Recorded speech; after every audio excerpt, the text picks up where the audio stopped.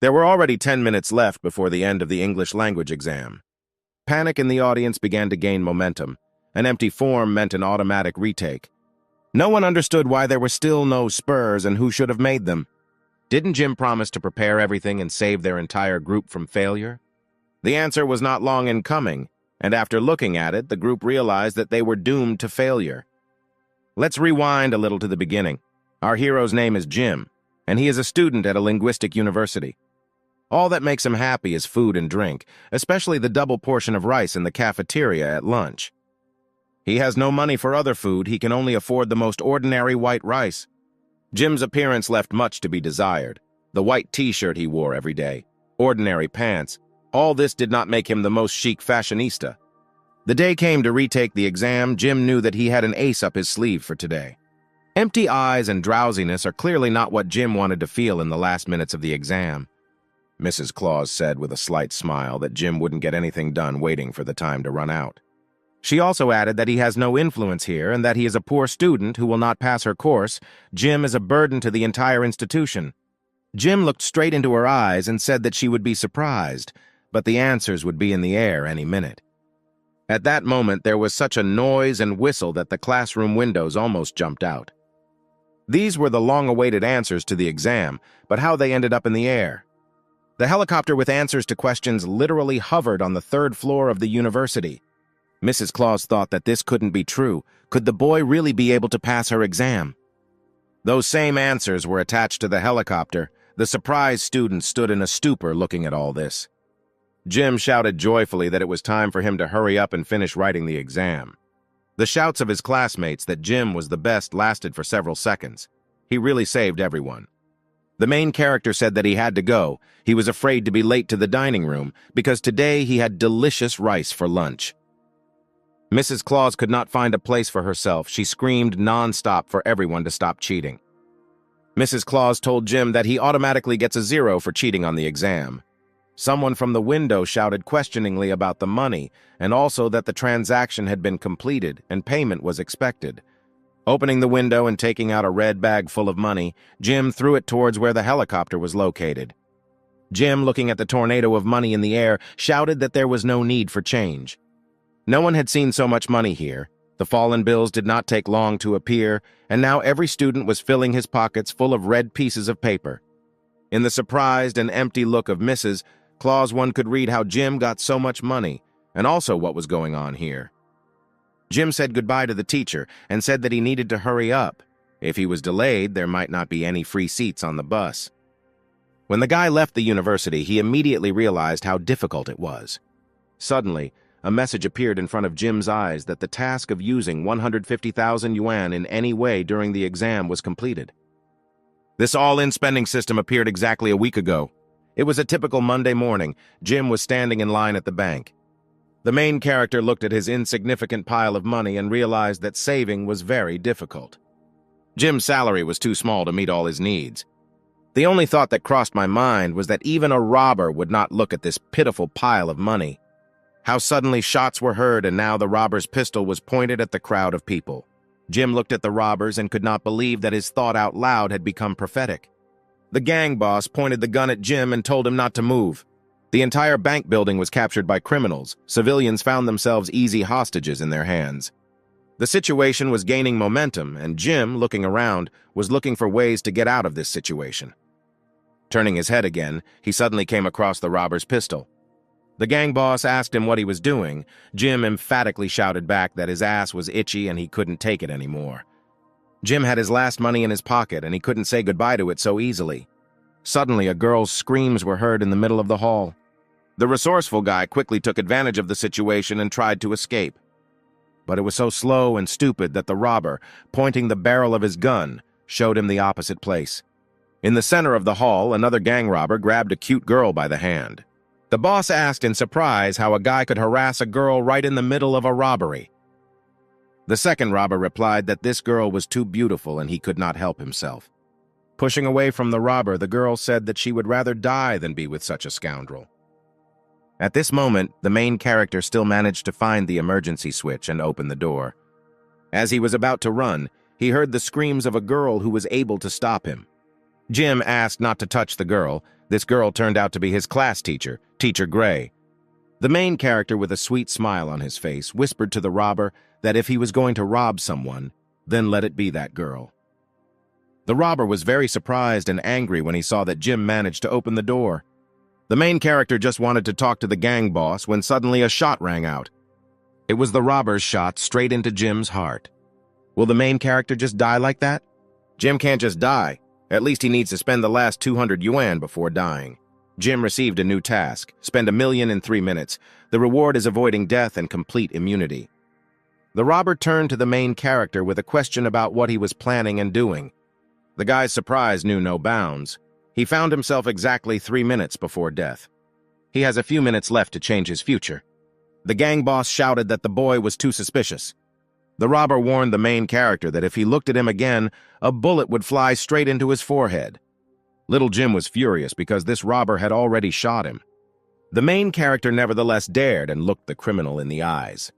The robber asked Jim to take his tongue out of his ass and say what he wanted. The protagonist's index finger pointed at the second criminal, after which Jim added that he dropped several bills.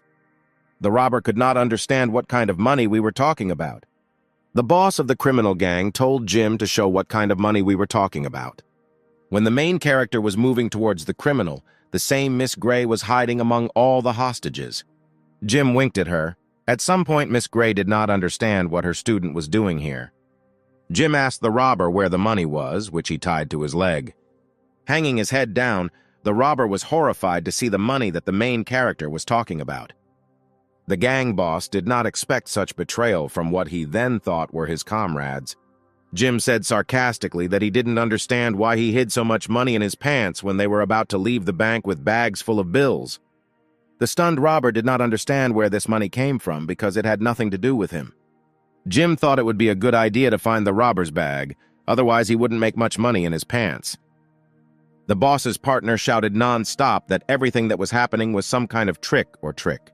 Standing proudly in front of his class teacher, the main character said that he was just a good guy. Jim's game among the robbers was just beginning, and then his second plan matured. He asked Miss Gray to play along with him since the gang boss was not so stupid. Jim, with a quick wave of his hand, took out a fresh wad of bills from behind the teacher's back. Because the money could appear in any specified place by the user of the all-in system, the amount was also determined by Jim. The main character shouted that this money was hidden specifically for the third robber and pointed his finger at him.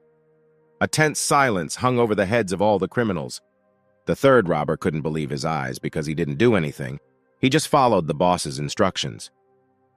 Looking at all his comrades, the boss said that they had always been unscrupulous, and when it came to the big deal, they decided to take more bills. Trying to justify themselves with empty words, the gang understood that they could not do anything because the facts spoke against them. The boss thoughtfully asked his partners whether this money really came out of thin air. Suddenly, Jim shouted to the gang leader that he was doing them wrong. The main character pointed his hand at a huge wad of money that magically appeared right behind the boss. The partner doubted the ideality of Butcher's boss, which he openly told his partner about. The enraged boss pointed the gun at his partner and, saying that how could he call him by name, pulled his finger off the trigger. And then a shootout began among those very comrades who were going together to a big cause. The whistling of bullets, smoke, and broken glass, just a couple more minutes and no one will be left alive. After some time, the shootout ended, and the thick smoke from the gun began to clear. Jim thought it was all over. Hugging his Miss Gray tightly, he realized that he was the one who became her savior. The main character raised his head up. Before his eyes, he saw a trunk that was directed in his direction. It was the gun of the gang boss. He survived and now wants to avenge his comrades. There was little time. Jim's whole life flashed before his eyes in those 5 seconds. But suddenly the main character's class teacher, Miss Gray, covered him with her large and soft body. At that moment, she thought that a good teacher could take a bullet for a student, and she was ready. All the hostages in the bank froze in anticipation. Another second and the school will lose the best teacher of the university. Shocked by the situation, the robber was confused for a moment and did not understand what to do next. Miss Gray wondered if a sense of justice had made him change his mind. She is ready to die without regrets for Jim's sake. Miss Gray said that she was not in pain at all and then looked down. A huge wad of money suddenly appeared in front of the equally huge figure of the teacher. The stack of fresh bills was so huge that even a lead bullet could not break through this monetary barrier. The robber was very surprised and did not understand what was happening here, wondering if that guy could have done all this. Unable to believe his words, he fired a test shot from the pistol. At that same second, there was a huge explosion. It was the explosion of the robber's very pistol. Splinters of the pistol flew straight into the robber's eyes. Bloody hands held his head, but the job was already done. Jim shouted loudly that it was karma that overtook him, and his gun exploded on its own. But only one main character knew about his capabilities. He revived the money right at the barrel of a robber's gun. Miss Gray asked the student to remove his hand. Jim's hand was right on her figure and was in no hurry to move away. Blushing slightly, Jim apologized to the teacher. He was very pleased. A huge wad of money was right in front of the guy, slowly pulling his hand towards it. But what's the matter? As soon as Jim touched them, they immediately disappeared. At that moment, there was a knock of open doors, and the city police immediately responded to the call. As if in a beautiful dance, the bills slowly fell onto the backs of the robbers killed by each other. The police inspector was already in the building, and only one question worried her. What happened here? Jim put his hand on the officer's shoulder and modestly replied that he was already late for work, and this aunt should sort it out herself. Satisfied with himself, the guy walked out of the bank with an easy gait. And how good he thought that he managed to save his last 200 yuan. The girl looked at Jim's back pocket and didn't understand where the guy got the 200 yuan from and thought that he might have stolen it. The police officer tried to shout after Jim to stand still. She continued that she was not an aunt, but a newly graduated student, but our hero was already far away. The next morning, Jim, as on any other day, went to the university. The teacher, Miss Gray, walked around the classroom and lectured all the students. When the teacher reached the end of the room, she couldn't help but notice how Jim was brazenly sleeping on his desk. Hearing a loud voice next to him, Jim raised his head and for several seconds could not understand what was happening.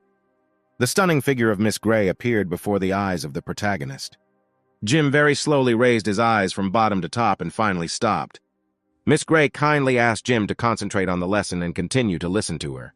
The main character felt embarrassed by the situation and added that he was probably too tired yesterday after working part-time. Two guys sitting right behind Jim said that he should not have contradicted the teacher and would now receive a severe punishment. Suddenly, Miss Gray's thoughts returned to that terrible day yesterday. Remembering how it all happened, the teacher turned sharply and told Jim that she forgives him, but only this time. Returning back to the beginning of the office, Miss Gray accidentally rubbed herself against the corner of the table and tore her tights. Jim's eyes at that moment were directed only at this cut on the tights. The protagonist's angry classmates couldn't believe that the teacher forgave him so easily. One of the guys received a notification on his phone, Regional News, which said how one of the students outwitted bank robbers yesterday. A classmate couldn't believe his eyes. He saw Jim's photo on the news. At that same second, the bell rang for a break. The whole class already knew about this situation. A group of young students surrounded Jim. They tried to find out how the main character managed to deceive the criminals and how he did it.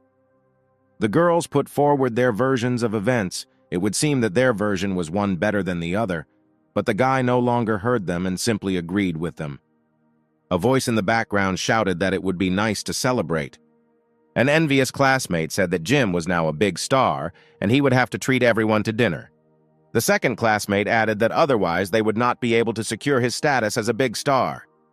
Jim's classmates also didn't mind him inviting them all to dinner. But at some point, the main character was no longer in the class. Jim quietly left the office and indignantly said how dare they ask him to spend money. One of his classmates loudly shouted after the guy that he was a beggar and without ambitions. Stars don't act like that. When suddenly I felt someone's hand on my shoulder. Turning back, the classmate saw Jim, who returned with good news. The main character, with a smile on his face, told his classmate that he was inviting everyone to dinner. Jim stood in the middle of the class and shouted loudly that he was inviting everyone to the student cafeteria for dinner. One of the guy's classmates asked in disappointment about the canteen. All the kids in the class started laughing sharply. They couldn't believe that Jim would take them there for dinner. But the main character was confident in his proposal to go there. Everyone was invited. The girls from the class were slightly shocked by this guy's choice, but did not lose hope of having a tasty meal. Jim's main envious man, Arthur, refused to have dinner with him in the dining room. The main character didn't care what they thought about him, unlike his classmate. The whole class left after the main character. Only a few students remained in the office, led by Arthur. One of the guys offered to go instead of the guy, thinking that Arthur was afraid of Jim. The young man was furious when he heard such words from his friend. Arthur told the guy to tell everyone at the university to gather near the cafeteria today because he had a plan to devour Jim. Anger and revenge could be seen in the guy's eyes. He was ready to trample the enemy. It was a bright and sunny day. All the students had already gathered near the dining room for a long time. Someone from the crowd said that he wouldn't believe how poor Jim could treat the whole group of people. One of the guys responded in astonishment that today not only the group would come to dinner, but the entire university. But few believed in Jim's success, because this was too difficult a task for a student with a reputation as a beggar.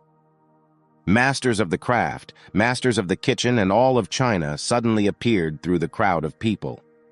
Several guys managed to highlight the name of the restaurant where the chefs came from. This restaurant belonged to Arthur's family. The guy proudly walked into the center and shouted loudly that he was in a good mood and therefore would treat everyone to dinner. It was an army of professional chefs who were ready to cope with any task under the leadership of a leader. The guy's friends delighted everyone that if someone doesn't like the dining room, they can dine directly with the chef of the five-star restaurant, Arthur. The surprised crowd could not believe the eyes and skill of the chefs. The choice of place was already obvious. One of Arthur's comrades never ceased to admire him and constantly added that he was very generous and treated you with all his heart. The guy looked sarcastically in Jin's direction and added that, unlike some fools who pretend to be generous, but are actually beggars. Jim looked towards Arthur. He saw how joyful the guy became at the opportunity to publicly humiliate him. The girls from the class were confused. They did not know what to do or what to do. One of them said that she was already dying of hunger and was ready to go to the restaurant for a snack, but then she was ready to return and support Jim. But the main character was calm and kept the situation under control. He did not understand why spend so much money these days. The phone rang. It was Jim's people who had prepared him a delicious meal and were due to arrive any minute. Arthur looked at the main character and realized that the guy had no chance against his team of chefs. Victory was close. Unexpectedly for everyone, parcels and some huge containers appeared in the sky. The crowd of people could not understand what was inside there and why the containers were parachuting out of the sky. Suddenly, a cute blonde with two chefs in her hands landed together with the containers. Who would have thought? But it was a team of chefs that Jim himself ordered for the evening dinner. The containers that came down from the sky turned out to be containers filled with completely fresh and nutritious foods. The crowd of people was inspired by the fact that Arthur took care that the students would not be full and decided to play it safe by calling for more food. One of Arthur's friends couldn't help but express his joy. He said that he shouldn't have kept silent about it and said it earlier. The guy didn't understand where these containers came from and who really ordered them. The resourceful protagonist shouted loudly to the crowd that Arthur was being registered today, and they better hurry up and line up if they want to try the best food in the world. The guy wondered for a long time. He thought that perhaps his younger brother had arranged all this, and after that it was time for him to get a promotion. Inspired by himself, Arthur shouted loudly that he just loves to make everyone happy, and money is not a problem for him. A beautiful blonde was walking towards the young man. The shy guy didn't have time to finish his welcome when suddenly the girl walked past, responding with a strong slap in the face. Arthur couldn't believe his eyes, but these were Jim's men whom he had ordered. The main character met his people. The beautiful blonde in the center was Alice, the manager of the company. Joyful at the new meeting, Jim politely asked them to get to work. The guy asked, in addition to the main dishes, to prepare several bowls of rice for him and pour cool drinking water into a bottle. Alice was surprised by the client's desire and immediately got to work. The huge crowd of people that gathered at the porch of the dining room could not believe that the main character had become the organizer of food from the air. Arthur's friends lost hope in their friend. They gathered to taste delicious food in the dining room. The young man looked like a kettle that had just boiled. He could not believe that Jim had turned against him. Arthur shouted to Jim that food from the air is nothing. The most important thing in cooking is the cook. The guy, pointing his hand at his chefs, said that they are the most famous all over the world. The young man shouted that one of them works in a 5-star hotel and no one can compare with him. One of Arthur's cooks ran past him and loudly shouted the word master. The restaurant's chef asked the master to teach him the latest tricks. The formidable master looked at the cook and asked how he could ask him when he himself was one of the best chefs in the country. Arthur entered the dialogue between the cooks. He ordered to immediately return to the workplace and continue working, otherwise he would fire him. But the cook was ready to be fired just to work together with the foreman. The main character interrupted the cooks and asked them to start dinner as he was hungry. Master Chief asked Jim for a couple more minutes and then would immediately get to work. Arthur did not believe what was happening. Events unfolded very quickly and clearly not in the young man's favor.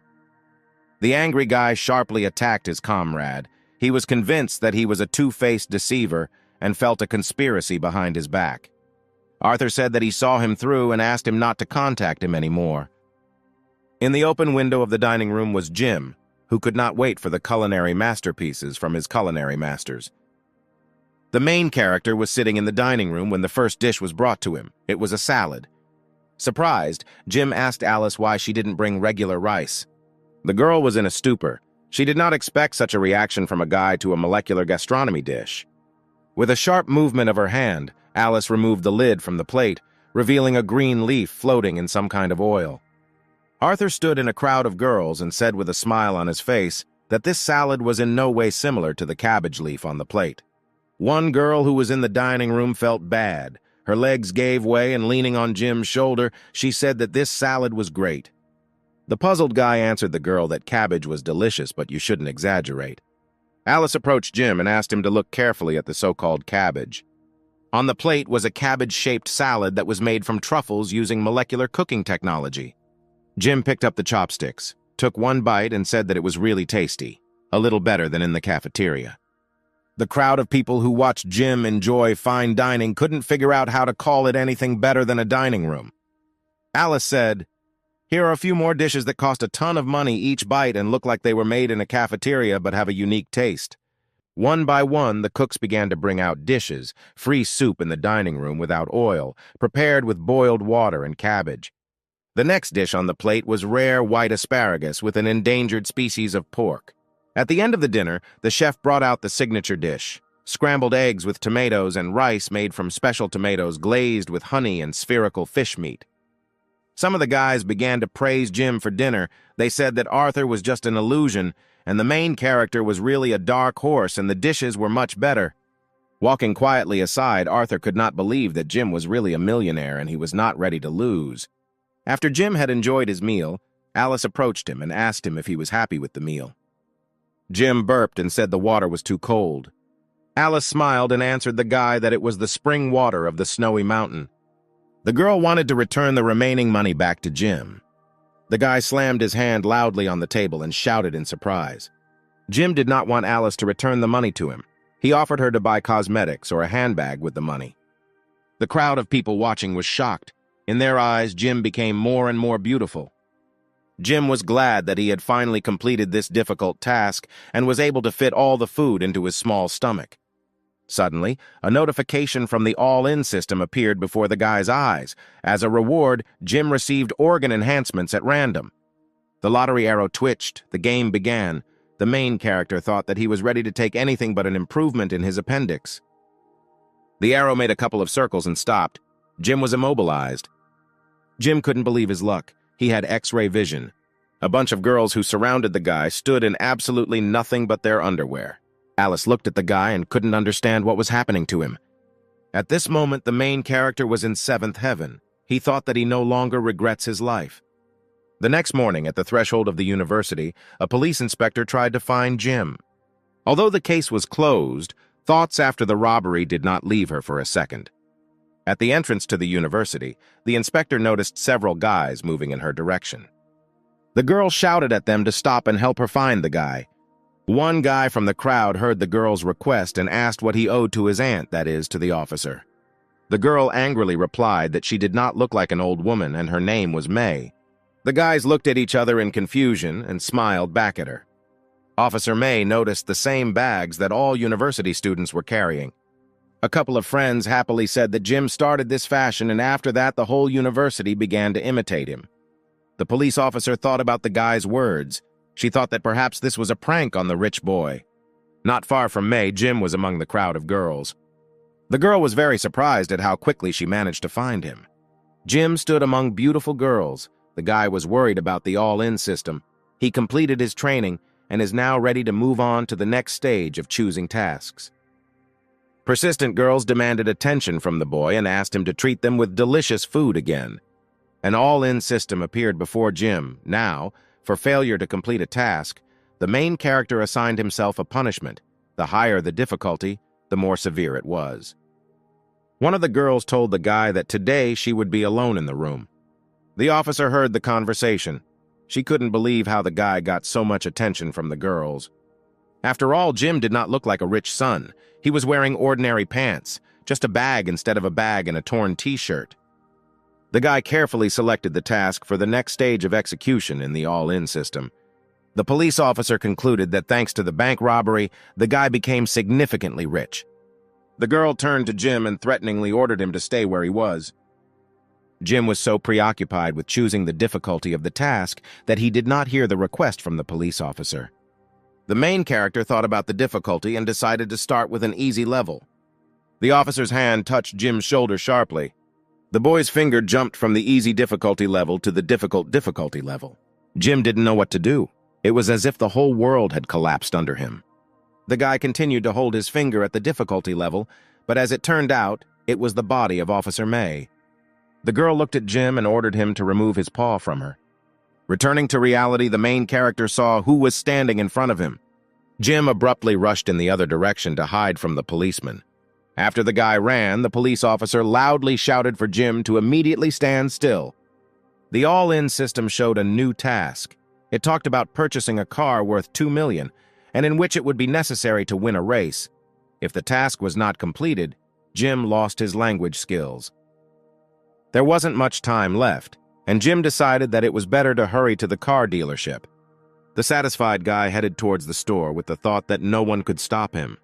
Suddenly, Jim found himself in the air. The main character did not understand why he took off so sharply. A police officer caught up with the guy, and the fragile girl mercilessly threw him over her hip. Several combat techniques, and Officer May was able to stop the criminal. The girl said that the young man was accused of hooliganism and resisting a police officer, and now he has been arrested in accordance with the law. There was pain and confusion in Jim's eyes. He understood that time was passing and the task had not yet been completed. Upon arrival at the police station, the officer conducted an interrogation. She asked the guy to tell the truth. But Jim insisted that it was all a misunderstanding. Several hours passed, but the inspector was still unable to find out the whole truth. A phone call rang in the policeman's pocket. The man on the other line asked to let the guy go. After some time, Miss Alice appeared. She introduced herself as Jim's lawyer. She said that the guy was released on bail and was ready to answer all questions herself. The free young man ran out of the police department and headed straight to the car dealership. When Jim ran to the store, it was already late. The salon was closed. Crossing the road, Jim wondered where he could find a car for $2 million. Suddenly, there was a loud signal from a bus that stopped right in front of the guy. A man was driving the bus. He shouted to the young man that he probably didn't care about his life. The driver could hit him. As if in the sky, a light bulb suddenly lit up above Jim's head.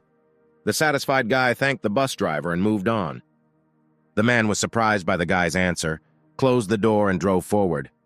A powerful engine, a huge amount of horsepower, leather seats and air conditioning. Why not $2 million? Jim asked himself. The main character decided that it was definitely worth the money spent. Jim thought to himself that his language skills were now safe. The joyful young man was delighted because from that day on he had his own cool bus. The main character successfully completed the first part of the task. The second part of the task did not keep him waiting long. It said that next he needed to win a drift race. Jim thought that there was no talk of any kind of drift race. Moreover, the guy didn't even have the skills to drive a bus. The main character was in a panic. He didn't know what he could do. Suddenly, a voice in the background told Jim that he could help. It was Ennis. The young man was very happy and could no longer hide his emotions. The girl was glad that Jim took every opportunity to hug her. Taking control of the situation, Jim said in a serious voice to hurry up, otherwise you might be late. It was midnight. All the racers gathered on the road to discuss their cars and the future race. One of the participants in the race was Arthur. His car was as ready for racing as the others. One of the riders found out from the guy why no one was eating the dinner he had prepared for the people. The furious young man attacked his opponent and was ready to enter into a verbal altercation. The conversation between the two racers was interrupted by a gorgeous girl who told him to shut up immediately. The Queen of Racing stood in front of them. Every participant knew her snow-white car. The girl said to stop talking nonsense and sat down in the car. All participants were ready to start the race and find out which of them would deserve the main prize. There was a legend that the winner of the race would be able to take off the girl's mask and see her face. Today, Arthur planned to become this person. The guy made a final roll call of all the race participants to give the start. Suddenly, a bright flash illuminated all the racers at the start. The light was so bright that Arthur's eyes were blinded for a few seconds. Jim appeared from the bus window, greeted all the participants, and expressed a desire to take part in the race. The cars drove to the start line, cool supercars and new foreign cars, and among all these street engines there was a huge yellow bus. At that moment, Ennis was driving, and for the first time in her life she was ashamed, having arrived at the race by bus. Arthur's anger knew no bounds. He shouted that it was Jim again. As he pulled a little closer to the starting line and drew level with the white car, Jim looked down. In the window of a nearby car, Jim saw a mysterious girl in a mask and bright purple hair. Thanks to the fact that the guy had the opportunity to look at the X-ray, it was not difficult for him to determine the girl's identity. The main character could not believe his eyes. He recognized this girl. She was an excellent student at his university. In front of him was the universal goddess of all the guys at the university, Mia. She had a gorgeous figure, family, and beautiful appearance. Mia prepared well for her tests and always passed her exams with flying colors. The girl loved to play various sports games, especially tennis. Her famous and sweet smile was able to melt the ice in the heart of the most insensitive guy. Jim was stuck for several minutes and could not believe that she was participating in the race. Outraged by being stared at for so long, Mia screamed, to which Jim stared. Jim did not expect such aggression from the girl. He could not think that a goddess could be so arrogant. And from second to second they started the race. The roar of engines and the smell of burnt rubber could be heard on the road. Arthur couldn't understand how Jim was going to win the bus race. He shouted that he was finished and rushed forward. Driving past a snow-white car, the main character asked why it was standing still. The girl had an agreement with the judge. She had to give a head start of 5 minutes, otherwise he would say that the girl was mocking them. The guy offered to wait for her as he could not stop admiring her beauty. Mia did not understand the actions of the main character because the entry fee was about $500,000. Jim said that the main thing is to be patient and calm. This $500,000 means nothing to him. The guy remembered that the system gives him all the money and he cannot spend it as he wants. The young man said that he had not lost yet, so he would see who would win. The girl couldn't understand how you could win a race on a bus without modifications. Before setting off, the guy shouted that he had a plan and he wouldn't just lose. Mia remembered who they've been talking about at the university lately. It's Jim. The race has received a new status and all participants have already covered a sufficient distance. Jim's bus drove slowly but confidently according to plan. The guy started the first and most important plan in this race. He picked up the phone and made a call to the landline number. They raised it on the other side, which meant that Jim's plan was working and he could continue. The guy shouted into the phone that a crowd of racers had gathered on the mountain and it was necessary to urgently call the police. When Arthur took the lead in his car, he was glad that Jim was well behind him. He dreamed of winning the race and showing everyone who the real racer is. Suddenly, in the distance, Arthur saw something strange spread out on the road. It sparkled brightly and seemed sharp. The guy immediately pressed the brake pedal to the floor. The guy's instincts were correct. There was a strip of spikes on the road. Several police officers shined a flashlight directly into his glass. Arthur was arrested by a police officer for illegal modification of a vehicle and gambling. The frightened guy obeyed the officer and followed her with his hands tied. The police officer was grateful to the stranger who called and warned about illegal racing. Jim's bus slowly but surely moved towards the finish line. Alice wanted to ask the guy if there was another way. Then the main character shared his plan. He called the police to block the shortcut. Thanks to this, now their bus has a chance to win the race. The girl scaredly asked the young man how they could get around the police checkpoint. Jim, with a bored expression on his face, answered Anise that when the time comes, she will understand everything. At this time, the police officer scolded all illegal riders and talked about the system of fines for this violation. Jim's bus was rapidly moving towards the police officer. At some point, the transport failed to maneuver and accidentally touched the officer's figure.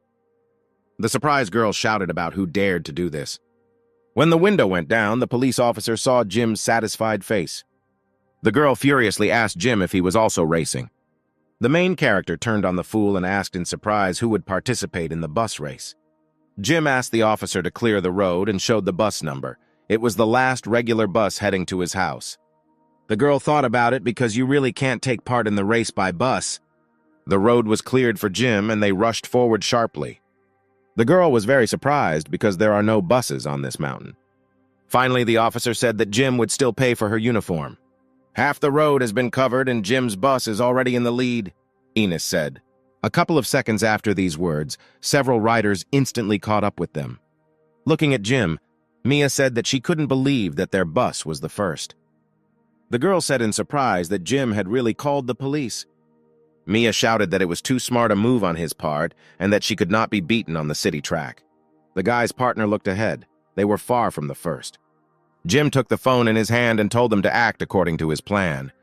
It's no longer such a rare phrase from Jim that money was not a problem that gave him coolness and confidence. The race continued and several cars remained in the top three. One of the racers was glad someone called the police, but he had another way to win. A new modification with nitrogen acceleration was built into his car. With this feature, the racer could easily outrun the snowstorm car. After pressing the button, the car seemed to rush forward with such speed that there was practically no traction between the wheels and the asphalt. The guy was easily able to overtake all the participants in the race and become the leader. The racer was confidently racing towards the finish when a bright light suddenly came on above him. The light was so bright that all participants were forced to stop the race. A voice was heard from the sky asking the Earthlings to study their bodies. One of the riders thought they were aliens. The guy was scared to death. He didn't want to leave so early. All the race participants got out of the cars and started crying loudly. They asked the aliens to spare them and let them go. Jim's bus pulled up to the racers and stopped right in front of them. The side window rolled down and Jim said that he was not an alien, but just a rich guy. The entire street was illuminated by a blindingly bright light, which was located at the very top of each building. The main character told Alice to deal with them. The girl took a special tube filled with sleeping pills and began to aim intently at the racers. Each dart was absolutely aimed at the necks of the young boys. A few seconds later, a bunch of racers were already flying in their dreams. Joyful Jim waved his hand at them and said that they should sleep like in the story about the tortoise and the hare. The guy thanked his partner for the excellent job. The girl was happy when she heard the compliment because she learned this from the detective. Jim took the lead again, and now it was his car that was in the lead. Mia's snow-white car drove right behind him and watched as the guy deftly dealt with other racers. The girl said that Jim really had a couple of aces up his sleeve and it was time to speed up. At the rear of the car, there is a spoiler and two large exhaust pipes. They will significantly give it power. Mia hit the nitrous boost pedal. She couldn't let Jim win the race. There were still 3 kilometers left. The guy wanted not only to win the race and have time to watch the broadcast. Jim was bored because at that time there was no worthy opponent for him. Suddenly there was a loud engine noise. Jim looked out the window and saw Mia's car flying above him. The rivals' views crossed at one point. No one wanted to lose. Jim was surprised. He couldn't believe that after so many tests, the girl was able to catch up with him. The snow-white car quickly overtook the bus and drove on. Confused, Alice asked Jim what they should do. The young man was puzzled because such an outcome of events was not in his plans. The main character picked up the walkie-talkie and asked his partner to throw it at her car. Alice looked at Jim with a smile and told them to just watch. The girl tore her pants to quickly make a small bandage. Spinning the radio above her head, Alice began aiming at Mia's car. It was the most accurate throw in the girl's career. The radio hit right where it was needed. Mia was surprised by the appearance of the walkie-talkie. A voice from the walkie-talkie asked if the beauty was tired and why not stop and take a break. The girl reacted menacingly to Jim's words and said not to play games with her because he is a loser and only deserves to lick his feet. The guy replied that he would still have time to do it, but not before he won the race. Surprised by the answer, the girl called Jim a pervert and added that he could not win. The main character called his rival the queen of the race and asked if she was confident in her victory. Or, correctly speaking, Mia, having revealed all his cards, Jim put an end to the dialogue. Despite the fact that the girl was wearing a mask, she could not believe how the guy found out who she really was. The main character not only knew who was under the mask, but also what color of underwear the girl was currently wearing. Jim said it was great to keep his secrets, but he wouldn't mind a gesture of goodwill. After these words, Mia suddenly braked just a few meters before the finish line. This was the first race in which a bus driver took first place. Splashes of champagne flowed like a river. Handsome Jim stood right on the pedestal. Among the crowd of roaring fans was Mia. If the guy tells anyone about this, he's dead. Amid the noise of celebrations, the main character quietly disappeared to watch the long-awaited broadcast. It was a live broadcast from the guy's favorite streamer. Inspired by the girl's dancing, Jim could not take his eyes off the figure. At one point, the main character became interested in who was under the mask. Taking the phone in his hands, Jim began to closely monitor the girl. The number of viewers on the broadcast was not so many. The comments were both good and condemning. The cute cat was bored alone, and he jumped on his owner. The streamer fell right in front of the audience with numerous cuts and abrasions. A flurry of negativity and emotions fell on the poor girl. The girl felt ashamed of the situation and asked for an apology from her subscribers. Jim was furious with the situation and did not understand how people could talk about his goddess like that. With every second, the number of viewers on the broadcast was getting smaller and smaller. At one point, only Jim was left there. The guy said that if he had money, the goddess would already be in the tops. A small flash of light appeared on the main character's right hand. Jim thought about what this could mean as he raised his right hand up. The guy saw the inscription on the phone screen. His favorite streamer received the award for Queen of Broadcasts. The main character, Envy, asked who could do this, give his goddess such a title and a lot of money. At one point, the number of viewers on the broadcast exceeded 2 million. The young streamer's joy knew no bounds. She thanked Jim95 for such a generous gift. The main character remembered that he had exactly the same nickname as the girl named him. Jim received a notification on his phone thanking him for the support of his favorite streamers. Now the main character was in first place in the top gifts of the day among all streamers. But how could this happen? Jim remembered that he had not yet looked at the reward for winning the race. The reward is a gift generator, Jim saw in the system. The main character received a golden finger as a reward. Jim looked at the conditions in frustration. He had one attempt for an unlimited amount of virtual currency, which had already been spent. The next morning of the protagonist began at the university. Jim, as always, wanted to sleep and therefore yawned at every step. The guy entered the class and was surprised. In front of him stood a long-legged beauty with a bandage on her left leg. Jim wondered in surprise that this was really the goddess of the stream. The main character looked at the girl in surprise. Jim was upset because now he has absolutely no chance to approach her. The main character listed that they were not suitable for their height or face, so why waste time? The girl turned towards Jim and said, "Finally, he is here." The boy replied that they did not know each other enough to wait for each other.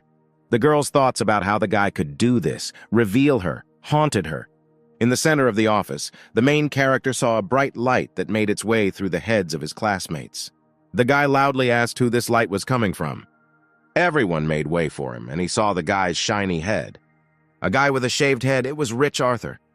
He saw Jim and thought why he was so lucky because wherever he was, the main character was always nearby. Arthur decided that it was Jim who called the police and shouted loudly in his direction. The main character looked at the bald, angry guy and replied that he had been with Mia all night. All classmates froze and at the same moment looked at the university beauty. Mia was confused in her answer. It was difficult for her to admit this fact. The girl was furious. Thoughts in her head screamed to kill Jim. All the guys in the class were shocked by what they heard, and only a happy Jim at the end of the class quietly hummed a melody. Classmates quickly began discussing the new couple in class. Mia stood quietly on the sidelines. She could not say anything in response and was waiting for revenge. The teacher came into the class and asked all the students to take their seats. The class teacher stood on her toes and began to write the topic of the lesson. Jim couldn't believe his eyes. He noticed how the teacher's white shirt had cat fur on it. There was a cut on her leg exactly the same as the girl had recently on the stream. Jim tried to make a comparison of their faces in his head. The guy couldn't believe it, but it was his class teacher, Miss Gray, who was the girl from the stream. The teacher asked Jim what was happening to him and why he was constantly looking at her. It was a real surprise for the guy. The gorgeous goddess from the phone suddenly appeared opposite him. The main character was happy because now he knows what his teacher does in the evenings. Suddenly, Jim heard a sound. It was the sound of an incoming notification from the system. The main character received a new task. This time, the difficulty mode was hellish. The task asked the guy to collect 3 streamers on the internet within 1 week. Jim did not understand the task because what it meant to collect and why the inscription with the reward for completion was distorted. In any case, the guy was ready to immediately begin the task. First of all, Jim decided to test his teacher with his X-ray vision. The guy argued that he was doing this only from the point of view of the task, and not for pleasure. There should be a mole on his thigh, which meant that in front of him was a streamer. Having turned on his vision, the main character found himself in a stupor.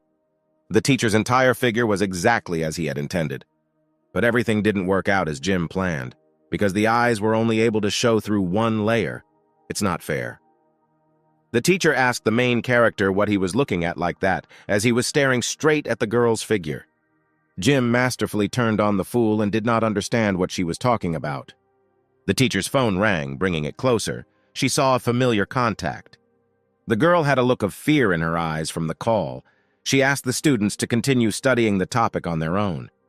Jim saw that the teacher was in distress, and she quickly ran away from the office. The main character remembered that when the audience insulted the streamer on air, she cried just like Jim's teacher. The guy persistently advanced to the office door. He did not care about money or the mission. There was only one task: to protect his beloved goddess. At this time, at the threshold of the university, the girl was in a hurry getting on her scooter. A man was already watching her from around the corner of the building. A guy with a pink haircut and the same shirt said on the phone that the girl had left and they should press her again. Jim noticed the guy. Was he really trying to hit on his goddess? Upon arrival at the hospital, the girl ran into the office of the head doctor. She asked if he could help with the operation for her father. The doctor regretfully refused to help. He reminded the girl that the money that had been allocated had already been spent on previous operations for her father. Jim's teacher began to sob loudly in horror. A notification came to the phone. The girl was offered dinner with a gentleman for $500,000. Leaving the office and reading the message, she did not know what she could do. At the exit from the hospital, several men dressed in gangster clothes were waiting for the girl. One man put pressure on the girl, saying that it was time to end this. The second guy said that before signing the contract, he did not think that the girl would be so stubborn. The man touched the girl's beautiful face with his hands and said that he was sorry that she was so beautiful. After these words, his face was met with a powerful blow from a fist. The man fell to the ground. The girl turned around and was surprised by her intercessor. Jim came running to her aid. He called this gang a bunch of shit. The main character confidently took the girl by the hand and shouted that this was his girlfriend. From what she heard, the teacher did not know what to say. She simply said his name. One of the villains shouted that the girl had a contract with the company. The man said that she did not read the terms carefully, and now it is her problem. Continuing his remark about violating the terms of the contract, the villain received a powerful slap in the face. Jim asked him to be quiet and not say another word. The first man slowly managed to get up from Jim's crushing blow. The guy knocked out several of the villain's teeth and they will no longer be useful to him. The man took out a knife and shouted loudly for the main character to be killed. The second man also took out a knife and was ready to attack. Both villains unanimously said that no matter how hard a fist hits, it will never be stronger than a knife. Jim pointed his finger and shouted that it seemed the villains had misunderstood everything and asked to turn around. One of the villains turned back and shouted that it was an ambush. Turning back, there was absolute emptiness, and no one was expecting them. Taking advantage of the deception and the situation, Jim picked up the goddess and rushed away from the villains. Not far from the main road stood a yellow bus, already familiar to the guy. The bandits followed Jim. They tried to find the boy and punish him. A satisfied and calm young man was sitting on a bus seat, and a surprised girl was sitting on his lap with him. The guy whistled and immediately said that it looked like they didn't know whose bus they dared to get on. One of the villains no longer believed Jim, and especially since this was the main character's bus. At that moment, Ines appeared from behind with a powerful blow from her knee straight to the jaw. She easily dealt with the first bandit and easily dealt with the second. A bunch of bandits were left to rest at the bus stop and wait for the next bus. Having dusted off her hands, Ines continued to go about her business as if nothing had happened. Jim shouted to the two clowns that no one should dare enter his bus and asked them to give it gas. The barely alive bandits were left lying on the asphalt, but the main character continued his journey on the bus. Jim's teacher whispered his name quietly. The guy tried to find out what happened and what was going on. The girl asked the boy to let her go. Jim immediately released his goddess. The guy was infinitely glad that he got to spend at least a little time with his favorite streamer. The girl, with sadness in her eyes, asked to be let off the bus. She took a piece of paper with a pen to sign the terms of the contract. The girl did not have the funds to pay for breaking the contract. The teacher decided to go ask for an apology, but Jim replied that he would not let her out since she was already his person. The main character heard a sound from a notification. This could mean that Jim had collected one of the 3 streamers. The guy was happy because now he can complete the task separately. The teacher screamed at Jim to stop calling her a loved one. The main character could not hide the joy on his face and hugged the girl tightly, saying that not now, but soon. The girl pushed Jim aside and asked him not to forget that in front of him was still his teacher. The main character smiled joyfully and said that the bus had arrived at the girl's stop. The surprised woman got off the bus and could not say anything in response. When the bus doors closed, the girl couldn't believe that Jim liked her so much. She understood that this romance could not continue since she was a teacher and he was a student. Jim's bus drove into the territory of an abandoned factory near the city. The main character decisively asked Ines when they would arrive at the place. The girl replied that they were already there and whether they needed to call more people. Jim asked if everything was ready for the plan. He looked at the floor, tapped the safe with his hand, and replied that everything was ready. The guy confidently walked out of the open doors of the bus, saying that even with this pistol, he was not afraid of anyone. Jim walked past a group of bandits and suspicious-looking men. Outraged by the guy's impudence, a crowd of people asked if he was lost and maybe he needed problems. Jim silently walked past the men and entered the hangar building. In a huge and empty building at the end, there was a large chair. The main character shouted loudly that he did not have much time and was in a hurry to watch the broadcast. The gang boss, surprised by the brat's impudence, turned and asked if it was he who kidnapped the broadcast goddess. The man added that kidnapping is a crime and that Jim now has big problems. The main character replied that everything was correct and he agreed with his statement. The gang boss angrily shouted back that how could Jim not kidnap the girl? The main character stood in confusion. The man asked the guy again in surprise if he really admitted this and that all this did not go according to his script. Jim put his hand into his jacket and was about to take something out of the inside pocket. All the bandits in the building shouted that the kid had a gun and they needed to be careful. The main character took out a funny pink key with Peppa Pig's face on the end. The bandits did not expect such an outcome of events and therefore simply stood still. The guy carefully inserted the key into the safe and turned the key sharply. One of the bandits shouted that this time he definitely had a gun. Suddenly, Ennis came running to Jim's aid and scattered all the bandits in all directions. The guy rushed to the main boss and asked if he wanted to know the price, since he so wanted to get Jim's girl. The main character aimed his gun at the head of the gang leader. With the words, "Take the shot," the guy began to pull the trigger of the pistol. All the gang members stood nearby and understood that nothing could be done, and there was no way to change anything. The gang leader looked into the eyes of the main character and wondered why this guy was more reckless than him. The guy was unshakable and finished the job he started and pulled the trigger of the gun.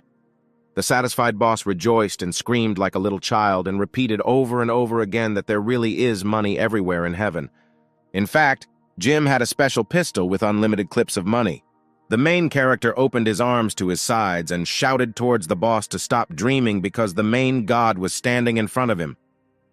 Jim told his boss that each bullet was payment for the streamer's contract, and from now on it no longer belonged to them. The man did not agree with the protagonist's proposal and tried to interrupt Jim. The guy threw the gun aside and said that his sentence was over. When Jim reached into the safe, the gang leader shouted that this money was not enough for him. The guy, outraged by these words, pointed the second pistol towards the gang leader and said that he should take two. The banknotes from two pistols almost broke the leader's head. The shots were so powerful that the boss barely remained on his feet. Jim asked the man in surprise that this was still not enough. Jim took a third pistol from the safe and pointed another additional clip of money directly towards the bandits. These were the happiest moments. The bad guys couldn't believe the young man's generosity, and it was like they were swimming in a pool of money. Jim still managed to get the long-awaited contract of his stream goddess. Leaving the hangar full of money, the guy shouted for them to remember once and for all who this girl's boyfriend is. On the way back on the bus, a dialogue began between Jim and Anise. "Is it really worth spending so much money on a teacher?" the girl asked, and immediately added that it was none of her business. The guy replied that this contract was definitely worth the money donated. Jim added that he had no reason to give so much money to people who bullied his teacher. Meanwhile, in the gangster hangar, there was anger and shouting. A smart young man left a whole gang of dangerous criminals in the cold. It turns out that Jim did not use a money clip with real bills at all. They were ordinary fakes. One of the bandits shouted that he had found several real banknotes. Pleased with his find, he proudly told his boss that he had as many as 250 in his hand. The boss was angry with the situation and hit his partner with such force that the poor fellow flew into the wall. He could not take this garbage. Someone put a gun to the back of the boss's head, and they told him that this time the gun was real. Turning back, the boss realized who was standing behind him. He immediately fell at the feet of the mistress. The man wanted to apologize to her, but the girl's long leg quickly covered his mouth before he even had time to finish. In front of him was a tall girl with gorgeous hair. She smiled sweetly and offered to choose a bullet in the forehead instead of an apology. The next day, someone sent a whole box with a secret package to the teacher's office. Miss Gray enthusiastically said that she had not ordered anything recently, and perhaps there was some kind of mistake. Opening the box in the center, she saw many small and torn pieces of paper. The girl was confused and couldn't believe her eyes. Her breathing froze for a second, her heartbeat quickened. It was a contract with an agency that was completely torn into small pieces. Under all the papers, Miss Gray saw a letter. It was a talent search contract for the Jim agency. Not far from the university, Jim's partner was closely watching the girl. Jim sat under a tree and calmly waited for Enos to finish observing and talk about what he saw. The guy asked the girl how things were going there and whether Miss Gray had signed his contract. Anise jumped from the tree and approached Jim and replied that the girl could not refuse such a generous offer. Her father needed money for an operation. The popularity of the goddess of the ethers began to rapidly gain momentum after the last gift from the guy, and attention to this personality began to grow steadily. Jim remembered that the system would not provide gifts for all three streamers, but for the top 2 stars, perhaps something should work out. The main character opened a website with streamers, and in the first place he found the name of the most popular star in recent times. The guy opened the broadcast, which was watched by just over 14 million people. It was Little Chris. Jim went straight to his yellow bus. Now he should find a way to negotiate, and for what amount she will sign his contract. Arriving at the streamer's office, she didn't have to wait long for an answer. Little Chris quickly agreed to Jim's proposal. The guy was shocked. The girl had absolutely no intention of bargaining with him and was ready to accept the first offer. Little Chris was not so simple. She smiled sweetly at Jim, and at the same time said that when she saw the cute guy, she thought that he was a good person and would not lie. The main character was flattered by the little girl's words and thought that this beauty would have a great future. Jim thought that everything had turned out easy. Victory was just around the corner. Little Chris thought angrily to herself that little Jim had brought the wolf into the house, because very soon he would be in her hands. The girl raised a glass of the rich and sweet drink and asked him to drink it for Jim. At that moment, the main character did not suspect anything and gladly accepted the offer from the girl, saying, "Let's drink." The guy drank the drink to the bottom. Little Chris glanced at the servant who was standing right behind her. This signal meant going according to plan. The elderly man slowly walked towards Jim's bus. Anise was not far from the transport and felt something not good. The man entered the doors of the bus, climbed into the passenger compartment. He looked around intently and was ready to take something out of his pocket. A thin needle with sleeping pills flew straight into the elderly man's neck. It was a dart aimed from Enis's tube. She saw right through him and shouted that first he needed to go through her. The man was not frightened by this outcome. He slowly removed the needle from his neck and turned to the girl. Anis was surprised why sleeping pills did not work on humans. The man began to unbutton his shirt. He replied that this remedy did not affect him, and his body had developed immunity. Having completely taken off his shirt, he shouted that now she had met Old Man Morty, and now Ines was learning the unique martial arts of China. The girl tried to be the first to start the battle, but the result was not long in coming. The man had too flexible a body and great dodging skills. After several series of deflected blows, Morty showed what he was capable of and demonstrated a square dance. The blow was so strong and accurate that Anis lost consciousness for a second. Technique after technique, blow after blow, the girl tried to crush all her strength to defeat the old man. But the man's martial arts were so dynamic and dexterous that Anis could not keep up with his rhythm. With a sharp blow from the side of his palm, Old Man Morty easily defeated the young girl in the fight. The fight was so boring that at the end, for fun, the man took out his phone and took a photo with Anis. At this time, the dinner between Jim and baby Chris continued. The best seafood dishes were on the table. The nice couple communicated very friendly. Everyone was happy with the situation and how it developed. Under the little girl's skirt, there was a special powder that would make anyone who tried it immediately fall asleep. Jim drank his glass of wine to the bottom and collapsed with his whole body on the table and fell asleep. The joyful girl jumped up on the table and shouted that she would never sign a contract with the main character. Little Chris finished her red wine. She wanted to throw Jim back on the bus and plant evidence. The girl laughed loudly and with a joyful smile on her face told the sleepy guy that now he could only drink with his cellmates. Suddenly someone muttered that he didn't like to drink and had never drunk alcohol. Turning her gaze in the other direction, the little girl saw Jim, who was sitting at the table and looking at the girl's further actions. The young guy was very embarrassed to tell how he managed to avoid the girl's insidious plan and avoid this. Jim told how he used X-ray vision as soon as he entered the room and reproached the girl for the fact that the powder could have been hidden better. The main character really liked this wonderful sight, and most likely now he will have to get used to looking at beautiful girls. Indignant Chris shouted that nothing would work out, and sooner or later Jim would end up in her hands. The main character stood in his signature stance and said that the girl should think about who drank the powder in the end. Little Chris sat down at a chic pink chair and continued to look at Jim in surprise. Next to her stood an empty glass of drunk wine. All that the girl had time to say was that Jim was a disgusting and bad person. After this phrase, the little girl no longer understood much. The guy said that he forgot to do something and headed towards Chris. The girl replied that all Jim's actions were illegal and he would not be able to do this. Jim asked the girl what violations of the law she was talking about because there was nothing illegal in his actions. The guy took out a small transparent bag and began to collect seafood from the table. Having tied up the bag full of food, Jim finally answered Chris that the girl had no idea how to invite someone to dinner. Little Chris was shocked by Jim's actions. She is a great beauty who is impossible to resist, just like a guy can think about leftover food. The main character turned around and asked the girl what was the matter and why she considered herself more important than food. Little Chris was furious when she heard Jim's words. With sharp swings of her arms and legs, the girl threw several plates of food onto the floor. Jim was furious at such negligence on Chris's part. The guy walked up to her and looked at her angrily. The main character could not forgive the girl's behavior. He took her hand and placed it on his lap. The guy suddenly raised his hand and gave several slaps with all his might.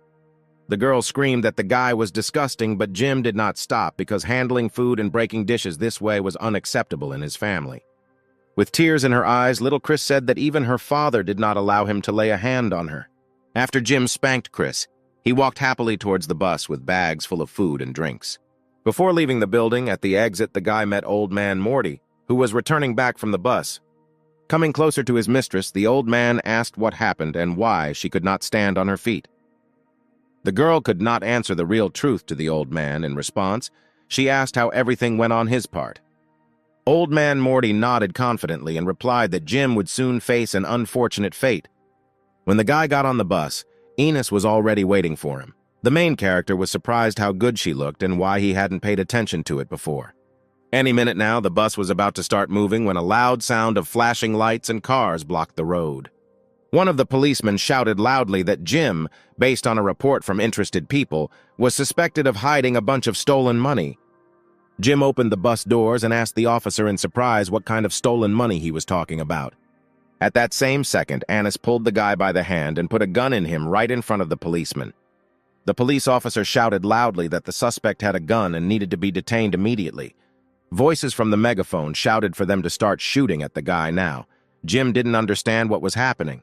He had never held a real gun in his hands before. The smug police officer shouted for his officers to immediately open fire on Jim. One of the policemen was unable to shoot, and the enraged officer did not understand why they did not listen to his order. Suddenly, Officer May appeared in front of Jim, blocking the path with her body. The girl asked the officer to look carefully at the guy because he had a water pistol in his hands. Jim raised the gun and pulled the trigger. A small stream of water flew out of the barrel of the gun. The policeman shouted back that Jim was resisting the police and that he should be detained. The girl asked the officer to look around. The main character could not escape, since cars blocked all directions of the road. The police officer asked May why she was helping the guy, because when she was investigating the guy, she had a grudge against him. The girl persistently answered the officer that she had no personal enmity and relied only on justice. May believed that bad guys should not be allowed to get away, but good guys should be caught. Suddenly, Jim hugged Officer May from behind and said that he was incredibly touched because the girl called him a good guy.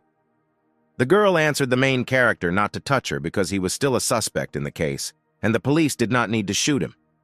The police chief pushed the girl aside and walked straight towards Jim. The main character was furious. He asked the officer why he allowed the girl to be treated this way. The man looked at Jim and asked if he was still thinking about help, if someone else would support him. The main character asked the officer not to talk too much. He looked into the alley of a dark building and loudly shouted to get out. Opposite the police chief, a powerful drone jumped out with an action camera below. The man was furious. Because all this time he was being filmed by the camera, he mercilessly grabbed the drone with his hand. The chief of police threw the drone straight to the ground with such force that the equipment scattered to the sides into small pieces. The main character told the boss that he knew that the top two streamers were actresses under his banner. The man stood in anger. He destroyed the camera and was glad that now no one would see him. Jim, confused, answered the boss. Did he really not know about such a thing as broadcasting and live broadcasting?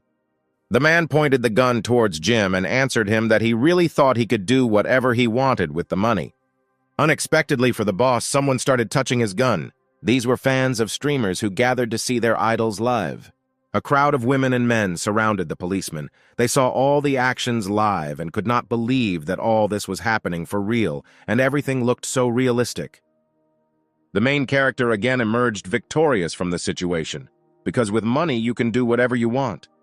In the building where little Chris was, the effects of the medicine finally wore off, and she came to her senses again. The girl asked Old Man Morty if everything was ready because Jim shouldn't laugh at the moment. The old man reassured the girl by saying that with him on the team, she would not have any problems. The girl wanted to call Jim and warn him that he was in big trouble after he contacted her. Little Chris was terrified because she couldn't find her phone in her pocket. The girl's screams could be heard far outside the house because the guy swapped the phone for the streamer's phone. At that moment, all three streamers' phones were broadcasting live from the scene where the police were trying to detain Jim. Jim stood among a crowd of screaming people and realized that their strength was truly great. Now the main character can confidently sign a contract with Little Chris. Jim completed one more system task, and now there is only one last streamer left. Jim excitedly asked the crowd how they enjoyed the outdoor live stream. The main character took advantage of the moment and was able to advertise his stream with Little Chris. He asked to follow his broadcast because tomorrow there will be a big prize draw. The audience was delighted with Jim's speech, but there were still not enough subscribers to the broadcast. Suddenly, the sounds of pistol shots were heard. The entire crowd was terrified and screamed for help. The police chief turned to Jim and said that he was not going to shoot him, but would now search his bus. The main character was pleased with this turn of events because it was an excellent opportunity to act. Jim turned to the boss in fear. He asked not to search his bus because so many people were watching the broadcast. The man looked in Jim's direction and warned him that he would be in trouble if the guy insulted Chris's highness. The boss threw away the phone and ordered all police officers to search Jim's bus. The main character thanked the officer and obediently awaited developments. The police chief was alarmed by the guy's sudden change in facial expression. The man said that it was too late and did he want to say something to justify it. Jim told the police chief that the broken phone that was broadcasting from it would only make people more aware of what was happening here. All the people who were behind the main character were part of his live broadcast. The man did not believe in Jim's success because he knew that he was about to be caught. One of the police officers looked out of the bus window and showed a black, suspicious suitcase that had been reported missing. Joyful at this discovery, the man ordered the suitcase to be opened immediately. The chief of police understood that Jim could no longer avoid the story of the suitcase planted by his people. One police officer, on the orders of the chief, opened the suitcase and saw a bright light. All the police officers, like the chief himself, were waiting before handing Jim evidence of a stolen suitcase full of money. The satisfied police chief turned to Jim and asked him what he could do about it now that the evidence was indisputable. The main character repented to the police and said that he should not have loved studying so much. The man was confused. He did not understand why Jim was saying to study and what he should study. The suitcase, which was opened by the police, contained books and textbooks from the university where Jim studied. The police chief was furious and did not understand where all the stolen money went. The main character looked towards the police chief and asked what kind of stolen money they were talking about, because he didn't know anything. The man pointed at the bus and told Jim that he hid all the loot because his employee had just found the money. The main character answered the police chief that apparently he forced the employee to throw money on the bus for him. The man pointed a gun at Jim and warned him that if he wanted to discredit the police, it was a crime. The main character took the gun in his hand and ordered to lower it, because otherwise the chief of police would not get off with just prison. The police chief could not expect such impudence from the guy, and he told him that no one could stop him. The boy smiled back at the police officer and added that before no one could stand up for him, but now he is here. The police chief could not believe his eyes because in front of him stood a man to whom he could not do anything. The man asked the police chief if he could stop him. It was the director of the police department from the disciplinary bureau. The man contacted the police chief and told him that they had received an internal report, which found that he had committed numerous disciplinary violations that entailed a lot of responsibility. The bureau director's staff moved forward. Now they will investigate and judge the police chief according to the law. They cannot tolerate crime in the department. Surprised by the situation, the police chief turned to his colleagues and said that he really didn't know where all the stolen money had gone because it had just been in a suitcase. The man looked towards Jim, who was basking in the joy of the fans, and asked if he had asked to appear at the district attorney's office. Next to the man in a formal suit stood the young officer May, who asked to help her with this. The man told the girl that this situation doesn't look right, but if Jim is a guy who has a heart of gold and a good head, then he is ready to help. The girl blushed at the man's words. Jim was not her boyfriend because he was only her suspect. The man turned to the girl again. He said that he would return later to organize an investigation and asked the officer not to talk nonsense on the street and to remember this. Officer May turned back. This man of few words was her dad. Jim stood aside. The system can really make money appear or disappear anywhere. This money will go directly to increasing the popularity of him and the streamer. As it turned out, the system included not only girls but also guys as streamers, so Jim successfully completed the task. The guy was looking forward to the well-deserved reward for completing this task. He couldn't wait for the reward. Would it really be an improvement in X-ray vision with a full body scan? The reward did not have to wait long. Jim received several rewards. One of them was the opening of the main quest line, and the other was a personal vault. In one of the skyscraper buildings in the city center, the silhouette of one man said on the phone that he had a feeling of danger. The next day, Jim sat silently in his chair and thought about the main task, which was to create a company, expand the staff, confirm the location of the office, and complete the first transaction. The main character thought that he already had a company and had 2 employees. All that was left was to find an office and carry out one transaction. Jim laughed out loud. He felt that he was about to become the richest man in the world. A bottle of carbonated drink fell sharply onto the table and stopped Jim's laughter. Opposite the main character stood a man who had been waiting for several minutes for his drink to be sold at the checkout. The main character looked at the buyer for several seconds, and the buyer in turn looked at the seller. The boy apologized to the buyer with great regret and began to complete the purchase. Jim's thoughts at this moment were about why, after completing so many tasks, he had to work part-time in a store to earn a living. There was a sound of falling not far from the cash register. It was a red-haired girl who spilled milk on the floor, slipped and fell right on several bottles. The store manager suddenly appeared from the door. He shouted to the girl why she was messing around again. Didn't she really need a part-time job? The girl, with tears on her face, told the manager to forgive her. The man turned to the girl and asked what he should do with her now. The girl was in despair. She cried loudly, and she asked the manager to forgive her. She was ready to pay for all the damaged goods, just so that she would not be fired from her job. The man looked at her angrily and replied that half of the salary for the current month would be deducted. He asked the girl to proceed to his office and that he needed to talk about something else with the store employee. Jim looked towards the manager and the girl and was outraged at this situation.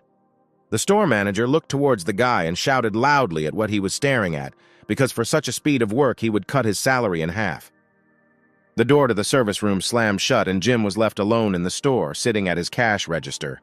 Later, the girl came up to Jim and, with tears in her eyes, asked him to forgive her, because the guy had also been hurt by the store manager. The guy quietly patted the girl on the head and said in a calm voice that nothing bad had happened. They were two poor students, and they should help each other. The girl was incredibly happy with Jim's words. She asked him to wait before she went to the manager's office and suggested that the guy go somewhere for dinner because she had coupons for discounted food. The young man looked at his colleague from the store and definitely realized that this was a little angel girl who was ready to share the last. A store employee came to the manager's office. She asked what he wanted from her and asked not to fire her because from now on she would do everything right. The man walked towards the girl, saying that it all depended on how well she knew what she was doing, and was ready to grab her hand. Suddenly, Jim's fingers on his hand suddenly made a click. At the same moment, a large cash register appeared above the head of the store manager, which with all its weight fell directly on his head. The man asked Jim if he really wanted to be fired. The main character, with a malicious smile on his face, answered the manager that he was not afraid of being fired in this store. The man showed Jim the door and shouted that from now on he was fired and he could get out of here. Jim asked in surprise why he was fired, because the manager clearly thought something wrong about this situation. The boy replied that from now on it was he who was fired and now the whole store belongs to Jim. Outraged by the words of the main character, the manager could not believe what the guy said, because he did not have the money to buy this store. Jim told the manager that if he didn't believe it, he could just call and ask if it was all true. The manager left to make a call to the auctioneer, while Jim happily stood next to the girl and waited for the end of the conversation.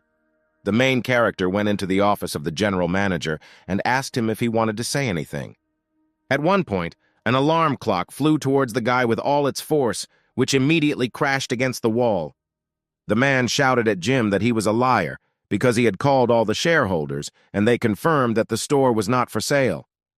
The boy laughed loudly in response to the manager's words and replied that he did not say to call the shareholders. The man stood in confusion and looked at the main character. He asked not to make a fool of him because he did not understand, if not the shareholders, then who he should call. Jim held out a neatly folded piece of paper and invited the manager to call this number. The man opened the paper and began to dial the phone number. The manager warned the guy that if the answer was unsatisfactory, he would send him to the police. After several rings, the man heard someone pick up the phone and he kindly said hello. A familiar voice was heard on the other line. It was Jim, who kindly greeted him back. The man was confused. He took the first chair he came across and, shouting that he was playing with it again, attacked Jim. The guy told the manager that he did not buy the store and that the man should stop attacking. Jim did not actually buy this store, but he was the owner of the given plot of land on which this building was located. The main character jumped onto the bucket of a large loader and announced that from now on, his company's office would be located here. On the street, The now former store manager stood in rage and watched as the Jeep moved around the territory in the bucket of a loader. Jim lay down comfortably in the center of the bucket, took a bottle of his favorite lemonade in his hand, and shouted to demolish the buildings. The company manager had no choice but to leave his former place of work with tears in his eyes. The main character turned to a colleague at the store and asked if she was an architect. Surprised by the whole situation, the girl slowly nodded yes. The guy extended his hand towards the girl and offered to join his company as an architect. The next day in the class teacher's office, Miss Gray told Jim that she understood everything. The main character replied that he did not try to hide the secret, and it was normal that the leader found out the truth about everything. The teacher was angry and demanded that Jim admit that his father was the owner of the company, but the guy tried to convince the girl that only he was the owner of the company. Miss Gray told the guy that she was convinced that he really was Rich Dad's son. Jim thought to himself that there was no way his father was rich, according to the teacher. The girl reminded Jim that even though she was his father's employee, Miss Gray had to warn him as a teacher. The guy's class teacher took out a test for social practice, where the score was almost 0, and told the guy that she couldn't go on like this. She understood that a rich son doesn't need to worry about food. Jim remembered how last month he couldn't even afford to buy enough food, let alone worry about it. The teacher continued that the boy also did not need to worry about the clothes and appearance in which he appears at school. The main character remembered how he once washed his white underpants along with his jeans, and now they have blue stripes. The girl ended her list by saying that Jim didn't have to worry about where he needed to work. Jim remembered that yesterday he fired the boss of the store, and now he really doesn't have to worry about where to work. The boy's class teacher reminded him that he should devote more time to social practice, complete an internship, and earn the required number of points. The guy turned to the girl and admitted that he had recently found a construction site for a company building and later wanted to go there to help transport the bricks. The teacher could no longer argue with Jim and let him go, asking him to take care of himself. The main character happily waved his hand towards the teacher, said goodbye, and left to get ready for work. Miss Gray could only shout after Jim as he ran away that he should devote time to the internship, otherwise he would not have the opportunity to get a diploma.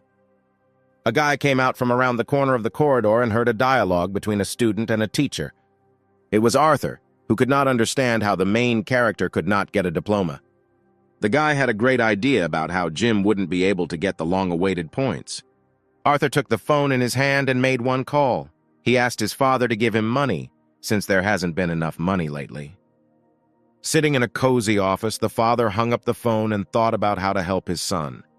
A man passing by heard the dialogue and said that the father should help his son if he wants to spend the money. The father grinned and answered the guy that money is a small thing, and there is no problem giving it. The young man continued that he heard how all the man's funds had recently been frozen, and he did not understand where he would get so much money for his son. The man shouted back. He asked in surprise who told him this. The guy added that he knew about the secret separation from his wife and that he needed to take all his reserves. The man was furious and did not understand who he was dealing with, whether he was being secretly studied. The guy held out his business card towards the man and suggested that he think about his proposal, otherwise the consequences would not be good. Before leaving, the guy added that it wouldn't be his fault if something happened to his restaurant. The frightened man fell to the floor and picked up the business card, holding it out to him. He saw who he was dealing with. It was Mr. Jason. At this time, at Jim's construction site, work was in full swing without stopping. The guy tried with all his might to finish the construction as soon as possible and help the workers move bricks. Taking a short break, the boy thought that carrying bricks was the best way to relax.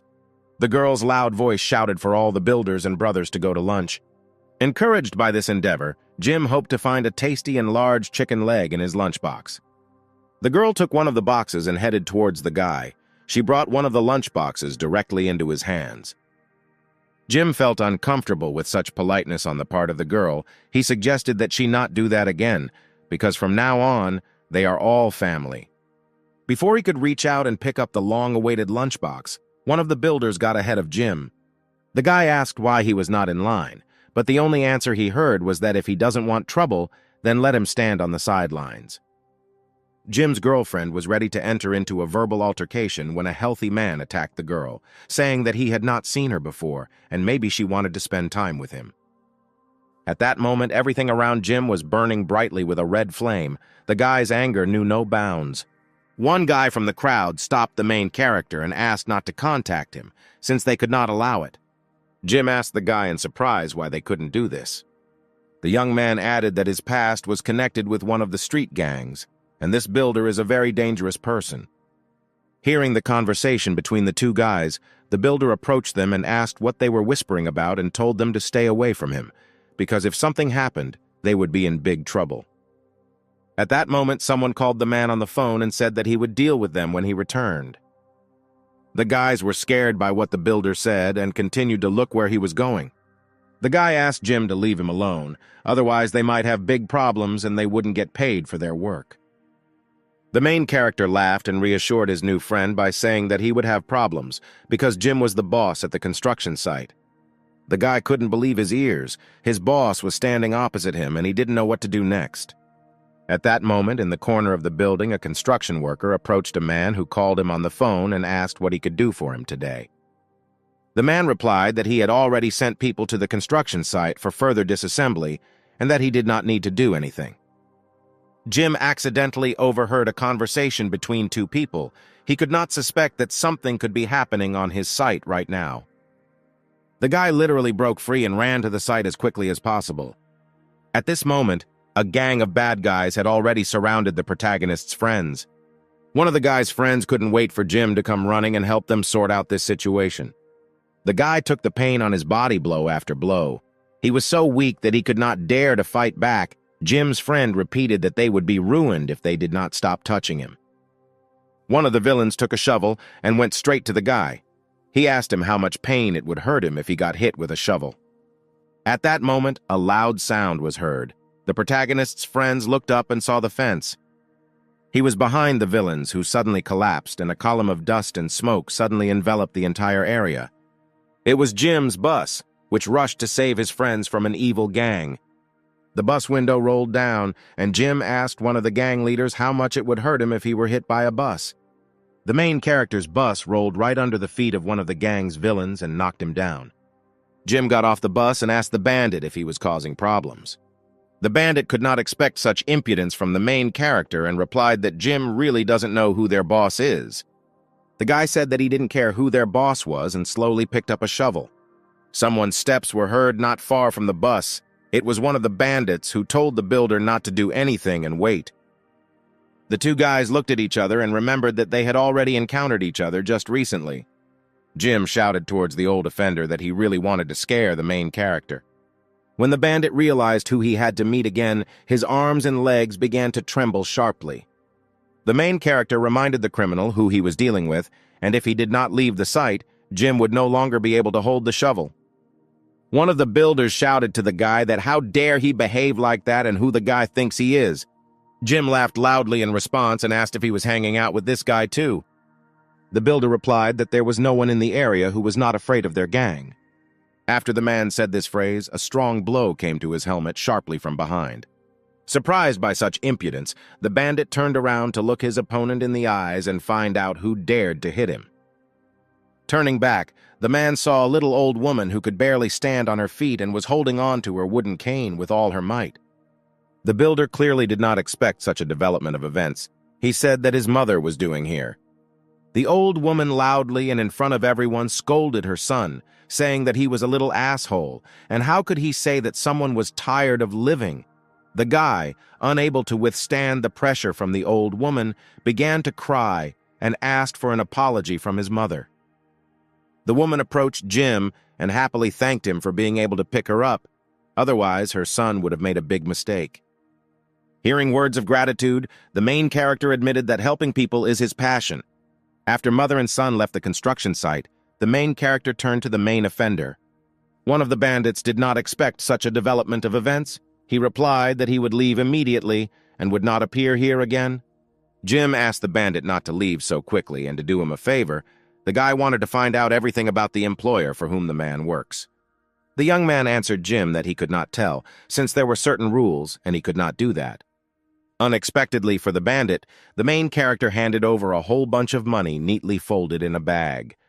The young man continued to say that this was not good and that it was still wrong to do this.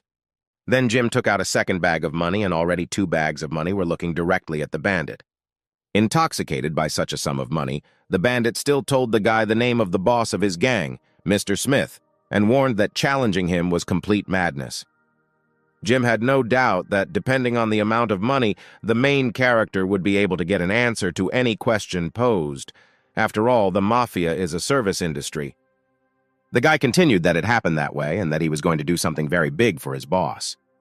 Being at home, little Chris could not agree with this proposal, and under no circumstances was she ready to meet it halfway. Jim sat opposite the popular streamer and didn't understand how a girl could refuse the boss's words. The girl did not understand how the main character could force her to do this. The guy smiled and continued that the guests just want to play with her and he only asks to accept them.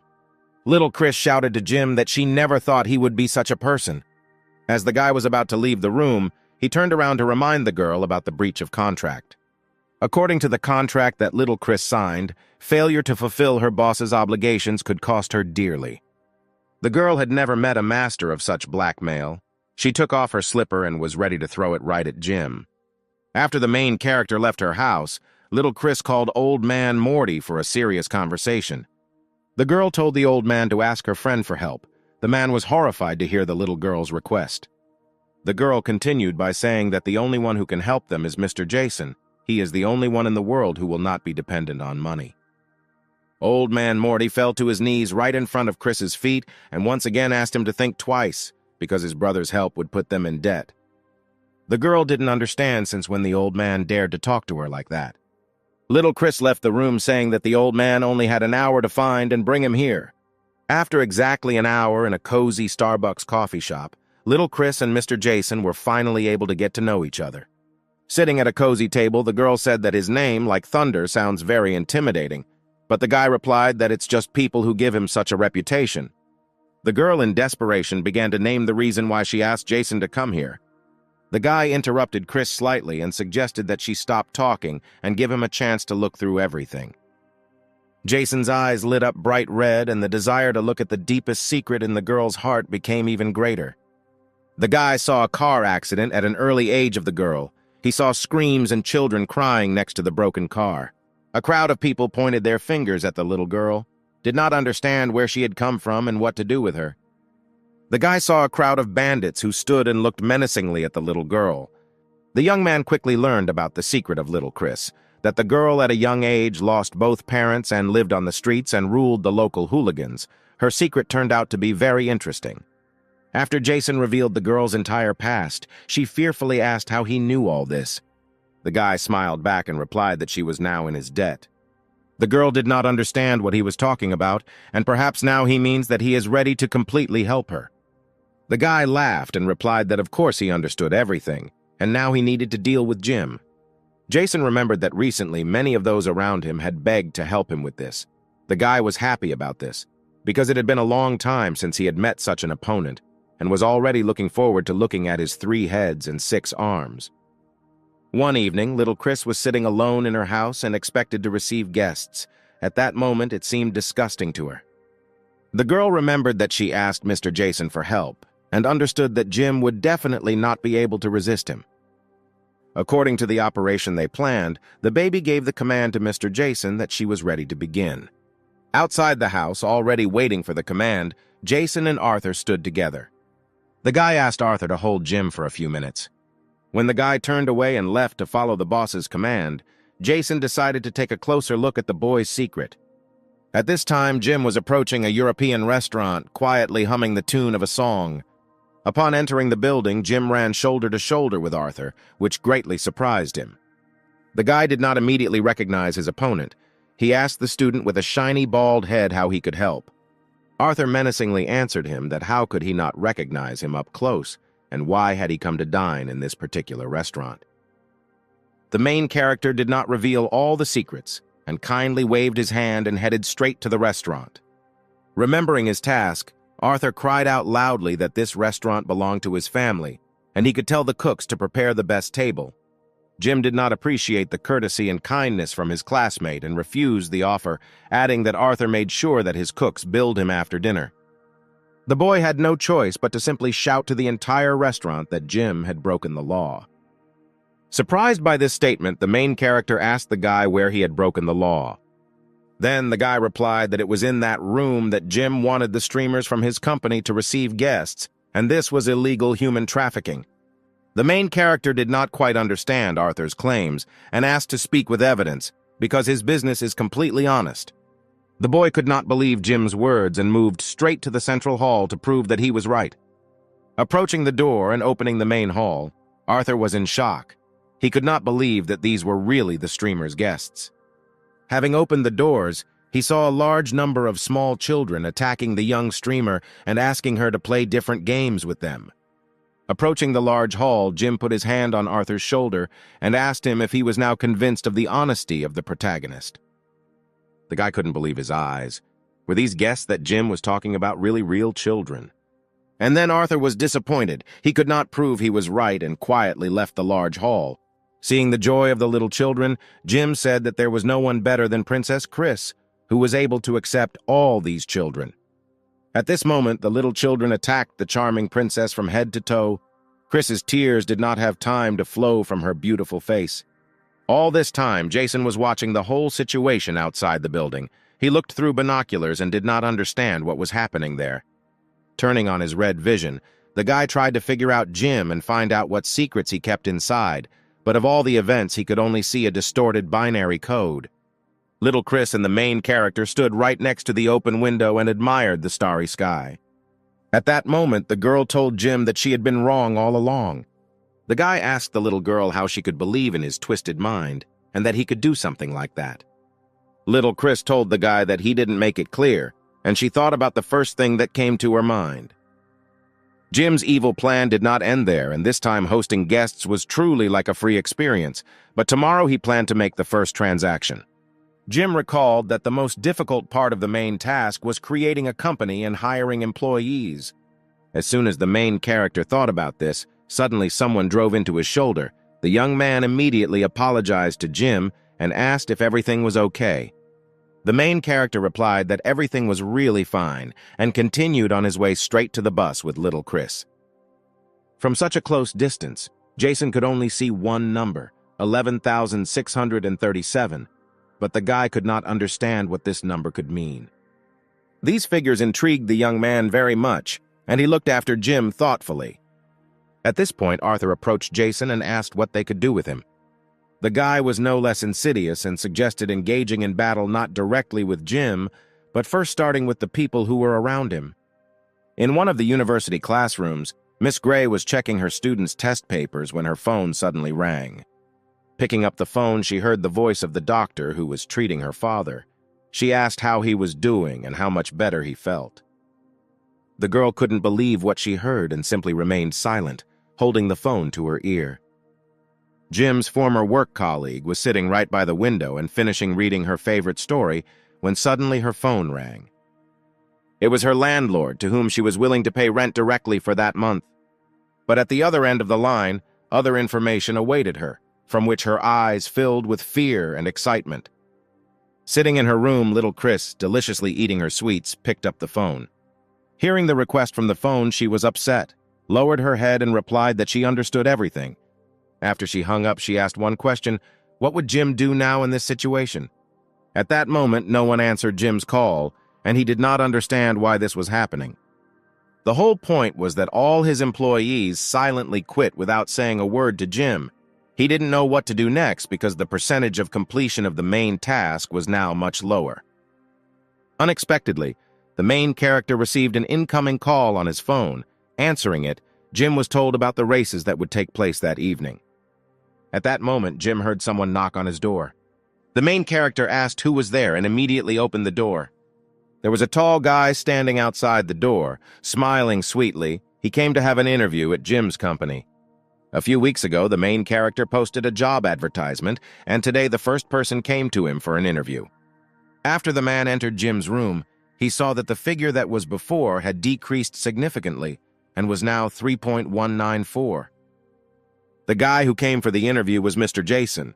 He thought that in any case, danger awaited Jim in the final of the car race. On the day of the race, all participants in the race arrived at the start line and were ready to compete for the main prize. This race was different in that, unlike the previous ones, it was considered the longest during the entire competition. If you look at the map, you can see how participants need to go from the city center to the eastern part to get a tag, and then go west to the end of the city in one go. The main character at that moment was not worried about anything. He had already heard about this racing format, and in any case does not lose anything, and if he wins, he will earn. One of the main judges of this race came to the starting line and shouted to all participants that this final was the same as last year, without restrictions on the route and methods. The winner would receive membership in the Club of Divine Heroes. The man continued that in case of defeat, the participants must give up the most valuable thing they have. Jim was surprised by this outcome of events because no one had warned him or told him about this before. The chief judge came to the start line with a large black and white checkered flag and shouted whether all participants were ready to start. The main character turned to his partner and said that he was counting on him because his company was not yet in great demand, and he still couldn't just give it away. Jason told his boss that everything would be fine with a small smile on his face. The guy couldn't wait to see what Jim's face would look like after he lost his company. And so the judge waved the flag and the race began. The first powerful sports cars rushed straight ahead one by one. This race took place live. All the people of the city watched as the reigning champion Queen of the Night took the lead. At that moment, a correspondent from the First National Channel was broadcasting live directly from the helicopter. She said that this year, because of the Queen of the Night, a lot of people came trying to interrupt her streak of victories. The girl added that it turns out she recently found out how the Queen of the Night lost to a mysterious dark horse in the previous preliminary race. The journalist moved the camera a little to the side and said that this car was modified by God, a ghost bus. It was driving slowly and steadily. Inspired by the race, the girl asked if this was really a strategy of the tortoise and the hare. Inside the passenger bus, Jim sat and did not strain, but his partner asked how they were going to win because his car was too slow. The main character took out his phone and reassured the driver. He asked him not to worry, because Jim had everything planned for a long time. Jim put the phone to his ear, dialed the police number, and began shouting hello loudly into the phone several times. At that moment, the bus was moving in an area where there was no network and Jim could not dial the police number. Jason looked at the main character and saw that Jim had nothing planned, because he had thoroughly prepared for the race and was aware that today there would be no network in the entire city. The guy thought for a second and thought that if nothing appeared, he would have to use Plan B, super acceleration. Jim showed his partner where to go next. Jason asked his boss if he was sure of what he was doing because this road leads to the south of the city. The guy looked at him and replied that everything was correct, because only with the help of a workaround they could speed up. At this time, other participants in the race rushed forward so quickly and swiftly that they had already reached the main control point of the city. Arthur, sitting in the car, shouted contentedly that Jim's bus was so slow that nothing could correct his situation. Having reached the checkpoint, the guy drove up to the judge, who left a stamp with a marker that he could continue the race. The guy stuck his hand out into the light to see the seal made with a marker and was surprised that it suddenly began to snow. Arthur couldn't understand how it could snow in the summer. Looking up, several huge planes were flying high in the sky, throwing snow directly onto the city road. At that moment, Jim's bus seemed to be racing down a hill on a sled straight down the road using special modified skis for transport. The main character opened the window and, with a snowball in his hand, shouted that accelerating in the snow and rolling on it was as easy as shelling pears. Jim looked at Arthur's car, which could barely cope with control, and happily watched what would happen next. The guy's car drove into a pole, then he ran out of the car and with tears in his eyes shouted why he was doing all this, why it suddenly started snowing. He raised his head up, and indeed, it was several planes filled with a pile of snow that threw him off on the city street. Jim sat calmly on the bus, because this was his secret plan for true acceleration. It was all about artificial snowfall. Jim's partner clearly did not expect such a development of events. He thought that detouring through the southern part of the city just to get to the control point did not give him a clear advantage. A few moments earlier, Jim had arrived at the military base and ordered some snow to be delivered to him by planes, missiles, artillery, whatever they had. He added that money was not an issue. The main character asked to give him a couple more caterpillars, then they waited for his signal and only then started snowing. Jim's plan really worked, and it was like he was racing on the tracks of a yellow bus at a snowy resort, and only Jason didn't understand how he could manage so much money. Was his company really worth such an investment? The guy turned to his boss and warned that the snow reserves on the plains were completely exhausted, so there would be no more snow. Jim's partner didn't understand why they couldn't just go to the office and bribe the judge with money. The guy added that in this case, people would catch him in the act, and he would lose all his reputation and money. At this moment, Jim sharply indicated to Jason to change direction and listen only to him, and now head north. The guy could not understand why he wanted to go straight to the city center. The main character asked to trust him and just believe, and only in this case they will be able to win the race. Jim asked his employee to hurry up, because today was his first day at work and he needed to fulfill all his requests. All the race judges were already at the finish line. Correspondents and cameras were waiting for the winners. There were only a few miles left to the finish line and the race would soon end. Several cars raced to the finish line. This was the first group, but in this group there was no sign of the Queen of the Night. No one understood what happened to her, because she was always in front. The girl drove the car tensely.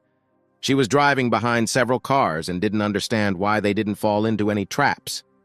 At that moment, the girl decided to press the nitro button and speed up, overtaking all her rivals right before the finish line. An enthusiastic journalist, seeing how the Queen of the Night was accelerating, shouted that apparently she was saving her strength and the champion would definitely win this race. Unexpectedly for all the race participants, journalists, and spectators, a loud train sound was heard. The Queen of the Night shouted that it was a trap and suddenly braked. She managed to react and press the brake pedal right in front of the high-speed railway.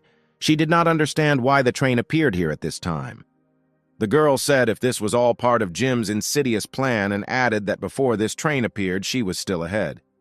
Unexpectedly for the Queen, Jim's yellow bus appeared at night after several carriages.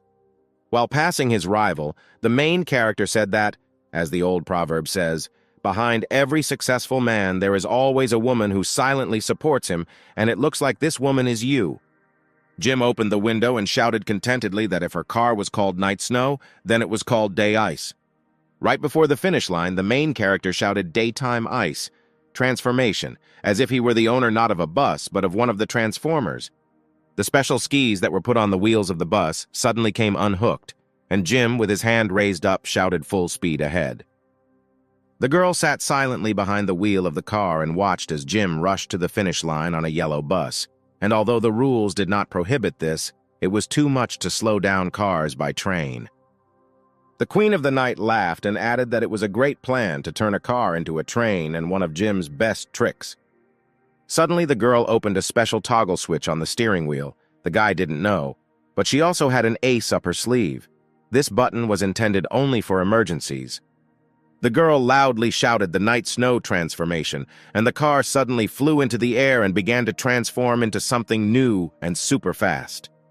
The racer's car was transformed into a super powerful bike, which suddenly went to catch up with Jim, pressing nitro at full power. At this moment, the main character's driver couldn't believe that he was using a high-speed train for a bus. Jason thought Jim was some kind of genius, and how could he come up with this? The main character did not have time to think how bored he was, that there were no rivals around, when suddenly in the rearview mirror he saw the Queen of the Night quickly catching up with him on a cool and powerful bike. The girl assumed that this could happen and prepared a cunning plan in advance, thanks to which Jim would lose this time. When the Queen of the Night rushed past Jim, he enthusiastically said that today she was wearing black again. Jason heard these words, and he could not understand where the main character saw black and what black she was wearing.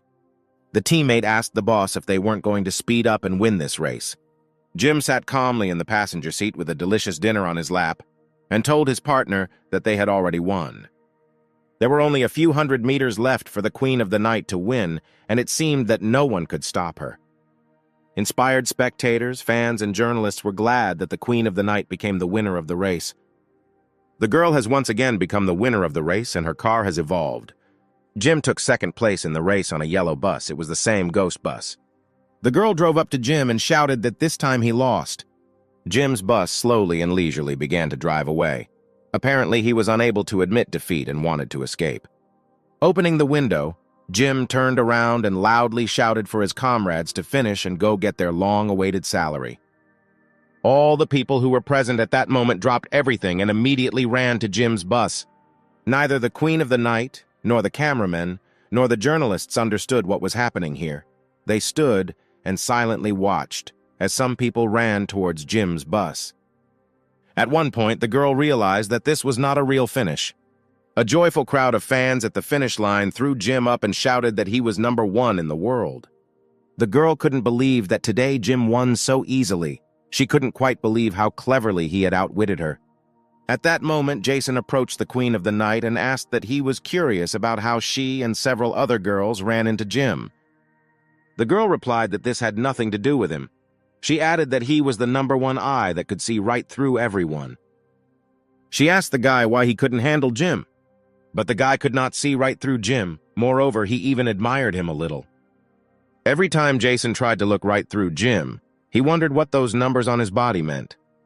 Satisfied with the race, Jim approached his partner and pleased him that he would add another chicken leg for lunch today. The girl looked angrily at the main character and asked if it was he who invited all these spectators. The guy shouted that from this day on, all these people are employees of Jim's company. Jim approached his employee and asked him to bring back all the people who had recently left his company. Jason was surprised by this and asked how they could get them back. At that moment, the guy realized that he shouldn't know about them, and this was a test on Jim's part. The guy quickly switched to another topic and added that didn't they say that they would celebrate Jim's victory today? The main character said that there is no point in celebrating. Today it is easier to distribute money and everyone will be happy. Jim told his partner to get on the bus to get out of here. At that moment, the main character realized that behind him was a very difficult guy who just came to work for him. Jim drove straight into town, leaving behind the Queen at night who watched the bus leave. The girl was angry. She turned around and left saying that even Jason had failed in this matter. The thirst for revenge enveloped the girl more and more, and this time it was time to teach Jim a real lesson. Jim's bus drove straight to little Chris's house and stopped right in front of her gate. When Jim entered the girl's house, he stopped and could not believe his eyes. Opposite him stood two girls. Little Chris was proving to Officer May that she had not done this for a long time. Officer May warned the little girl and said that all the evidence pointed to her and that she wouldn't get away with it this time. Taking a short pause and indicating his presence, Jim decided to ask what was going on here and what little Chris and Officer May were discussing among themselves. When the officer saw Jim, she asked him if he had anything to do with little Chris, who was in a gang. The girl was angry and shouted to Jim that it was all because of him.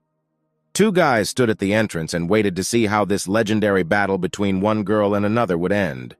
Jim decided to take control of the situation and shouted loudly for the girls to stop arguing and tell him what was happening here. The girls seemed to have broken their chains and, loudly interrupting each other, began to accuse that one of them is a streamer and is suspected of involvement in the recent fraud with the streaming platform, and the other that these accusations are completely false and she cannot in any way be accused of this in fact. At one point, Jim simply swam from such a flow of information and did not understand how to react in such a situation, and first of all, he covered little Chris's mouth. The main character suggested that the girls calm down and first sit down on the sofa and start the dialogue again slowly and one by one. When everyone sat down on the sofa, the officer began to say that everything happened this morning. The streaming platform launched a discount on replenishing your balance. To get 50, you had to deposit 1 yuan. Jim was shocked by this information. He could not believe that he did not know about this before. For him, it was not just a big loss, it was a huge loss. Officer May continued that quite a lot of spectators participated in this event. The replenishment of the balance was successful, but after that, a problem arose. All the managers and moderators of the live broadcast simultaneously disappeared and left the office. The police officer added that all the criminals disappeared along with the money, and the only person who could now be found was little Chris. She was one of the main persons. The girl did not agree with the accusations that were directed at her, and argued that she could not possibly be involved in this case. Jim hugged little Chris and reassured her. He said that he believed her and everything would be fine. Jin stood up for his employee, saying that he trusts everyone unconditionally and that they should not be accused without taking into account the facts of the crime. Jim proudly said that if they want to blame little Chris, then he takes all the blame. The police officer quietly got up from the couch and told Jim that he had helped the police several times, and therefore this time she would just give him a warning.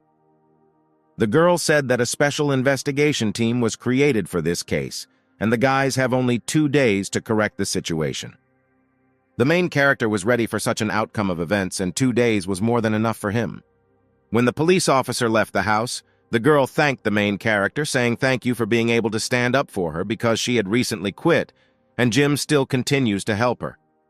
The guy took the girl and added that she was still one of the most beautiful employees of his company. From hearing the words, little Chris melted and fell into the arms of the main character.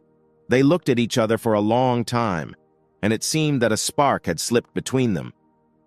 Suddenly, someone interrupted the young people with a loud cough, and the silhouette of a tall and slender woman appeared not far from them. It was Jim's partner, Alice. The girl's appearance had changed a lot. She said that his prediction had come true and they could start. The main character was surprised that Alice was with him again. Apparently something happened as he expected. Little Chris approached the girl and asked for forgiveness for hypnotizing him earlier. The girl replied that the hypnosis had long since passed, and at the moment she had quit her main job and was working exclusively as Jim's personal assistant. The main character was really glad to see his partner. He patted her on the shoulder and offered to take care of the fugitives. As everyone walked out the door and headed to Jim's bus, little Chris asked if he predicted that something would happen at the cockfight broadcast. The main character replied that he just had a vague feeling that something might happen soon, so he sent people to train stations, airports, and highways. Jim's partner said that they recently learned that several hidden individuals were using these vehicles, but after tracking, there was a small problem. She pulled out some photos and pointed out one of the investors, who was a rich kid and one of the shareholders of the cockfight broadcast, and also one of the criminals who ran away with the money. Jim carefully took the photograph in his hands and began to study the auctioneer's face. He asked if an investigation had already been carried out. The girl nodded her head confidently and added that tonight he would take part in an online gaming tournament. Jim was very surprised by this and asked again about what online games. The main character loudly stomped his foot and shouted that don't decide in games because he's the best at it. The guy was going home to play games, but his partner Jason rushed straight after him. Jim kindly asked him not to follow him and that he could be free for today. The man added that he could take him home. Jim showed the guy that Alice had already taken his place. She had returned, and so he could rest a little. Jason had already gotten so close to the main character, he offered to provide any help whatever the boss told him. The cunning guy was ready to just pretend that he was helping. This alarmed the main character, and for a second he thought about it. But the main character decided to give Jason a chance to help, and ordered him to prepare a bath for washing his feet. When he returned, he would wash them with pleasure, after which the bus doors closed and he drove forward. After the bus started moving, little Chris saw Jim's new partner. Jason, or as he is called on the streets of Dragon City, he is not so simple. The main character was surprised by what he heard from the girl. Did she really want to say that the closure of the broadcast was somehow connected with him? The girl approached Jim and replied that it was quite possible that he had something to do with this. The guy laughed because he had known this for a long time. But the girl didn't understand why Jim still kept his partner nearby. The guy said that when Jason is near him, his tricks can't work. That night, in one of the rich houses in the area, among a bunch of cool monitors, the sounds of a keyboard were heard. One of the rich sons sat at home and honed his gaming skills in one online game, where he was invincible and had no rivals. Celebrating another victory over his opponent and looking at the incredibly cool skin in the game, the guy thought that no one else would dare to challenge him. At one point, he saw the inscription on the screen of his monitor as a new opponent entered the game. He was happy, because in front of him was another weakling. It was Jim's Skin, who registered in this game from scratch. The guy didn't spare his opponent for a second. He noticed that he didn't even have a kit for beginners. Apparently, he was a complete dummy, and suddenly he started clicking the mouse to kill the hero. The young man had already seen how a fight with a player like him would bring him a long-awaited victory. Unexpectedly, for a professional player, his hero was brutally beaten by a newcomer in the role of Jim. At the end of the battle, Jim made a remark about how a loser really defeated such a strong player solo. The young guy was shocked by what he saw.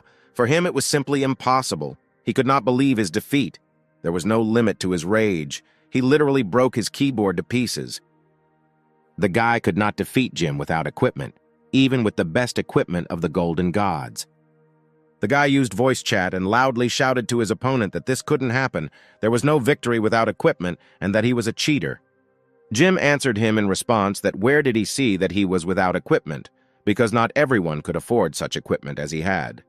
The guy could not believe that in front of him was a legendary donation disguise in the form of transparent armor, the chance of which was 0.01%. It turns out that Jim was a donation maniac compared to the young guy, considering how much money he donated to this game. The guy calmly sat down at his table, a bank card lay in front of him, and he was wondering whether he should use the remaining money and donate everything into the game. At this moment, Jim decided to finish off his opponent by saying that there was no point in him playing this game anymore, because the legend was already here. The guy immediately grabbed a bank card. There was no way he could lose to this opponent and went into the game store. The guy went to the equipment lottery section, where he was required to confirm a payment of 64,000 yuan, after which he received 100 times 10 spins in a row. He thought this was a great method to test his luck.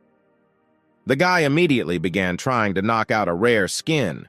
One by one, pressing the keyboard, he tried to find the long-awaited armor, but the number of spins was so huge that the man got confused in them and did not understand where to press next. At one point, a message came in the guy's personal messages where someone wrote, it was a message from Jim. He offered the guy to sell the legendary donated transparent armor if he was willing to agree. The guy couldn't believe this message. Apparently, Jim wanted to make big money from it. The man shouted loudly that he was a great player, and even if he died like a vegetable or jumped off a building, he would never want to get the superior transparent armor. But the offer was so tempting that in just a few seconds, the guy was ready to make a deal with Jim. After some time, this happened, and the number one character appeared again in this online game, and it was the skin of a rich son. Jim was incredibly happy about this outcome of events because he got what he wanted. Little Chris turned to Jim. She was grateful that he did this for her, and that he was ready to sacrifice even such rare equipment. The guy turned to the girl and asked in surprise what kind of rare equipment we were talking about, because he had a dozen of such skins. The main character opened several of his accounts in this game and showed the girl what he had recently talked about. The rarest skins that could only be found in this online game appeared on the screens. Jim opened the shelf and from under the table took out a paper that proved that the guy bought this gaming company, and now he is the owner. Little Chris screamed with delight at how Jim could buy an entire gaming company. The main character replied that, to be precise, he did not buy it, but simply exchanged it. The girl, frightened and with tears in her eyes, continued that Jim had really exchanged the whole company for her. Little Chris winked at the guy, saying that if he liked her so much, then he could, but the guy interrupted her by answering that he couldn't do it yet, since she wanted it. The main character shouted loudly that he would never be able to exchange the company that belongs to Jim, so he shouldn't be stupid. Jim's partner stood quietly on the sidelines. She shyly said that he was the legendary straightforward man of tempered steel. One of the girls still did not understand what had happened and tried to get an answer to the question. Jim asked the little girl to remember the rules of the race, because they said that the loser must give up his most valuable property.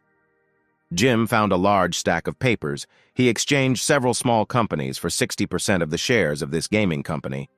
Next, the main character said that he asked the programmers to add a few numbers to the characteristics. Thanks to these numbers, an ordinary skin in an online game has turned into mega powerful armor. The girl asked the main character if transparent armor actually exists. Jim's partner asked if it turns out that the so-called transparent armor is that it allows programmers to change data directly in the online game. The main character laughed out loud because he was happy that he got everything he wanted from the rich son. In addition, he gave him a lot, so Jim didn't mind tweaking a few characteristics for him. Little Chris heard Jim say that he got what he wanted, and this was proof of the girl's innocence. Jim shouted that of course not, to remove any doubt that he actually liked the girl a little. Alice stood nearby and shook her head, She couldn't understand how it was possible to say that. The girl could no longer listen to Jim speak ironically and straightforwardly. Suddenly, Jim jumped up right in the middle of the room and shouted that they needed to go somewhere else, because he had a list of everyone who was involved in setting up little Chris. In one of the night bars where wealthy people usually gather, one girl was performing a song in the center of the stage. One of the bar visitors asked the waiter why he had not seen this beautiful singer before. The young waiter praised the boss for his good taste and added that there was a new singer performing on stage who looked amazing. The man was surprised and asked to describe to him what this young singer really looks like. The young guy said that she usually doesn't show her face, but one of the girls at the bar saw her and said that she looked incredibly beautiful. The man ordered the waiter to send this girl straight to his room. In the middle of the girl's performance, security men in formal suits surrounded her. The girl screamed in fear what they wanted from her. After some time, the man's guards brought the girl straight to his room, and he asked him to hurt her. The fat man continued to pull his dirty hands towards the body of the beautiful girl. The girl did not resist and kindly reciprocated and put her hand directly on his body. At one point, the beauty threw the big man aside and asked if this didn't make him happy. The man remained in shock and silently looked at her. Taking off his mask and lowering his wig, Jim appeared in front of the man, who smiled joyfully and said that it was a disappointment. The men could not understand who was in front of him and where that beautiful beauty had gone. Jim was furious, and he answered the man that he really still had the courage to ask about this. Isn't he good enough to satisfy him? After several screams, the man could not stand it, took the walkie-talkie in his hand and ordered his guards to immediately run to him, because some crazy pervert was next to him. A few minutes later, security consisting of strong, muscular, and tall men ran into the boss's room and surrounded Jim. The man angrily said that Jim had ruined his mood and now he was waiting for payment for it.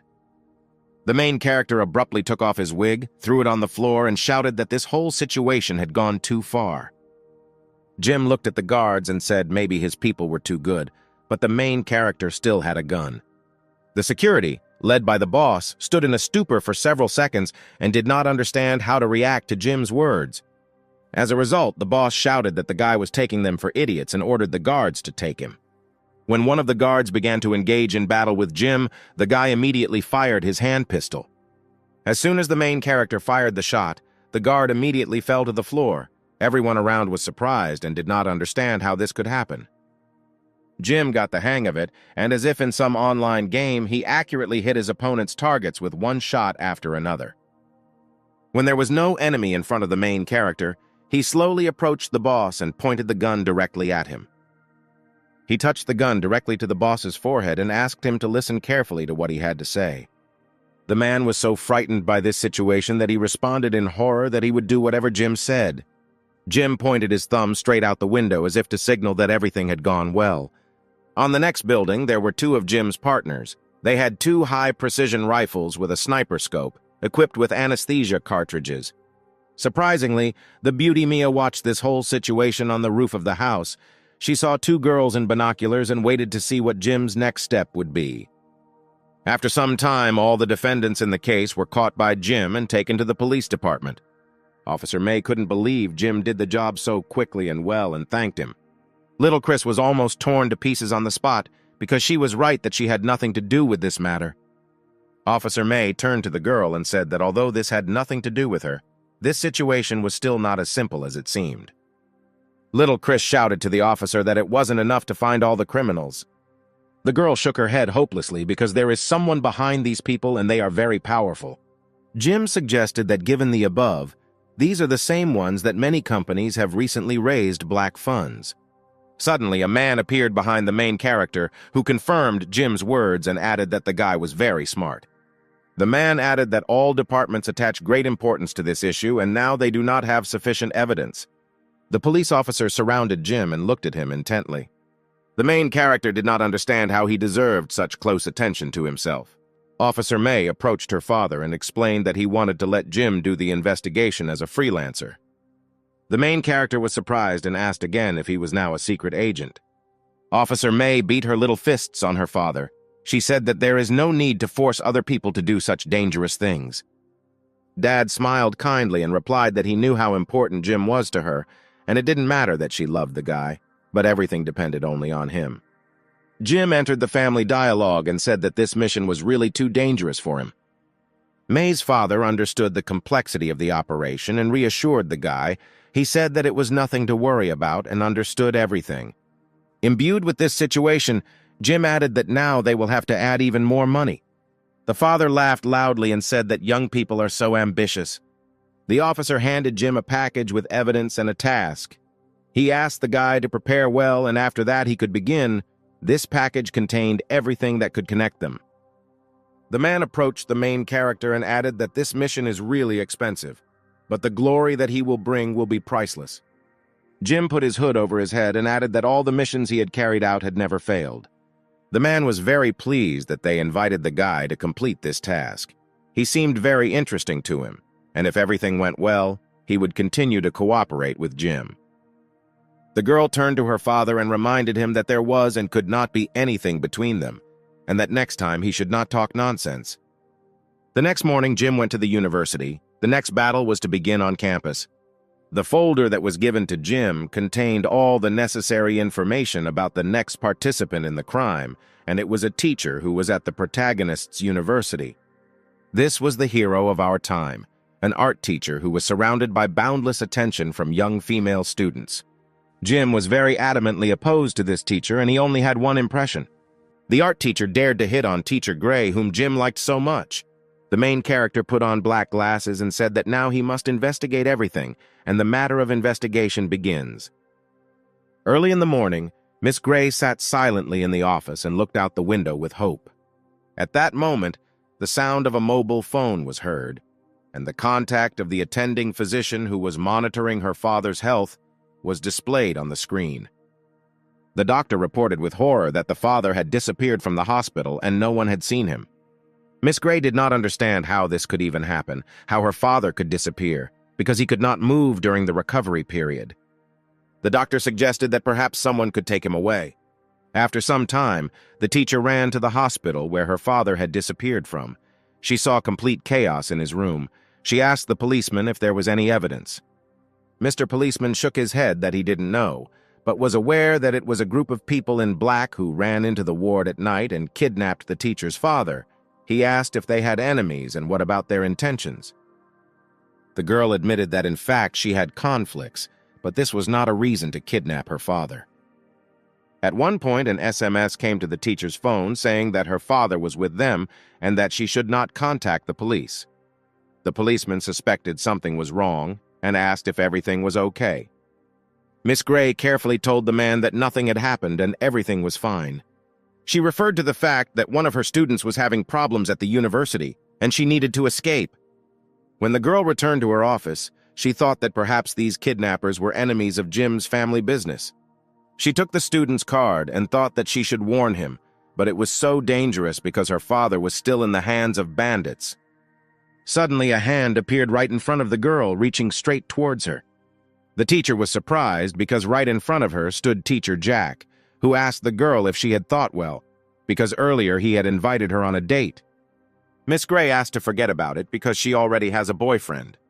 The teacher was furious because she thought so much about his proposal and eventually refused. He could not stand the refusal and looked at her angrily.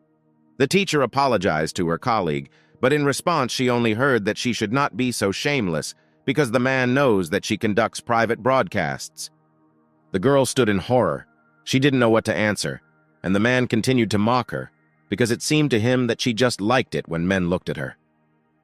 Teacher Jack quickly began to approach the teacher. She screamed in horror what he wanted to do to her and took a few steps back. The man wanted to get a real internet celebrity who was the hottest streamer. He wanted her to belong only to him.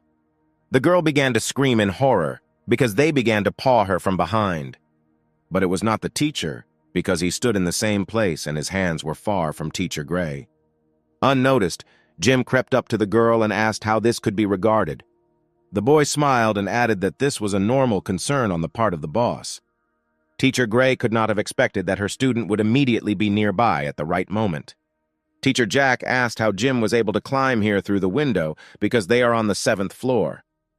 The young man carefully took the teacher by the hands and together they went out the window straight to the crane that was waiting for them outside. The young man hugged the teacher tightly and wondered if it was impossible to get to the 7th floor simply by purchasing a crane. Teacher Miss Gray approached Jim and asked him to stop causing problems in front of other teachers. The guy asked, "It turns out that if there is no one, the boy will be able to do whatever he wants." At that moment, a bright beam like a laser flew next to Jim's head. The main character turned to the side and saw fire burning from the teacher's finger. The man threatened the boy to get out of here because Miss Gray is his woman and he likes him very much. But the guy was in no hurry to run away. On the contrary, he turned to the teacher and said that Teacher Gray was his girlfriend. Jim continued to say that the light on the teacher's hand was the same as his brother Mr. Jason's. The teacher asked the student if he really wanted to give away all the secrets of his family. Mr. Jack gave the teacher one last chance and threatened that if she did not go with him, he would not be able to guarantee the safety and integrity of her father. Miss Gray couldn't believe his words. Was he really one of the kidnappers who stole her father from the hospital? Right at that second, someone took the teacher's hand and squeezed it tightly. She raised her head and saw Jim, who asked not to worry because he was here and ready to help her. The girl asked Jim how he could help her, because even the police could not find the kidnappers. Jim interrupted the teacher and was glad that he had already found her father. When Teacher Jack heard Jim's words, he could not believe it, because the influence of his family extends to all high-ranking bodies of this city. Jim wondered at this. Are they really strong because the powerful, but even the simplest people are better than them? Enraged, Jack asked what Jim might know about this and threw a piece of metal at him. This cartridge whistled past the couple and hit the crane where the young people were. The shot was so powerful that the crane shattered in a second, leaving Jim by surprise with no hope of what to do next. Suddenly, for everyone, the main character simply froze in the air in his arms with the teacher, when a multi-ton crane collapsed under him and fell down. This was impossible. Jack looked in amazement as Jim was hanging on the street in front of him like Superman. The main character asked the teacher if he had ever seen this trick being filmed in a movie. Using a cable is much cheaper than buying a crane. Jim waved contentedly across from Teacher Jack and, together with Miss Gray, headed straight to the roof of the building. After some time, the man climbed to the roof of the building where Jim and Miss Gray had gone. He carefully opened the door. He saw that at that moment the girl, together with the main character, was hugging her father, who miraculously found himself on the roof of the building in a wheelchair. The boy smiled and said that he had not lied when he promised to find his father-in-law. All this time, Teacher Jack stood on the roof of the building and watched all this. He could not understand how Jim managed to find and deliver the teacher's father directly into her hands. The man continued to watch the happy family and was amazed how this could all happen. At that moment, someone's hand suddenly fell on the man's shoulder, and he warily turned to the side. Next to him stood Jim, who was sobbing loudly with tears right in front of the teacher. Jack asked the main character why he was whining. The boy slowly wiped away a couple of tears from his face and replied, "That isn't it the most touching scene when a father and his daughter are reunited together?" Then the teacher loudly answered the main character that he was really still laughing at him, and he still wanted to know how Jim was able to save his father. The guy replied that money is all he has, and doesn't he really know how he managed to pull it all off? The teacher was very surprised at Jim's words. Could he really bribe everyone for money? To which Jim replied that he knew nothing and why Teacher Jack was asking him about it. Then the man took out his phone and quickly began dialing the number of one of his subordinates, who was supposed to keep an eye on his father. The phone was answered immediately, and a frightened voice on the phone asked if there would be any further instructions. The boss was furious. He asked what instructions he was talking about, because as it turned out, his employees were following the instructions of competitors. But the guy replied that it was all a lie and they always only listened to his instructions and never worked for competitors. The phone that Teacher Jack was calling was literally shaking and bursting with his screams. He was trying to get the truth and find out why they took the money from Jim and let the old man go. When his employee turned his head, he saw that the father of Teacher Gray was lying on the bed in pajamas and under a blanket, and next to him stood guards who had been sent to watch so that he would not run away anywhere. The man replied that everything was fine and the old man they needed to keep an eye on was right here. It seemed that a little more and Jack would burst with anger. When he heard what they told him on the phone, He asked why they were still denying it. At one point, the teacher realized that this whole scheme with the old man was a trap. When he turned back, the wheelchair was already empty, and at the same time, an old man was literally flying towards him like a bird in the sky. As if a gymnast at the Olympic Games, the man delicately stole the teacher's phone and landed on his feet. All the judges gave this performance 100 points. The man looked at Jim in fear and asked what he was up to and going to do. The guy loudly replied that now he was going to get even with him, so that the teacher would understand how badly he had done. A special tool for recognizing the exact location was hidden next to the stroller under a red curtain. Jim immediately connected his phone to this device, and after a few seconds he saw the exact location of his real father. According to the coordinates that were obtained thanks to the data from the device, they easily determined that the caller was located near the suburbs, and they should go there immediately. At that same second, the father, who had been on the roof all this time and was building the real one, tore off his mask and tore all his pajamas, and right under it was Jim's partner, Alice. The girl quickly ran forward, and after taking a few steps, she jumped straight from the roof and opened her incredibly cool cloak, thanks to which she could now soar like a bird. All this time, the teacher remained in the arms of Jim, who calmed her down and said that everything would now be under control and asked her to tell him how to punish Teacher Jack. The teacher slowly leaned against Jim's ear and whispered. The main character was shocked by the words he heard. Did she really want to take revenge on her offender so harshly? If this is so, then the teacher will simply burn with shame. Despite the fact that this punishment was incredibly harsh, the guy liked this idea and agreed with Miss Gray's words. The next day, several beautiful girls stood right outside the teacher's room, waiting for Teacher Jack. At one point, the long-awaited man appeared right in front of them. They were very happy about it and could not believe that it was really him. The man walked towards the girls. His hair was shining. Such a figure could only belong to him. His gaze was confident. His gait was even. The students could not take their eyes off the favorite of the entire university and continued to shout after him. Coming close to the girls, the man calmly said that the students should calm down. Although they liked him, he should focus on work. The girls looked at the man carefully and asked in surprise who he was. The man continued that he was their Teacher Jack. The man loudly and furiously tried to prove that it was really him in front of them.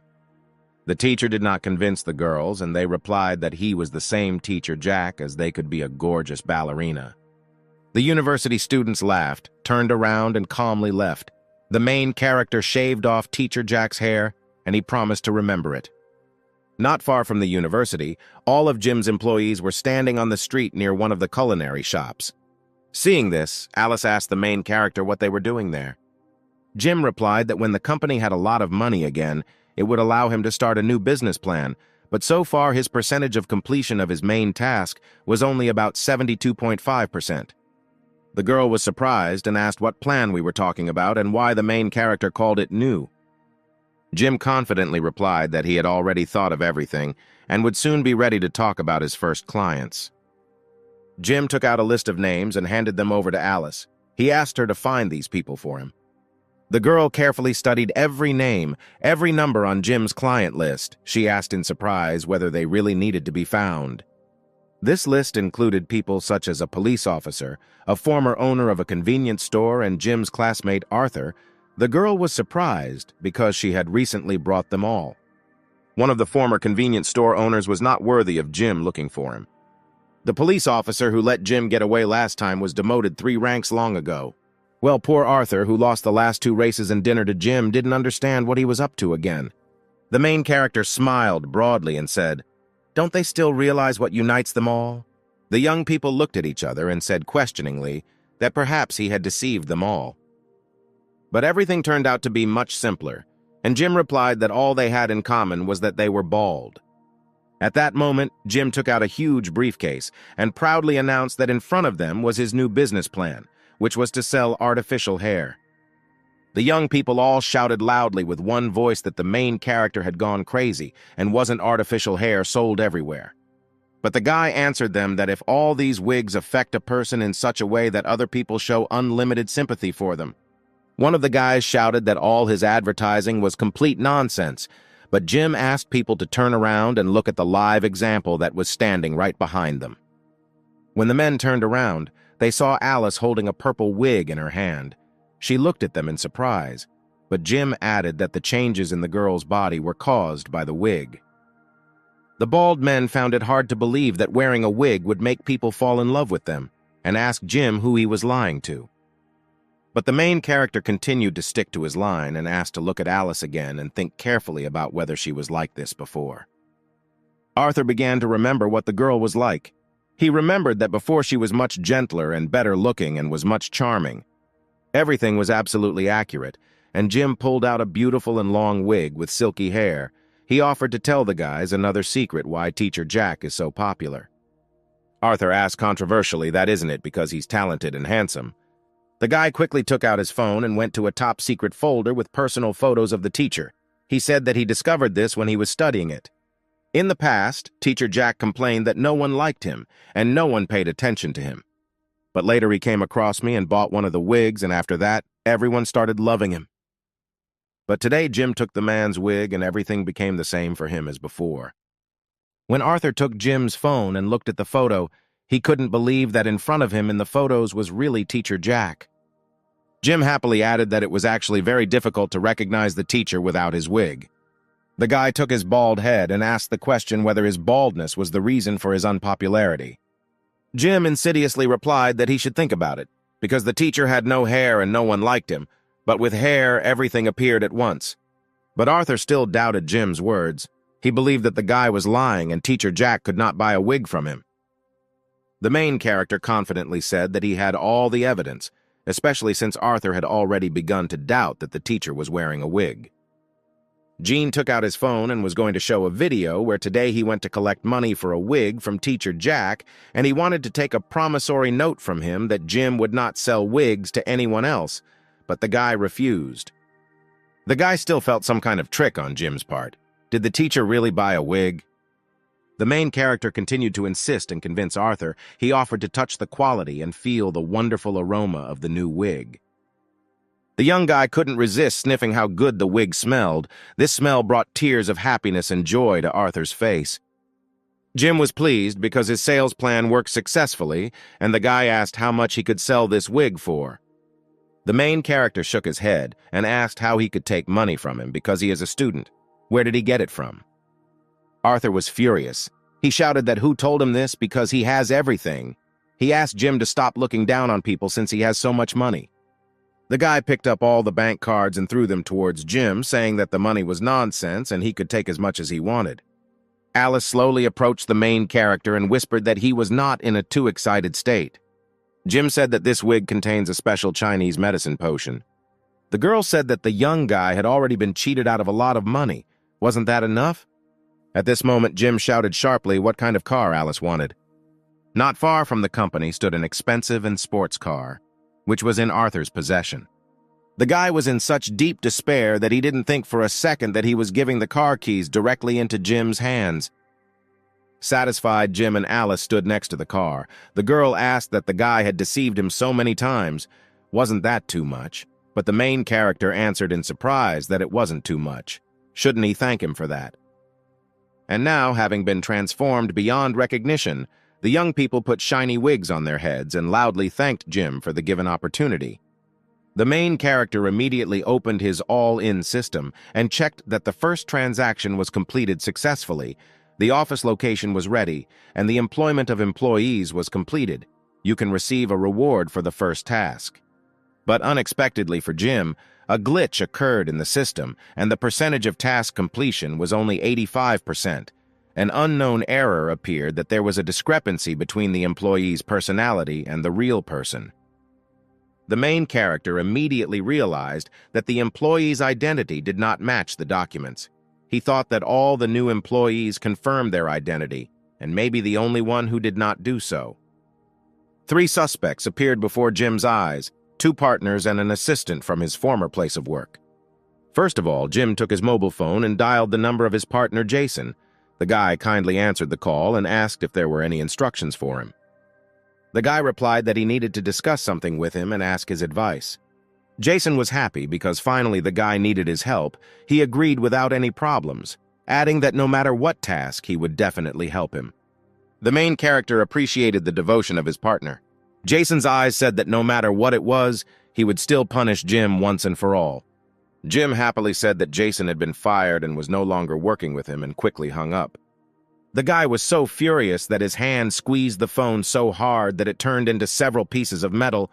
Jason couldn't believe that he was being bullied so easily. After the main character hung up, he turned to Alice and asked how she thought nothing bad would happen if he did this to him. Alice replied that this was just a violation of the employment contract, but Jim was ready to pay him a year's salary because this money was small change for him. Suddenly, Jim grabbed the girl by the waist and pressed her tightly to him. He still had one more thing to do, which concerned exclusively Alice. Moving closer, Jim told the girl in her ear that from that moment on, she was also fired. The partner did not expect to hear this. She looked in shock and asked how the girl could be fired. Jim replied that he had recently learned that she was not Alice. Despite the fact that she followed all his orders, she expressed doubts about his methods, while the real Alice did not act like that. Jim added that the girl never liked it when he touched her, but today she just tolerated it silently. Jim's facts put everything into perspective, and the girl could no longer hide it any longer. Her movement and fighting abilities were indeed better than the real Alice. The main character scratched his head in surprise, and was surprised that it turned out that his fighting abilities were better. How could this be? The girl was slightly upset, because the guy didn't even notice it. The main character added that her nose was 2 centimeters smaller than the real Alice's. Apparently, the girl had no malicious intent. So where is Jim's real partner? The girl replied that he should not know the whereabouts of her sister. She offered to continue enjoying the life of a stupid rich man and slowly dissipated in space. Jim barely had time to shout, "Wait," when the girl simply disappeared. His sweet Alice was no longer around, and so much good and cheap labor was gone at that very second. The guy was glad that 2 of the 3 had disappeared, and now he could safely receive the coveted reward. As soon as Jim opened his system, the unknown error remained. He could not believe his eyes, because his former colleague in the store was also the wrong one. The main character began to remember that Anna never had problems in her studies. She never had any difficulties when playing sports. The girl had a very good appetite and ate a lot in the dining room. There was nothing suspicious at home either. It seems that she has no problems identifying her identity. Is there really an error in the system? The guy was a little upset, but in the end he decided to first go to the company where he was the boss and invite everyone to make a proposal. When the main character approached the company headquarters, someone always shouted for the alliance. Did something happen again this time? When the doors of the building opened in front of Jim, young beauties lined up exactly in a line and greeted President Jim in a friendly manner. The main character was in 7th heaven, because when he saw these girls, his X-ray vision examined every underwear on the girl. Jim thought that it would be nice to have such company, and even better to have such vision. Suddenly, Jim shouted sharply that he had seen one of the sets of underwear a large number of times, namely with a bear cub. Among the crowd of girls was Anna, who was the most responsible among them. She had been expecting Jim since the morning. The guy was very confused by this. He thought that something was wrong here, because he had been watching her all day and she could not come so early. The main character approached Anya and praised her for how great she showed herself in the swimming lesson. The girl was amused by this, and she replied that she did not have swimming lessons in the morning. Perhaps he was mistaken. Jim replied that he most likely made a mistake. The guy thought that the girl was pretending and that he should continue to ask.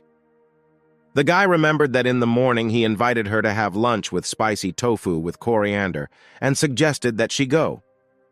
The girl laughed loudly and asked her boss to stop joking because he was inviting her to pumpkin cookies. Anna happily told Jim the news that there were several more contracts for the sale of wigs that needed his signature and needed to be signed as soon as possible. The main character thanked the girl for the work done and asked her to continue in the same spirit and not stop there. At that moment, Jim realized that there were 2 Anna girls in this world. Sitting in his office, he told Miss Gray that there were 2 girls, but she could not understand what it all meant. Jim suggested finding a way for these girls to tell him everything themselves. The girl could not believe this truth, but the guy was so persistent and confident that he knew that the trap would soon slam shut.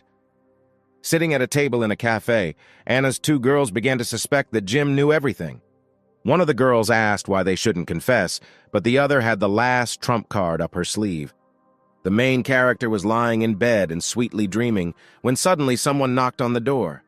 When the guy got out of bed, he couldn't understand who was knocking on the door. When he looked through the peephole, he found no one. He found this very strange. As soon as he took a few steps towards the bed, there was a loud knock on the door again. Then the guy shouted who was doing this. Coming out of the apartment, there was no one around again. Jim was alone in the huge corridor. Suddenly, the silhouette of a girl with long hair and eyes that burned like a bright light appeared in front of the main character.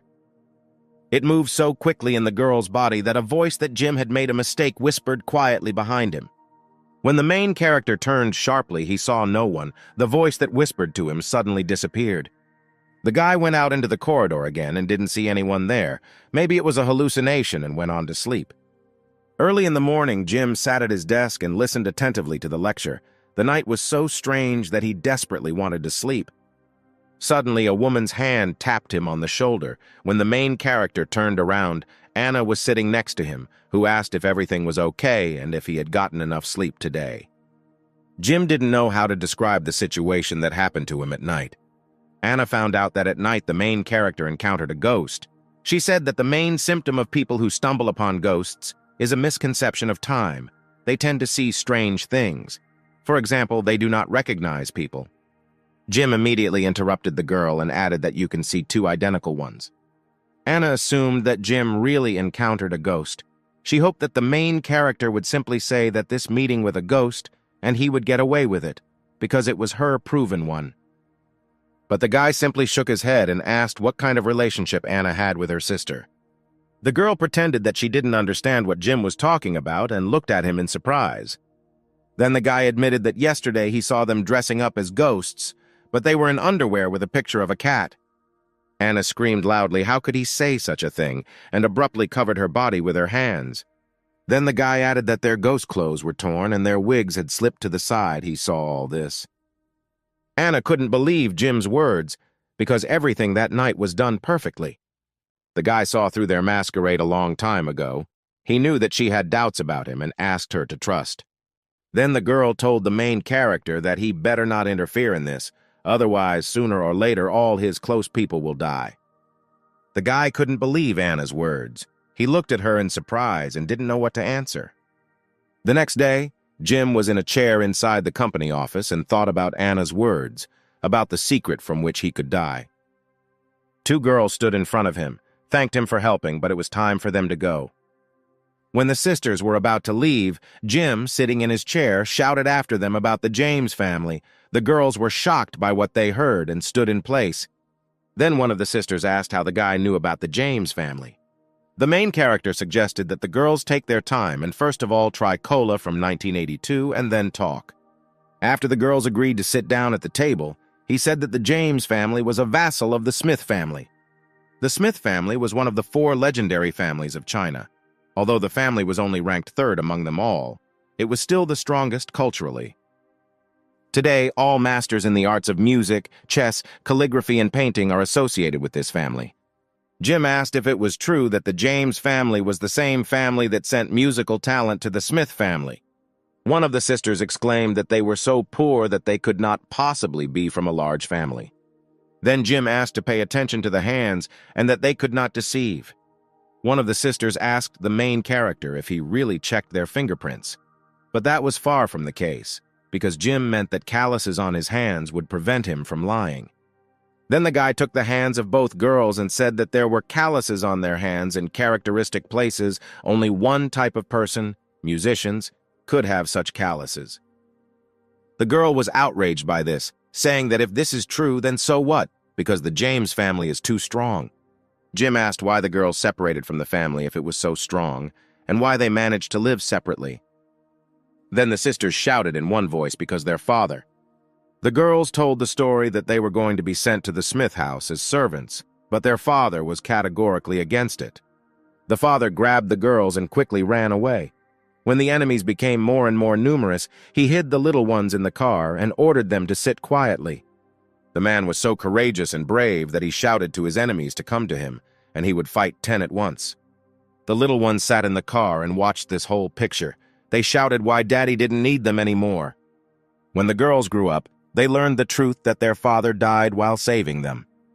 The main character was so imbued with this sensual story that he could no longer hold back the tears in his eyes, and they flowed down his cheek like a stream on a warm spring day. The girls added that they cannot let their father down. They need to live well and stay away from the Smith family. The guy asked if they really wanted to take revenge on her. The girls asked Jim not to take risks, because if the Smith family found out about them, their carefree days would end. But the guy still demanded an answer to his question of why they didn't want to take revenge. Both girls shook their heads and replied that dealing with this family was quite problematic. Then Jim heroically shouted that he would always overcome difficulties, and if there were none, he would create and overcome them. The main character offered his help. Was the main character really ready to fight alone? Jim replied that he would not fight alone. He would simply give the order. One day at the Smith Music School, a man in a formal suit ran up to the director and asked what happened. A girl in a beautiful dress and with gorgeous hair was sitting in the room. She invited the teacher to drink tea. The man shouted that some unknown person was putting on a show. The girl asked the teacher not to panic. As soon as she finished her tea, she would come right away. Jim was on the ground floor of the main building and asked to call the school director to talk to someone more senior. One of the teachers told the guy that if he wanted to see the director, he would have to talk to him first. He added that he is the best clarinetist in the world and the man is ready to compete. This situation did not take the main character by surprise, and he ordered his partner to get down to business. The man looked at his opponent and wondered if he could really compare with him. Then Jim exclaimed in surprise, "Is it really necessary to look good to play a musical instrument? Otherwise, why doesn't he tell him that the main character is musically gifted?" The man confidently replied that he didn't care and had nothing to talk about, and simply began playing a delightful melody. Several people who were in the hall and heard this beautiful melody admired him. He was a real master of the matter. His melody brought people to tears. The main character emphasized that the master really plays well. His emotional performance is especially rich. After completing the melody, the musician added that the clarinet has a wide range of almost 4 octaves and is a champion of the class of wind instruments. No one can play better than him. The main character smiled and asked if this is not the same as just playing on feelings and ordered his partner to start a melody. The guy took as much air into his lungs as possible and began to perform his mournful melody. In the world of music, he would be a hooligan. The man admitted defeat in this competition because this melody brought everyone to tears. The man added that he would not always be able to win with the help of such a trick. The teacher turned away and left. Then the main character shouted that he wanted to play with 10 and who would be next. Suddenly, the eldest granddaughter of the Smith family, Principal Jess, appeared in front of him. The girl kindly asked the guy if it was he who so bravely challenged the entire Smith family. The main character became incredibly interested as he saw an excellent body in front of him and tried to turn on X-ray vision. At one point, the girl's eyes turned red and she offered to read only a poem. When the girl began to read the first sentence, red scarlet blood poured out of Jim's nose with a strong pressure. After the girl finished reading the sentence, the main character was already on the floor, and a large puddle of blood had spread under him. When Jim opened his eyes, his head was directly on Jess's lap, and his whole body still remained motionless and lay on the floor. After the guy felt better, the girl asked how he was feeling. The guy jumped up sharply and said that he never thought that he would fall for this and wiped the blood from his nose with his fist. The main character turned to his partner and said that the only way to deal with her was to get a secret weapon. The guy put on sunglasses and said the secret phrase "camp, feed, fast, beam." The partner immediately understood what was going on and went. Jim turned to the director Jess and said that he saw that she was a person with a big heart and would not demand an explanation for his mistake. The girl smiled modestly and replied that of course she wouldn't, and asked to say what the next competition would be. The main character replied that the wind instrument competition was over and the next stage was strings and percussion. The girl did not want to compete with this type of instrument, otherwise Jim would win the competition. Suddenly Jess suggested that Jim play something else, just her and him. Jim shouted loudly why she thought he was one of these. The main character asked what the rules of the game were, to which Jess smiled sweetly and replied that she liked his approach more and more. The The girl smiled sweetly and stroked the guy on the cheek. She said that the preparation would take only one day, and they would both play the instrument. This was a fair and honest decision. At the end of the conditions, the girl added that the loser will do whatever the winner wants. Jim accepted the conditions, and at that very second, the girl passionately kissed him right on the lips. The guy was surprised by such a bold move from the girl because it was her promised kiss. The main character thought, why don't they kiss for a few more minutes, because these moments were wonderful. The girl smiled sweetly in response and said that she was looking forward to the performance against Jim. One of Jim's drummers approached him and warned him that she was a real witch who could take away human souls. And besides, no one saw exactly what she played. The main character decided to involve the James sisters in this case. Otherwise, it would not be revenge. When the drummers heard this, they were very surprised because the sisters also don't know how to play. The next day, a huge crowd of people gathered in the central square. Jim's bus and the Smith family's car were in the center of the square. The girl got out of the car in a chic red dress. Her hair flowed in the wind, and the smell of victory wafted from her. Opposite her, not far from the bus, stood Jim in an ordinary t-shirt and sweater. He still had plugs in his nose to prevent bleeding. Finally, this day has come. The rivals met face to face. Perhaps today the most dangerous moment in Jim's life has come. When little Chris got off the bus, she was afraid of what kind of spark she was watching. Jim decided that it was a spark that ran between them, but now he observes it on his index finger. At one point, the main character came to the realization that what he was looking for was really real, and he couldn't do anything about it. When Jess saw the spark from the guy, she smiled sweetly and said that it was because her instrument was electric. This was a big surprise for the guy because he believed that she would play the organ or conduct. Then Jim began to list all the instruments that this witch could have: a synthesizer, an electric guitar, electronic drums.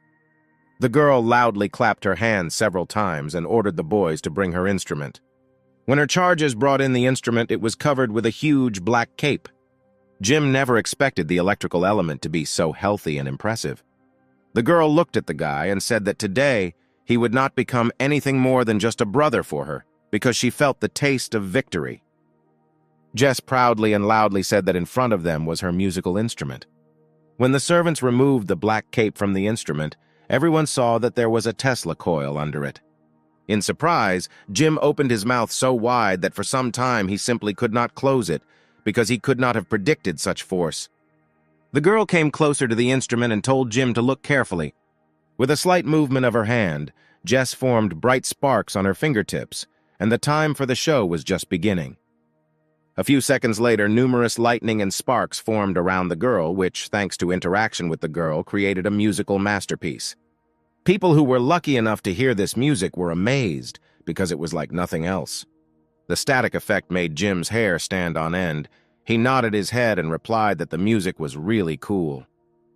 The girl was pleased that the guy was able to appreciate her music because it seemed to her that he didn't care. Jim, on the contrary, said that it was the first time he heard such real and professional electric music. The protagonist added that by relying only on a small iron cage to isolate the electric field, she was still able to control the sound, and he would never be able to. Thirdly, Jess's beauty was completely natural in the electric current, and this amazed Jim. The girl was flattered by such great attention and pleasant words from Jim. She decided that victory was already hers, and the guy from now on would have to do everything she said. But the main character was not ready to give up so quickly and early. He stood up abruptly and replied that he would not admit defeat because the competition had just begun. After these words, the crowd of people began to be loudly indignant. They did not believe that there was music that could be more powerful than this, and if there was such a thing, then let the guy show it. At one point, Jim began to climb the ladder straight to the top of the Tesla coil. He picked up the phone, called someone, and told them to start. When the guy got to the top, he addressed the crowd saying that this performance had just convinced him even more of what music is. Jim turned sharply to the girl and said that this vibration, and he would use one way of the James family to pay respect to their family. Jess asked in surprise if music was vibration. Unexpectedly for all the people in Jim's team, something strong and powerful began. The girl's security surrounded her and asked her to leave this place. It seemed to them that a small earthquake had started here. Jim stood proudly and confidently on top of the Tesla coil and shouted that it was not an earthquake. In fact, everything that was happening around now was the music of the main character. With one movement of his hand, Jim pointed to a building that was located not far from the square. With the second, he confidently pointed to the stadium, which was very close.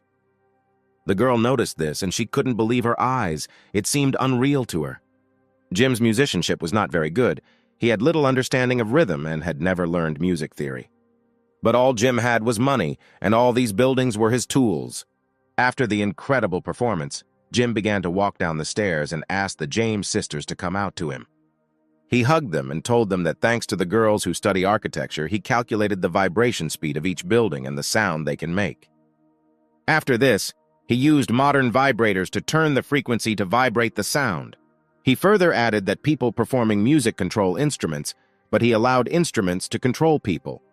Jim took the girls by the hands and joyfully exclaimed that no one in the world would be able to repeat this listening to music between instruments. The main character turned to Jess and asked what she now thinks about this. The girl began to cry and replied that she was experiencing severe sweating and incredibly pleasant sensations, but at the same time the feeling of sadness did not go away. Jim asked why the girl was so sad. Was it really because of her loss? Jess replied that of course she lost, but how after she heard Jim's music she couldn't listen to anything else. The girl abruptly rushed into Jim's arms and said that from now on he must take full responsibility. Little Chris watched this picture and began to boil a little, because it was unpleasant for her to watch this. Jim asked the girl to do him a favor. The guy asked to return the girls to the family so that they could regain their identity and honor. The girl looked into Jim's eyes and replied that she promised him, but would like to ask him for a favor too. After these words, something seemed to paralyze Jim throughout his whole body. Some kind of electric charge passed from head to toe, which left the guy unconscious. The girl ordered the guards to take him to the family mansion in order to sign an agreement with him. When Jim woke up and opened his eyes, he was half naked and lying in bed. When he stood up, someone's hand touched his shoulder and a woman's voice said that yesterday Jim called her sweetie. Turning his head back in bed, he saw Jess, who was looking at him with loving eyes and asked if everything was not by mutual consent. Jim looked sharply under the blanket and immediately understood everything. He could not believe that this had happened to him. In the morning, the guy's girlfriends noticed that he had not been seen since yesterday, and they were worried that something might have happened to him. The sisters replied that most likely everything was fine with him because he still didn't have what Jess needed. But little Chris exclaimed that they could play different role-playing games with him. One of the sisters laughed and said what was she thinking, even though Jim is handsome, he's not that handsome. The second sister shouted that they had better think about how to get rid of their problems. At that moment, Jess came up to them and said that they had misunderstood everything, and she didn't want to create problems for them. Little Chris screamed for the girl to let her go because she wanted to go to Jim. Suddenly, the main character appeared in front of her, who was morally broken and looked at the girl without emotion. The little girl asked what was wrong with him. Did they really torture him, or worse, torture him? The guy replied that everything was fine and there was no reason to worry. He was fine. Then Jess turned to everyone and said since everyone was here, she suggested discussing several issues of the James family. The girl turned to her sisters and expressed a great desire to cooperate with them. Then Anna's sisters shouted that her family's affairs did not concern them, and moreover, they did not want to cooperate with her. At this point, Jess added that they had not forgotten about who helped them hide the secret. The sisters became wary. The girl took them by the hand and asked if they had really forgotten how fun and fervently they spent time together. Jess said that even though she changed her name, she is still their cousin. Jim added that he had seen the evidence and that the girl was indeed telling the truth. Jess hugged her little ones tightly and said that no matter how much they had been through over the years, it would all be over soon. She said she found a way to take back control of the Smith family. Little Chris screamed that she was lying, and if she really had a way, then why should she cooperate with them? Then the girl came up to Jim, hugged his hand tightly, and replied that this time he was helping her. The little girl's eyes turned into several bright flames. She was furious at the words she heard. Jess turned to her sisters and said that the head of the family was now discussing a business plan. She took out a notepad and added that this time the girl should take advantage of it.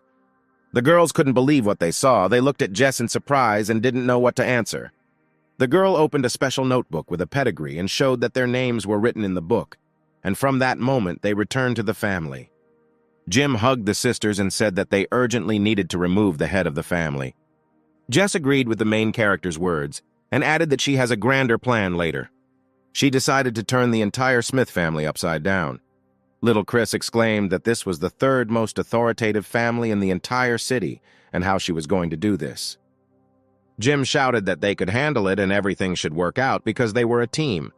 The main character thought to himself that at first he wanted to be a secret agent, but now he can fight with their help. Jess said that the day after tomorrow they need to see each other at the house and discuss everything together. And the guy abruptly interrupted her words by saying that he had other things to do later and now. Jim's main concern now was to collect the reward for the task. The guy looked carefully at his system and saw that 2 awards were ready, and now he could easily help solve the problems. But before he starts helping, he first uses new skills. The next day, Jim met Jason right in the coffee shop. This was their first offline duel. The guy turned to his opponent and offered to immediately solve all the problems that existed between them.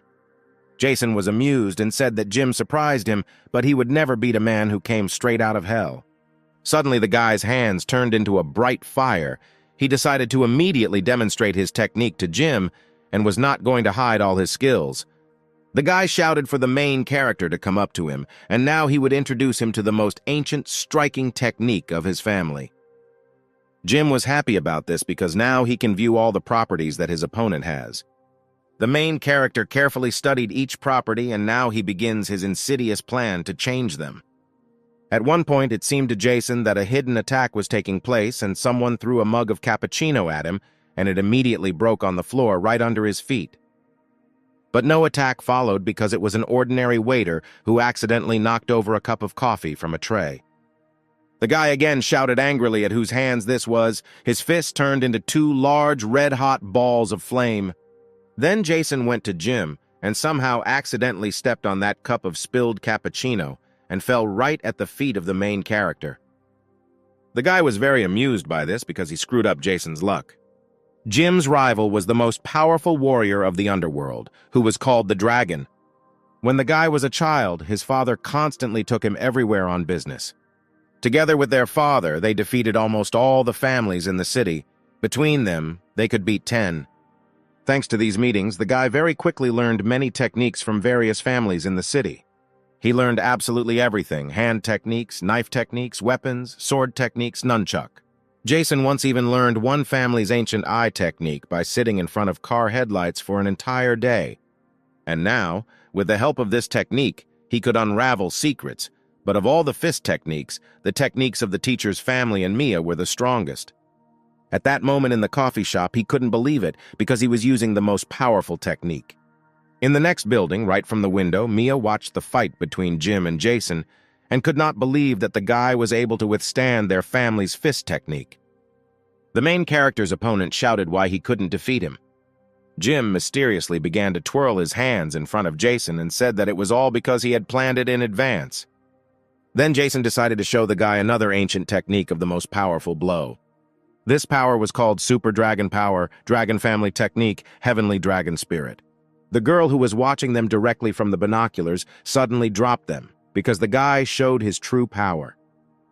Jim was very surprised by this. He couldn't believe that the guy could do this. All his properties suddenly changed to the maximum. Jason, with the element of a dragon, attacked the guy and told him to fall to his knees in front of him. Jim could not believe that it was possible to resist changing properties, and at that moment he received a strong blow directly to his body.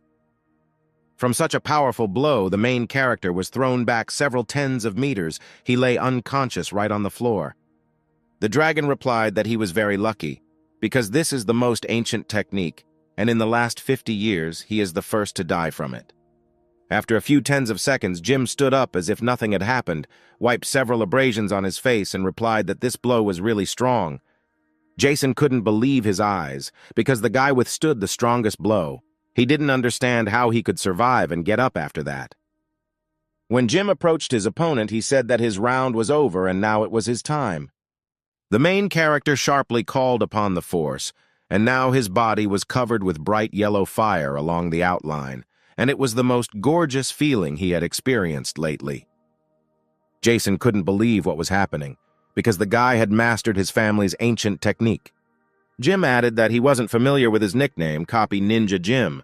After these words, Jim unleashed all his anger and malice into a blow and sent his fist straight into his opponent's body. Jason didn't understand how this happened. He flew away from him even further than Jim and asked the guy to tell him how he managed it. Jim abruptly activated Daddy Mode and replied that if he wanted, he would teach him without any problems. The main character approached his opponent and said that this was all because he used the abilities already in his arsenal. The guy laughed loudly, because as it turned out, intelligence is the most important strength. During the attack, the dragon's energy was fed from the surrounding aura. Jim wanted to use a tool called a pocket safe. He decided now was the right time to implement it. Jim liked this technique and gladly took it, and now he will have to save a lot more energy. Jason was sure that the main character was definitely using cheating abilities and was deceiving him.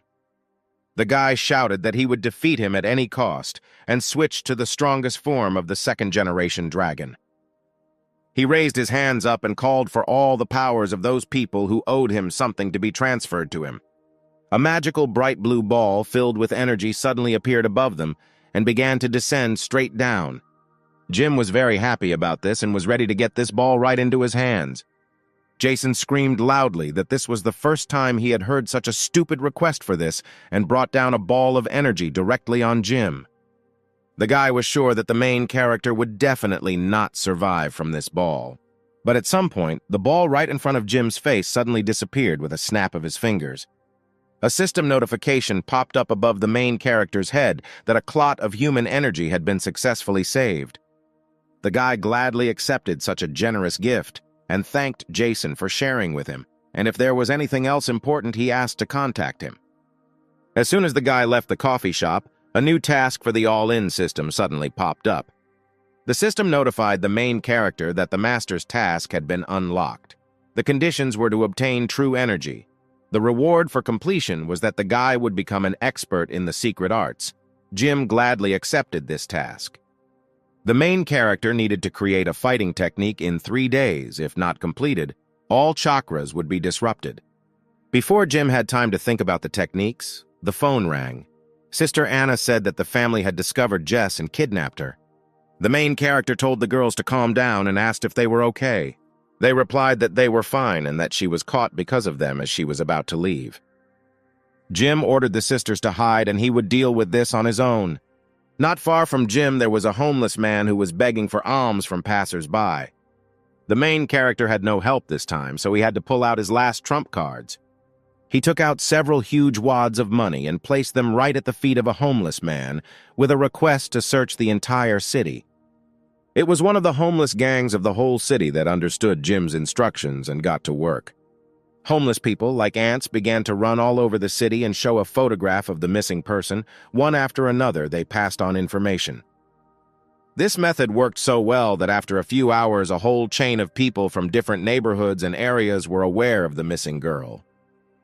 At this time, in the port of the city, 2 men brought Jess with her eyes closed to the owner. One of the homeless men recognized the girl from the photo and guessed that the whole city was looking for her. While Jim sat waiting for any information, one of the men kindly treated him to a chicken leg that had just been removed from the spit on the fire. The guys sat together and enjoyed the insane taste of fried chicken. The guy said that he made everything according to an ancient family recipe. Suddenly the phone rang. The man quickly picked up and asked what he needed. The homeless man gladly told Jim that the girl he was looking for had been found and was in the secret base of one family. The main character was very happy about this news and ordered to act according to the plan. Jim, finishing the delicious chicken, said that they should show them how cool they are. They are really cool and will show who they are. Midnight came. The port where the girl was very well guarded from unauthorized persons. Suddenly, a homeless man appeared and turned to the guard saying that he missed him very much and would they like to share a bottle of beer together. One of the guards exclaimed that this sick drunk came up to them and ordered him to get lost. But the man refused to leave and on the contrary came closer to the guards. At that moment, the homeless man unleashed all his superhero strength and everything that was in his stomach suddenly appeared on the face of the guard. The man began to run away in horror and flew straight into the container, while another guard pointed a gun directly at the homeless man. When the man wanted to shoot, there were several chicken bones in his barrel, which blocked the exit of the bullet. It was one of the street gang's most secret weapons, the famous chicken bones. At this time, Jess was in one dark room, blindfolded and hands on a chair, with a wild desire to drink at least a sip of water. One of the gang's men approached her with a bottle of water and offered to fulfill any of her requests. After all, it was a huge gift for the Smith family. The girl was surprised that she was a gift for this family and added that they were just pathetic slaves of money. The man laughed loudly. He liked the way she spoke and began to build the heroine of the drama. At that moment, the doors of the building opened and the silhouette of a man appeared right in front of them, who said that everything was fine and if they wanted to ask why. There was a guy in a red cloak right in front of them and he came to pick up Jess. Despite being blindfolded, the girl recognized Jim's voice and whether it was him who screamed. The man ordered his subordinates to remove this brat so that he would not get in the way again. Jim was not very surprised that the opponents were armed with machine guns, so he prepared a large portion of calcium for them. Literally a few seconds were enough for the main character to deal with his enemies. Jim was upset by the fact that no one even managed to fight with him. A bunch of soldiers lay neatly not far from the guy's feet. At one point, Jim's team of homeless people rushed into the room and prepared to take away everything they could take away, namely clothes, which now belonged to them. One of the gang leaders decided to show the guy his invincible strength. Jim really liked the color of the body outline of the powerful force and was looking forward to the attack. And then, a few seconds later, two powerful fists met each other. The man could not understand what was happening to him because this attack was not so weak, but Jim continued to remain on his feet. After the blow, the main character smiled and said that he had changed all the properties of the man, and now he had become a weakling in all respects. Suddenly, a silhouette of a man appeared from behind, returned with a report, and began to defend the boss. Jim wanted to stop the man, and to do this, he decided to view and change the properties of the new opponent. The main character was surprised because the system could not deceive him, but for some reason he could not influence the characteristics in any way. Usually a guy could always recognize the properties of any person, but is it really not a person in front of him, but someone else? Jim couldn't believe his eyes when a man ran past him. A thin blonde woman's hair fell into his hand. Hidden behind this masquerade in a dark cloak and hat was Alice's former partner. The girl quickly tore off her mask and screamed that from now on she was no longer human. When the main character opened the system menu, he still could not believe that the system could make mistakes. The guy carefully began to study all the characteristics and saw that the third rule of properties is that the overall score of properties cannot be changed. The next property rule stated that property settings do not change during inactivity. And the last law said the following: it is possible to view the properties of any person. Jim was initially confused about what happened to the twins and their story, but now he can no longer use his partner Alice. The guy reasoned that the girl is now not a person, and all this looks like one strange plot from any movie. Suddenly, one of the homeless men approached the main character and asked how to deal with him. The young guy looked to the side, where the naked and tied men were sitting quietly and shaking. He allowed them to do whatever they wanted. He just asked them to leave their panties and be civilized. When Jim finished with the enemies, he went into another room and freed his girlfriend Jess. She was shocked that the guy found her so quickly. The main character pointed to a group of homeless people and said that if not for them, the search could have lasted much longer. The girl smiled sweetly and said that now they could let off steam thanks to Jim. Jess told everyone that she had learned about the heiress of one of the important families. The guy was flattered by such politeness on the part of the girl because he is an ordinary rude man and will somehow invite her to dinner. Jess said that their gang is trying to ruin all the plans of this family. The guy was surprised that the girl knew so much about this gang and looked at her in surprise. Then the girl told about this gang that they work in restaurants undercover to collect information from people. The main character was surprised that, in fact, what was standing in front of him was not an ordinary homeless man, but one of the leaders of a restaurant gang. The girl asked the guy not to be modest because, after all, she came to him and he wants it. The man replied that he was very glad to meet you but was very tired of it, so he would go about his business. Jess shouted back that he really didn't want revenge. But the girl's words did not stop the guy, and he continued on his way, saying that she had thought too much of unnecessary things. The girl added that the man would really forgive his family for breaking his legs and throwing him out of the house, that he never thought about returning the things that belonged to him. The main character was surprised, because he did not know that the old man was from a rich family. But the man asked the girl to stop putting pressure on him, but had long since said that he had nothing to do with the family. Jess understood everything, because in every family there is a victim of the behind-the-scenes struggle. The man asked for the last time why she said that. If he could destroy the family, he had already done it himself a long time ago. The girl said hopefully that she used to think that there was no hope until she met Jim. The man objected, but what does this guy have to do with it, and looked in his direction without much enthusiasm. But Jess quietly said that he had a lot of money, after which Jim could not stand it and shouted that he had a lot of money. One sunny morning, all representatives of the Miller family gathered in a beautiful and spacious meeting room. A man dressed as a butler asked the gentleman that the musicians from the Miller family were ready for the next year and when he would need them. A very young guy sat in a chair, dressed in expensive clothes with a stylish hairstyle, and he absolutely didn't care who was going where. The man asked again. Maybe he would decide better. After all, the Smith family is authoritative in this matter. But the guy was so busy playing with his mobile phone that he simply didn't notice him and asked him not to make noise nearby. One of the men, who was the third headman of the Miller family, listened to everything carefully and decided to leave the hall. But the man ordered him to stay where he was because they had not yet finished speaking. But the man in the suit objected, because the Miller family still does not have the right to vote, and there is no difference. The man was surprised how he could talk like that because his master was nearby. At that moment, the young gentleman was indeed next to them, but he was of little interest in this dialogue and continued to go about his business. Seeing all this, the man grinned and said that they didn't care about them at all, and that in his hands the Miller family would be instantly destroyed. But then the man objected, saying that he really wanted to betray him as well as other family members.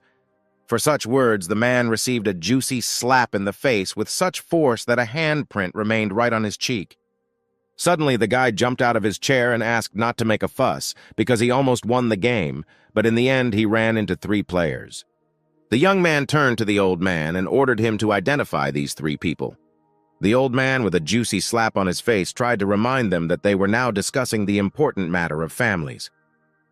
But the young guy was persistent and ordered these 3 people to be brought to him again. His father would pay for them whatever he asked. As soon as the conversation turned to money, the old man became very happy and forgot why they were gathering here and simply asked to remember their names. One is called Why He Wears His Clothes, the second is called his brother, and the last is called Jim. The old man was surprised by the last name because it seemed very familiar to him, and he ordered to quickly find it. It seemed to the man that he was from some rich family. The guy was very unhappy that they dared to bypass him, and he was looking forward to being found. But at that moment, someone's voices were heard. Someone opened the doors and shouted that there was no need to look for them. Standing right in front of them were the very people the young guy needed right now. Why are you wearing his clothes? It was Jess. Jim, as always, was wearing his favorite dark glasses and introduced himself to everyone. And the last one was the man who was called his brother because his father is actually the homeless man's younger brother. Jim quickly approached the guy and threatened him that he would kill him if he decided to interfere with him, because he had an excellent team. And while Jim walks the street and enjoys life, he may not even hope for success. The old man was furious and furious. He loudly slammed his hand on the table and shouted that this was impudence, because Jim and Jess wanted to steal the company. The main character suddenly turned his innocent eyes and replied that he was forced to. Jess joined the dialogue and asked her brother how he dared talk to his sister's husband like that. The old man was furious at this situation. At that moment, the man received a second slap in the face from the young guy. He asked him how he dared to talk to members of his family. The boy added that he should forget about all the money for the next year. Then the man knelt down and began to beg the master not to do this, because without his support, his family would not survive. Then his sister suddenly wondered if their family could not survive without being humiliated in front of the Smith family. The man looked at the couple and said that they were very impudent and ordered Jess to be arrested. Jim added that if the Smith family does not give money, then other people will give the money. The boy from this family grinned and wondered if he could really find as much money as his family could give. Then the main character opened his jacket and showed a huge clip of money and added that he already had it. The man was surprised by the amount of money the guy had and asked if he really wanted to buy the Miller family company. Jim immediately said that he was not going to buy the company because the Miller family had always tried to raise sophisticated classical musicians. But people don't like this anymore, so the family feeds only by flattery towards the audience. After that, the guy looked at Jess and said that she thinks differently. Then Jim threw his hands up and loudly shouted that this is a completely different era, the era of idols. The guy shared his plan. They are a music company that wants to bring back idols, so they need to hire people who can do everything, versatile artists. They will make money with a very large mass of people. The popularity of this will be much higher. Everyone who heard the main character was perplexed and understood little about what the main character was trying to convey to them. But one of the men who was sitting in the hall loudly clapped his hands for this plan and said that this was a good idea. This would be the vector of development of the Miller family. The members of the meeting began to talk sharply among themselves. They thought that the plan was really good, and they could reconfigure the equipment to the required level. But the man was categorically against it, because this bunch of poor people didn't know how to make money. Then Jim asked with contempt whether he really wanted the Miller family to earn money only from the Smith family. When the guy heard this, he was indignant. Is his money really not needed anymore? The man tried to explain that this was not true and that was not what he wanted to say. Then Jess suggested holding a council right away and settling everything once and for all.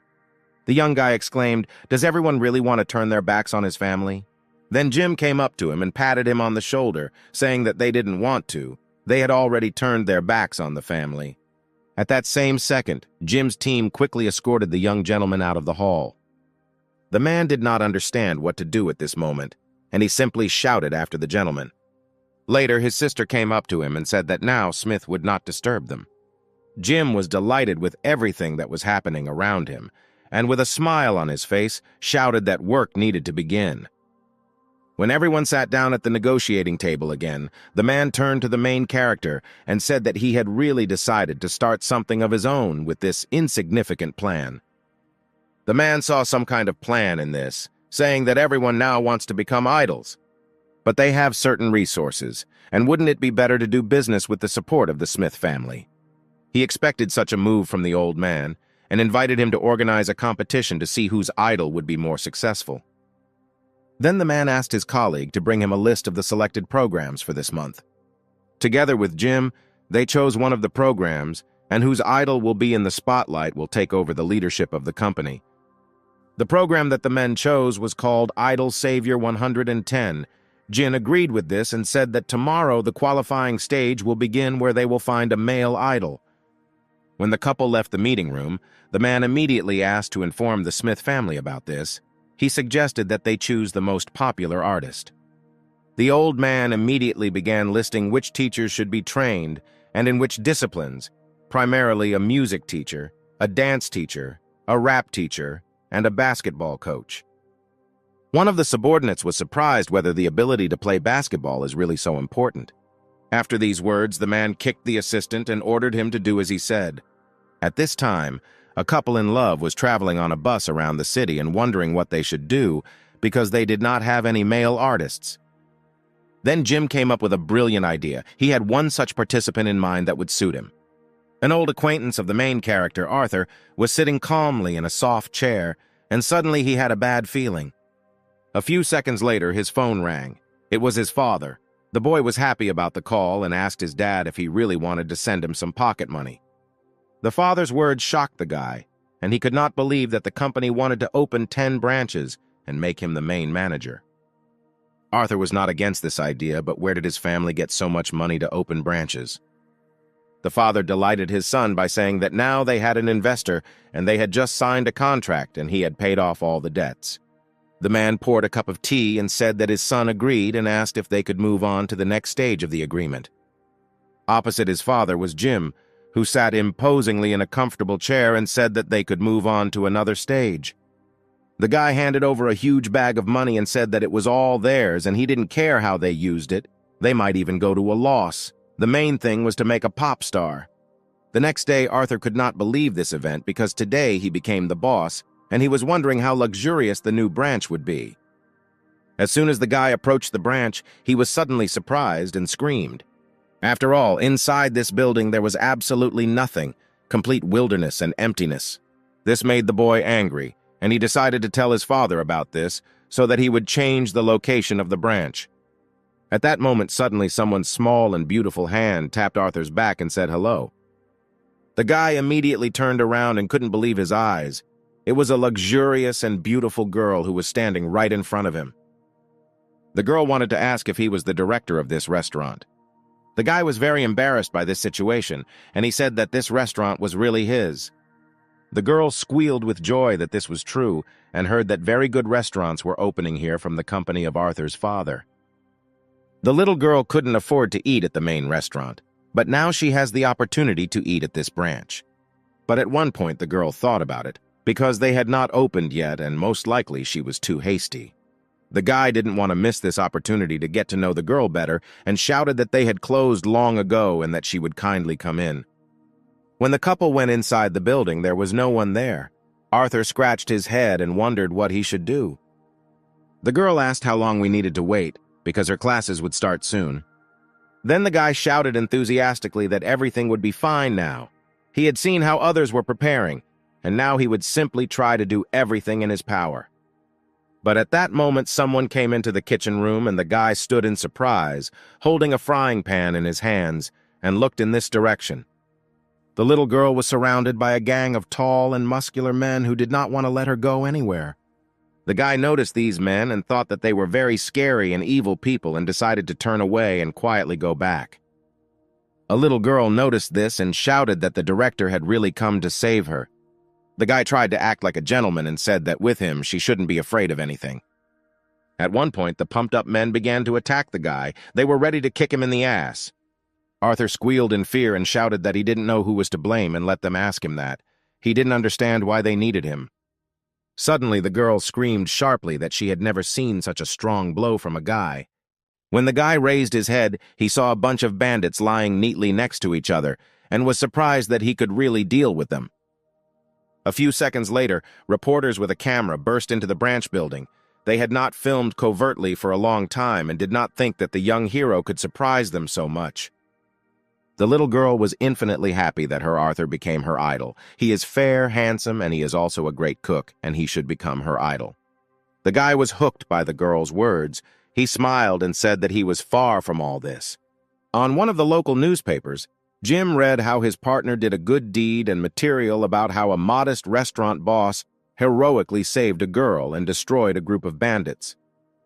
Jess asked the guy why he decided to make him an idol, because in all respects he lags behind the true participant. But he replied that this is his ace in the hole, because now it's not just any artists who are gaining real popularity, but people like Arthur. The guy already had a picture in his head about how everything would work out if he raised just such a scumbag as Arthur. One day, a young guy decided to try his luck and came to the venue of the Idol Savior event. When the crowd of people saw who had joined them, they abruptly began to talk among themselves about whether this was the young hero who saved the girl. One of the girls shouted that it was definitely him, because he had such a stupid but very cute look and he would make a great idol. The man from the Miller family stood indignantly and was surprised that this particular guy was chosen by Jim. One of the security guards said that he could never have imagined that news about Arthur would overtake in popularity all the sites they bought. The old man was furious, because they spent so much money on their first round and in the end it was lost. They decided that they should not underestimate Jim. When the event began, the presenter in a beautiful red suit and with a microphone in his hand came onto the stage and announced that the broadcast of the long-awaited show would soon begin. He announced the first candidate student intern of the Faculty of Culture to appear on stage. The guy sang very wonderfully, and his dance moved exactly in time with his song. Fans and judges unconditionally gave him 10 points each. The man was pleased with the performance of his contestant because he was gorgeous, he had talent. The audience loved him, and they had every chance to win. The second man added that at his request, the judges would give the points they needed. A few minutes later, the host returned to the stage and announced the next participant. Suddenly, Arthur appeared from behind the scenes, hesitantly walking to the center of the stage.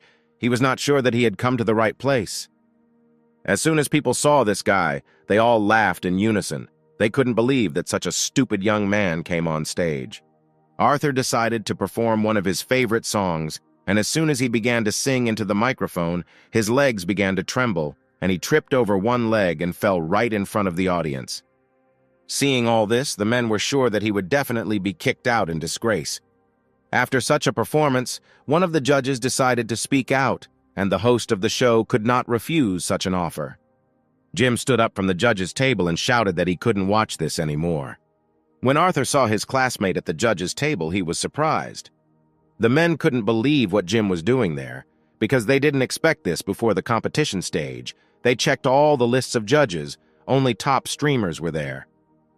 The main character said that he thought Arthur's performance was not bad, but the previous participant had much better parameters. And Jim sharply pressed the golden button, which gave Arthur a chance to show all his strength in the finale. The guy smiled and asked the crowd if they knew why he did this. All the fans could not believe this outcome of events. They did not understand why this happened and why he used the yellow button. Jim confirmed his words, which gives Arthur the opportunity to move on. His colleagues asked if he wanted to think better. At that moment, someone's hand rose from the crowd. It was the hand of Mr. Miller. He was against such lawlessness. The guy became interested and asked the viewer why he decided to object so much. Then the man said that he could neither sing nor dance and why he was allowed to move on to the finals. The old man added that why didn't he give the same chance to the previous participant in the competition, but only gave it to him. Jim was stumped by such a question, and he was confused in front of the viewer and did not know how to answer. But the man did not stop there and asked one question after another. Is he really at the same time with him? And what is his relationship with this Arthur? Another man abruptly took out his phone and shouted that the company that sent Arthur to perform at the competition, one of the judges was a shareholder in it. The presenter, when he heard such accusations, could not stand it and said that he could not have expected that one of the best streamers would turn out to be such a person. Then Mr. Miller went up on stage and approached the judges personally and asked Jim how he would explain this. The main character explained that he just wanted to say why he gave this chance to Arthur. Jim said that everything is simple and elementary because he is his employee in the company. The man laughed and asked what this all meant, because it turned out that he admitted that he had deceived all the people, and they would soon begin to throw mud at him. The main character continued to stick to his line and added that, in addition, all the artists who are on this stage are his employees. After these words from Jim, each participant lowered his head and said in unison that they confirmed the boss's words. It was difficult for the main character to explain this. After all these people work under the leadership of the music company Jess, and they are official partners of this program. One of the Miller family assistants snapped his fingers and shouted at the judges that they could use the eject button and suggested that Arthur be eliminated. After these words, the judges voted and the votes were 2-1. Jim was very upset about this outcome, but added that they should not think that they had won. At that moment, Jess walked up onto the stage and proudly presented a contract for the winner of the competition to sign. The guy happily signed the contract, and Jim thanked the Miller family for providing them with such a talented artist, and now he is part of his company. The main character added that according to the rules of the dispute, they now have no participant, and therefore he won the dispute. One of the assistants did not agree and shouted that it was all a hoax. This guy was really difficult because he had a joker up his sleeve. But the man seemed not against this outcome, and on the contrary was even a little happy. The main character joyfully exclaimed that from now on they will have to give the place of head of the Miller family directly to Jim. But one of the men shouted that first the guy should pay a fine for terminating the contract. Jim was not at all embarrassed by this situation, and he handed over a certain amount for the fine. The assistant was very angry about this, because it was the money he used to bribe Jim yesterday. The guy with a smile on his face asked what kind of feeling it was when their fine was paid with the same money, and how pleasant it was. Then the master of the Miller family shouted to him to stop immediately. Jim was afraid of him, because even his father never shouted at him as a child. The man picked up the phone and, despite all this performance, said that he would not allow anyone to disgrace his family, and added that the guy had finished his game. He dialed Mr. Smith's number and said that he needed it at the moment, and that now Jim would see what games rich people were playing. At one point, one of the technical specialists approached the presenter and said something in a whisper. After these words, the presenter abruptly ran onto the stage and announced that due to technical problems, filming had ended and the show was canceled. A satisfied Miller approached Jim and said that thanks to this call, they helped him cancel the show. The man added that it is not money that rules this world. Jim turned away from the gentleman and told him that since he became rich, he realized one very interesting thing. Complete freedom of action lies not in making money, but in spending it. When Jim finished this, he grabbed the curtain with one hand. When the curtain was torn down, a squad of police led by a police officer was standing right behind it. Jim kindly pointed out the Miller family to the police. Police Captain May shouted that they violated the law on trade and bribery of judges, and they also interfered with the process of the show, and they also found connections with illegal groups.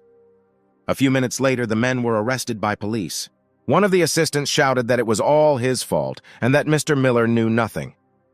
The main character said that his confession was recorded on a tape recorder, and in fact he outbid a participant in the competition a couple of days ago, and now he just decided to arrange a surprise. The man admitted defeat and said that Jim should no longer hope to cooperate with the channels. In response to these words, Jim silently waved his hand. At one point, Arthur approached the guy and asked if it was all because of him. Jim shouted back so that he wouldn't worry and he would do anything for his friend. The guy added that, in addition, this scandal will raise the rating of this show, and cooperation with the channel can always be bought, and the most important thing is that Jim really loved spending money. One day the main character was in the office building and denied that nothing would work for him. Little Chris asked what was happening to Jim today. The guy was looking for a way to find an opponent with whom he could fight. The girl did not quite understand Jim's idea and why he should fight with someone at all. At that moment, the guy shouted that he wanted to defeat the bad guys using the iron fist of justice. But in reality, Jim needed to complete the task of a martial artist, and time was passing so mercilessly. And the main character decided that it was necessary to find someone and hone unique techniques. Since his last meeting with Jim, Jason had been in the hospital. He couldn't wait to be discharged from the hospital and meet him again. As soon as the guy thought about Jim, he immediately appeared behind the glass of the hospital and asked how long he would remain in the hospital bed. The man was so angry with the main character that he shouted at him to leave immediately and not to see him again. On one of the streets, two teenagers were trying to figure out who the girl they both knew really loved. Unexpectedly for them, Jim was in the midst of it. He kindly greeted him and asked if his eyes and ears were correct. Then they were going to fight soon. The guys shouted in one voice that it was none of his business, but Jim added that he just thought why not help him and offer to fight with him specifically if it makes no difference to them. The guys thought that they had stumbled upon another psycho and sharply stepped on the gas from here. Jim shouted that he would even allow them to hit him first. Next, the main character went to the square, where lovely old women constantly gathered. He did not miss the opportunity and invited them to hit the ill-mannered guy. After that, the guy turned to the kids, and the one who hits him will get candy. The harder the hit, the more candy they will get. But no one accepted Jim's offer, and he sat hopelessly alone like a martial artist. Suddenly, a man appeared in front of the guy, fired into the air, and asked if Jim was in front of him. The main character could not understand who was in front of him and kindly asked if they knew each other. The man pointed the gun directly at Jim and replied that the young man could not forget it so quickly. At this moment, the main character was overcome by a strange feeling of déjà vu, as if he had already seen him somewhere. The man shouted that his brother was hurt because of the guy. For a second, Jim felt better because he understood why they came for him, but he still didn't know in his heart who he was. Then the man reminded the main character that his brother tried to rob a bank. He saw the news, and that because of Jim it didn't work out for him, and now he is forced to be in prison. The main character remembered the robber's eyes and added that he was wearing a mask, and therefore does not know what his brother looks like. The man pointed the gun at Jim and shot at him, saying that words were meaningless here and he just wanted him dead. He laughed because that was the end of the brat and the price for heroism in the bank. But Jim, on the contrary, was happy about this situation because he was just looking for such a bad guy, and it looks like he just won a ticket to the world of pain and suffering. The main character easily caught a bullet with his hands, which was fired from a pistol from a distance of 1 meter. The man calmed down a little and asked what happened to the guy grabbing bullets with his bare hands. This situation further aroused the man's interest, and he knew that his brother could not lose to a weakling. The man abruptly took the second barrel out of his pocket and shouted that now he would try to catch bullets from two pistols at the same time. The main character got bored with words and shouted to finally take action. Suddenly, a hellish shootout began between the man and the unarmed Jim. Jim saw lead bullets flying straight at him, but he was infinitely happy and grateful for his help, but immediately upset him because it was not enough at all. Jim thanked the criminal, because for such decisive revenge his brother would definitely be proud of him. The main character said that now his time is up and it's the guy's turn. Before Jim had time to finish the last phrase, all that was left of his enemy was his shadow. And at that moment the man was already rushing along the highway on a sports motorcycle, because catching bullets with his bare hands would be a completely crazy idea. The man laughed out loud because fortunately his fast legs are not afraid of anything. Otherwise he and his brother would already be sitting together having received from the boy. Suddenly next to him he heard someone's voice which appreciated the criminal's cool escape style. The man thanked Jim for such generous words and asked how he was able to catch up with him. The guy shouted loudly that thanks to the ancient arts of his family, the flaming wheels were right on their feet. Jim sincerely thanked the man, because thanks to his training he had achieved an epiphany and learned a couple more tricks. And with the help of the bullet that was in his hand, he pierced the motorcycle wheel. Jim managed to stop the man and decided to try a few more tricks. The protagonist summoned the Jim family's ancient sunrise martial arts, and a huge flash of light appeared right in front of him. The flash was so bright that the man grabbed his eyes with his hands and could no longer see anything. Jim thought that it was in vain that he was watching anime fights, because such a trick was of the sort, just don't copy it exactly, so that it won't be discovered. Next, the main character shouted about the spirit of the ethereal and the unity of Jim's family, and immediately numerous fists appeared behind him, ready to attack the enemy. The guy did not stop there and began to use ancient martial arts one after another, starting with the 1,000 birds of Jim's family, and ending with the charm of family love. The man knew all the pain and anger of the main character's martial arts, and asked to quickly hand him over to the police just so that Jim would stop. Thanks to this practice, Jim was pretty tired and couldn't even show the final movement. Unexpectedly, the main character heard a familiar sound. It was the sound of the all-in system, which said that the side mission of the martial artist was completed. In addition to completion status, Jim received additional awards, bronze, silver, and gold. The main character guessed that the more tricks he used, the greater his reward would be. In addition to the gold award, there were also diamond, star, royal, and absolute master awards. All this meant that Jim needed to find a much stronger opponent and hone his fighting skills to the maximum. The guy turned to the enemy and asked that he mentioned about some family and its 7 demons, and this could mean that in that family, there were guys worse than him. The next day, Jim and little Chris went to the 7 demons of the Wilson family. Their notoriety always preceded them. The main character was happy because today they will go undercover to their residence and deal with everyone at once. Little Chris was very interested in this proposal because she had not been in the underground world for a long time, and these thoughts even gave her goosebumps. At the entrance to the residence, they were immediately met by several leaders. They asked where the couple was going and if they had a ticket to enter a closed club. Jim was outraged by this. He could not understand what kind of tickets we were talking about and why he had to slow down here. The couple did not understand why people immediately began to intimidate them and shouted to stop immediately. Little Chris turned to Jim in a whisper and said that it was the local slang that was slowing down. She asked not to worry about it and she would do everything alone. Jim could not expect such initiative from a little girl and looked forward to what would happen next. The girl screamed that from now on they should listen only to her, and if they are going to put each other above them, then it is better to immediately call their parents so that the adults can talk in private. The guys were surprised at such an impudent treatment and accepted her. One of the men said that the Heavenly King wanted to overtake the mountain tiger, which meant that she was so brave and not afraid of the wrath of her ancestors. The girl replied that the river demon could not enter the city pagoda. This slang meant that these ancestors must already be standing on the edge of the cliff to jump into the stormy river before she found them. Then the man added that she chirped too beautifully for such a gray chick, which meant a good bluff, and that they almost believed her. Then the girl showed her ID and replied that the roots grow into the ground. The deeper the root, the older the tree. These words meant that she was a daughter from a branch of one main clan. All this time, Jim stood on the sidelines and watched as little Chris confidently hung noodles on the ears of these men. Then the man asked how long she had been caring for the tree, which in translation meant what generation of students she was from.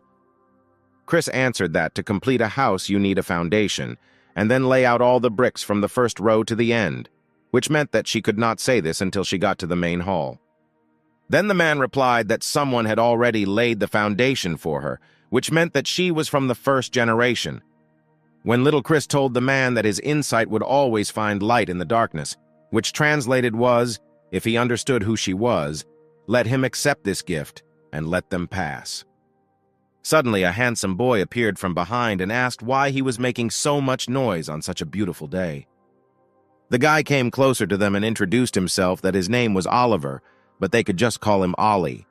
The young people reciprocated and met this young man, saying who they were and where they were from. Ollie asked how the weather was for them here, which in his language meant who sent them here.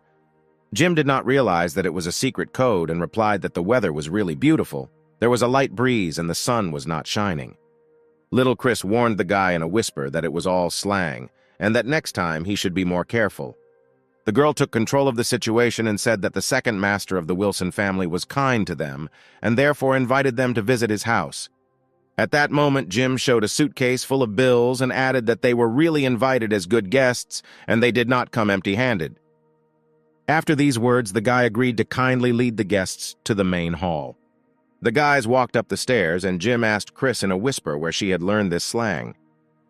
She told a story about how she lived for some time on Tiger Mountain and learned how to do it there.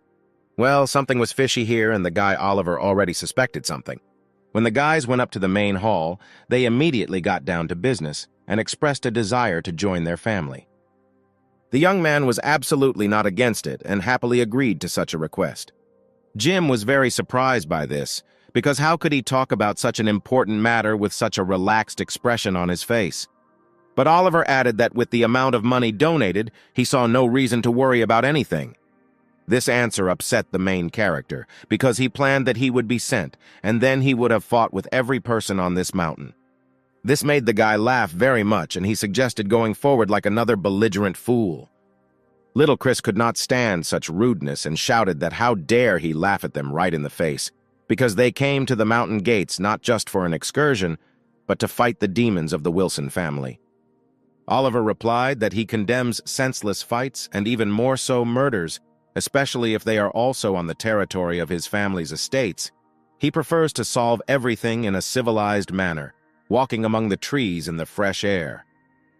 Little Chris was furious at this answer. She did not understand what trees and what air he was talking about, because they are the Wilson family, the masters of the underground world of the underground arena and the black market. The guy was hooked by the girl's words because she scolded him with these words. Oliver replied that perhaps this was the case before. He was cruel and very reckless, but now everything was different, and demonstrated a reward for his great contribution to the development of the city and free assistance. Jim couldn't believe the guy's words. It reminded him of other family members and what happened to them. But the guy asked not to interfere in their affairs, and added that many of his family members had long ago broken off relations with him. After these words, the young man kindly invited the guys to follow him, and it was better to see once than to hear several times from someone. When the guys left the hall and went out into nature, they saw a huge tree among mountain waterfalls and wild nature. The boy Oliver shouted joyfully that there was a cocoa or chocolate tree right in front of them. The young man was very pleased and admired them. He was infinitely happy at the thought of someone investing in them. After that, Oliver took out the Wilson family's cocoa investment agreement and asked him to sign it. Jim began to carefully study the contract and asked if he was rushing too quickly. But the guy replied that, to tell the truth, he didn't have much time, and if it weren't for him, someone else would have bought these trees. Jim wondered why anyone would spend so much money to buy a remote garden with cocoa trees. Who could be so rich as to spend money like that? Oliver tried to convince the guy that although these gardens are located far away and not very convenient, they are the best cocoa on the market. Then the guy told a story about how some wanted to buy cocoa orchards, but not in order to extract the beans, but to completely destroy them and use cheap raw materials on the market.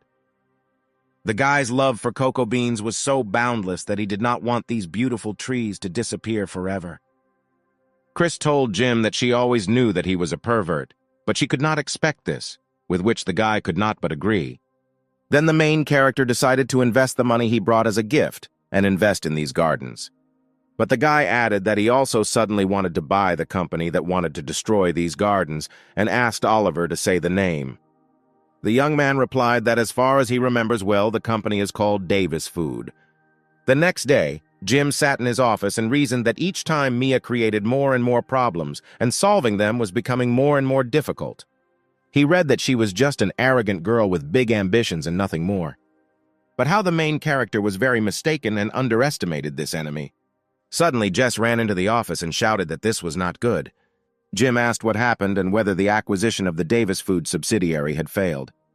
The girl said that the purchase went without problems, but as soon as they decided to sign the contract, Jim immediately jumped up and abruptly interrupted her.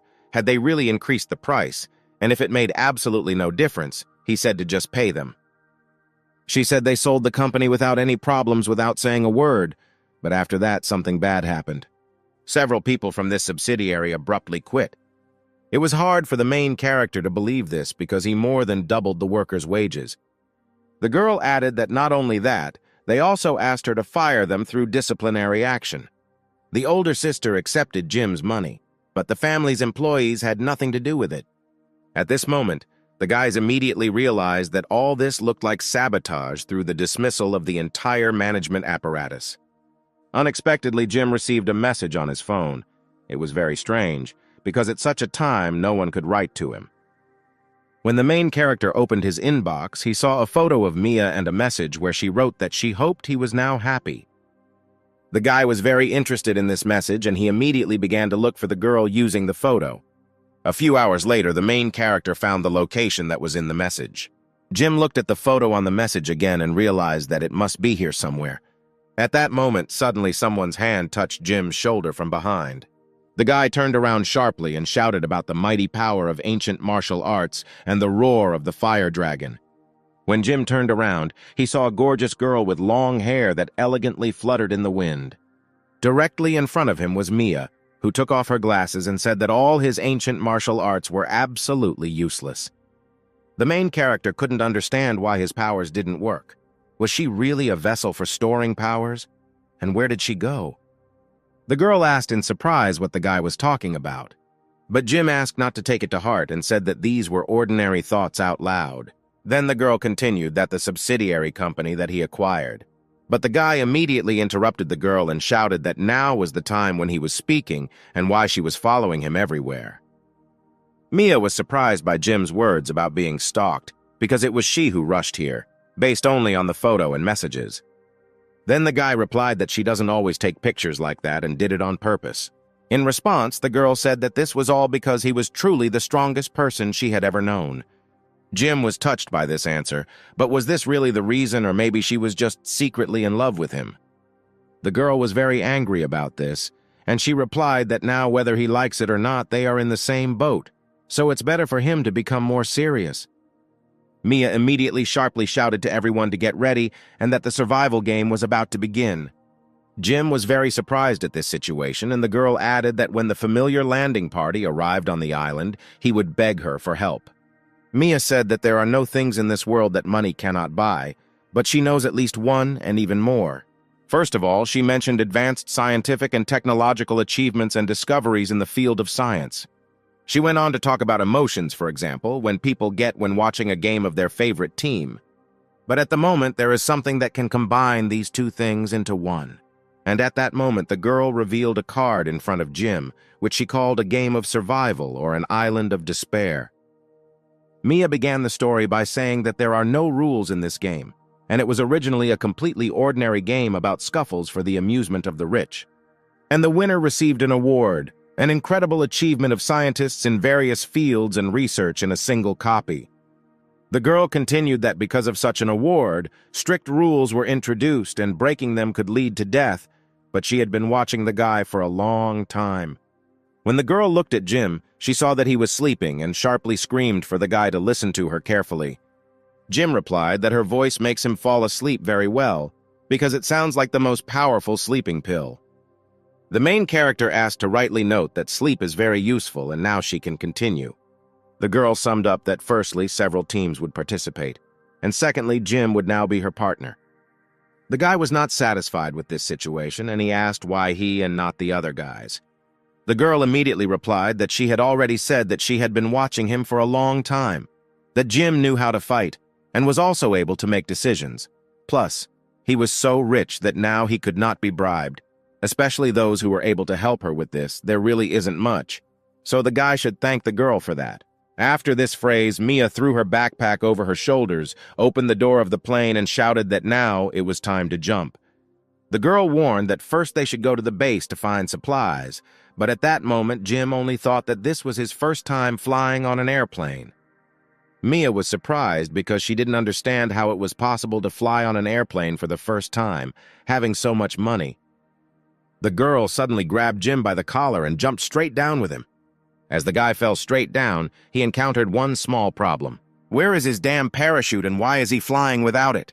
The girl said that according to the rules, groups are limited to only one parachute, but if she is generous, and if Jim calls her mistress, she will share a parachute with him.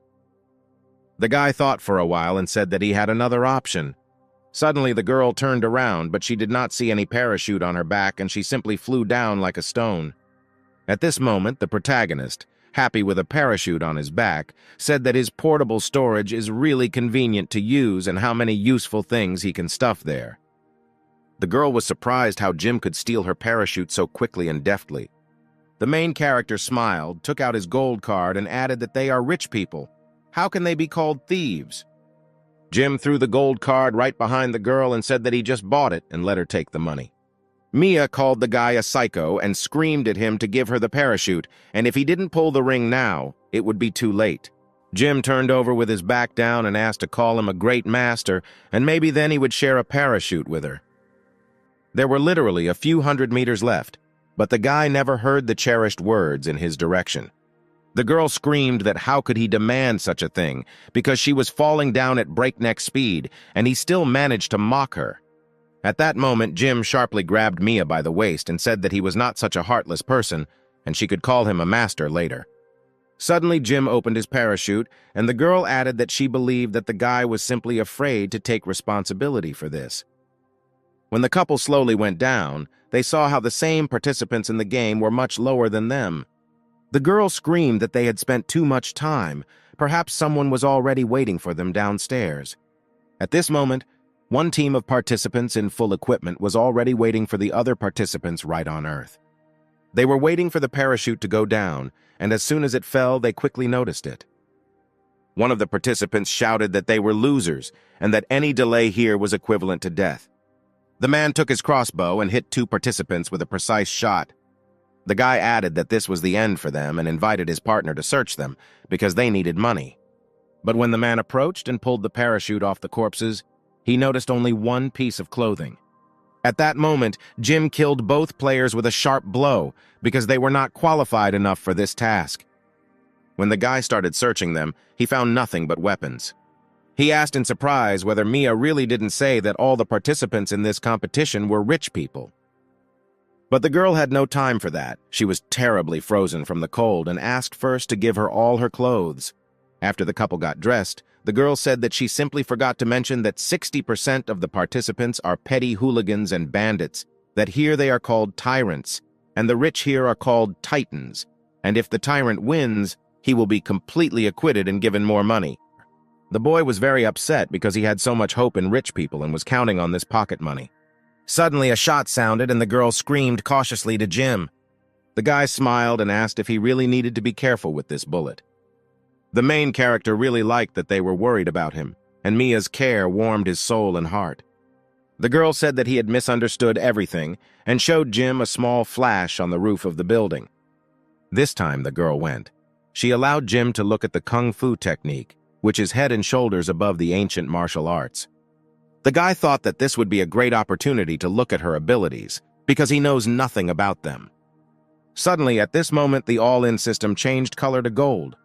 Jim began to carefully familiarize himself with the main tasks. There he was required to become a champion of survival competitions and update to the latest version of the system. As a reward, he would receive access to the main mission, the right to select this mission and access to additional side missions. This phrase scared the main character because after so many years, he is using something that is not even a finished product. Jim began to imagine how one of the improvements would give him even more money. At that moment, the girl suddenly grabbed the guy's hand and shouted that they didn't have time and they should leave. Jim asked Mia why they didn't have time and why they rushed so quickly. Then the girl said that soon nerve gas would begin to spread across the island, which would eventually fill the entire island, and they could not stay in one place for long. The guy was surprised what kind of gas this was. Then he asked what else the girl considered necessary to hide from him. Mia pointed straight up and said that they should run in the direction of that plane. At that moment, 2 red boxes were thrown out of the plane. Jim was happy because it was air support. Suddenly, one of the players appeared from behind and said that most of the participants already had top equipment other than theirs. Since the guy said so, the couple decided that he was offering his head in exchange for theirs. In one of the locations, where it was necessary to cross the river, there was a bridge where one team of players was already waiting for the others and preparing an ambush. At one point, a car drove onto the bridge, moving towards the players, and they opened fire on the opponent. After several accurate shots, the car exploded like a powder keg and turned over on its axis several times. The guys were happy about this, because having taken an advantageous position on this bridge, they could easily deal with those who wanted it and get the top equipment thrown out of the plane. The team was satisfied with this plan, and this time they must become champions. Looking through binoculars, they again saw some movement. The guys got ready and were already waiting in ambush, but at one point something went wrong. When they looked, they saw a herd of naked men running towards them, carrying another participant in the game. They threw the poor guy full of explosives straight into the team that was in ambush. The team suddenly opened fire in all directions as their checkpoint began to be surrounded from all sides. Suddenly, Jim's team ran across the bridge. They were wearing a large number of body armor because it seemed to them that one would not be enough, and they put on 10. When the fight calmed down, the guys looked at the pile of corpses and said that from the point of view of deceit and intrigue, they were just bronze medalists. Finally, the couple got to the treasured red box, and they were looking forward to what they put there this time. Opening the drawer, the girl discovered a portable, invisible safe. Jim was very surprised by the safe because it looked like an exact copy of his small vault. The girl said that she had seen such a safe in one of the scientific journals. She talked about storage technology through compressing objects to nano sizes with an optical stealth function, and here you could put anything you wanted, and it would be well hidden. This safe is a basic version of his chest. Mia shouted that since she was the first to see him, she took him and everything was fair. But this was the last thing that worried Jim, because perhaps the one who created this chest also had something to do with the protagonist's system. At one point, Mia looked up and screamed that something was wrong here, because the airdrops had become too frequent. Jim said that despite the fact that this was his first time here, he had a gut feeling that something was wrong here. At this moment, the zone began to step on the heel of the main character. The circle began to narrow. They urgently needed to change the location. Jim wondered if this survival game was always so disgusting, because the circle continued to narrow without stopping. At one point, the girl realized that they were not fast enough for this zone, and her clothes began to slowly tear off her body. Then the main character grabbed the girl in his arms and said that from now on he would carry her and turned on the turbo acceleration. Jim asked what happened. Could ancient martial arts really help? The girl asked Jim to close his mouth and run faster. For the guy, this was illogical because the circle was accelerating with him, as if someone was making fun of him. After these words, the main character heard loud clapping of his hands, and one silhouette on the stone praised the guy, saying that he was really good. The guy somehow came out of the stone and noted that Jim was really not bad, and it was a pity that he realized it too quickly. Team Jim and Mia were right in front of this man, and they shouted in surprise. Was he really the creator of this game? This guy's name was James. He was born into a strong research family. His great-grandfather was one of the Qing dynasty members who studied abroad, and his family consisted entirely of intellectuals. The guy is the only one from the fourth generation who is involved in scientific research. He is called the Lord of Science. He went to college when he was 13 and became a doctor at 15, and now at 22 he is a professor emeritus. His patents and inventions brought him a lot of money and fame, and no one knows how much he has. Mia said that if Jim seriously stole his money, then he must return it to him. The guy was surprised, because how can you return something that has already been spent a long time ago? James was surprised by the guy's words that he was directly admitting this fact. The main character spoke very impudently and said that he already knows where he spent everything, and why should he still be afraid? But the guy's real thoughts at that moment were such that he couldn't make him angry, because if he was the creator of the system, then Jim could easily lose everything.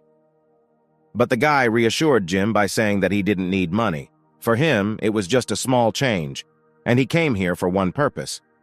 He was interested in how the main character found a bug in the system he created. Then the guy calmed down, because he realized that James did not know about his system. Jim replied that it was a huge secret, and if he wanted to find out about it, he would have to try. The guy immediately understood what the main character was talking about. He agreed to defeat him in programming, in invention, or in everything else. Jim was very surprised by this answer because he was going to say that he just needed to pay him. But James didn't fully believe this and didn't want to buy into it, because the guy doesn't look like a dirty pig who only has money on his mind. In all this chaos, Mia was present, doing nothing and hoping that she would not suffer the consequences. James said that he had already blocked his own account, and money no longer affected them, and now they could fight honestly, and invited Jim to pit his knowledge against each other in a duel. Then the main character thought that the money that the system gave him belonged to James. At this moment, the system was blocked and Jim was left without money, which made him very upset. The main character was very angry at this act and attacked his opponent. James said that the guy was very determined but too naive. He added that he would wait for Jim in the last round and suggested having fun with his guys. When the creator of the game disappeared, a bunch of soldiers appeared in his place, ready to fight. Mia screamed that she would try to break through, but she needed someone to cover her rear. But when the girl turned around, she noticed Jim running straight towards the zone. When the guy ran in, he realized that it was a fake circle, just like the usual hologram of James. Then Jim thought that if he was right, then the resources in the drop were sorted by him. He shouted to the girl that there was something wrong with the chest and she should be careful. The bright flash in my back pocket began to grow at an instantaneous speed and immediately exploded. Jim couldn't believe that James could act so ruthlessly. Was it really so important for him to defeat him that he even put a bomb in the airdrop? He carefully put the baby down. The guy was surprised because in this game they only use rubber bullets. How could he kill Mia in a game like this? Jim got very angry. He took what came to his hand and went to the last zone to avenge Mia. The main character has come a long way, from explosions in the back to crazy motorcycle races, and finally he got to the last zone. As soon as the guy got into the zone, he shouted for James to get out. At that moment, the creator of the game appeared and asked the main character to take his time with this and wait for the others to arrive. But Jim resolutely replied that he was not going to wait because there was no one left here except him. The main character bribed all the participants in the competition. He offered one money for a car and kindly asked the other to take the money and leave from here. Jem turned to James and said that he must understand that everything that is decided by money is a big trifle. Then the guy replied that, to be honest, he can do that too, and if that's all, then he won't be able to defeat him. Jim asked, since the creator of the game is in the top 1 list of all players, why should he get a victory over him? Then the guy mercilessly shouted that he was going to beat not only him, but also his friends, family, acquaintances, and everyone who stood in his way. James asked if the guy was finally ready to show his true strength. At this point, Jim raised his hands and said he was giving up. But James was not satisfied with this turn of events, and he was not even going to give him the opportunity to leave. Then the guy reminded Jim about Mia and asked if he was going to avenge her. The main character smiled and replied that she must take revenge for herself. At that moment, Mia suddenly appeared from behind and, with a frying pan in her hand, attacked the creator of the game. James couldn't believe it because he was sure that he had killed her and immediately received a strong blow to the head with a frying pan. After the girl dealt with James, she asked when Jim managed to become a doctor because she felt a wonderful surge of strength even more than when she came here. Jim smiled because he knew that he had to thank the system, thanks to the fact that the more he bought, the stronger he became, and then the guy used the revival token. The main character remembered that the price for such a purchase was 100 million, and even thanks to a 70% discount on the first purchase, Jim's funds were not enough, and he had to sell all his property and even take out an interest-free trust loan from the system, all for the sake of some girl. The guy added that he wouldn't have bought all this if it weren't so expensive. It's just money, useless banknotes, and Jim did everything for the sake of one beautiful girl. After these words, Mia's heart began to beat sharply, her pulse quickened, her cheeks turned red, and she didn't know what to say in response. Jim suggested leaving the flowers for later, because they had not yet finished with the main thing. In fact, James is just a robot he designed. At that moment, Jim looked at the cyborg killer and with fear in his eyes, imagined what kind of fight he would have next.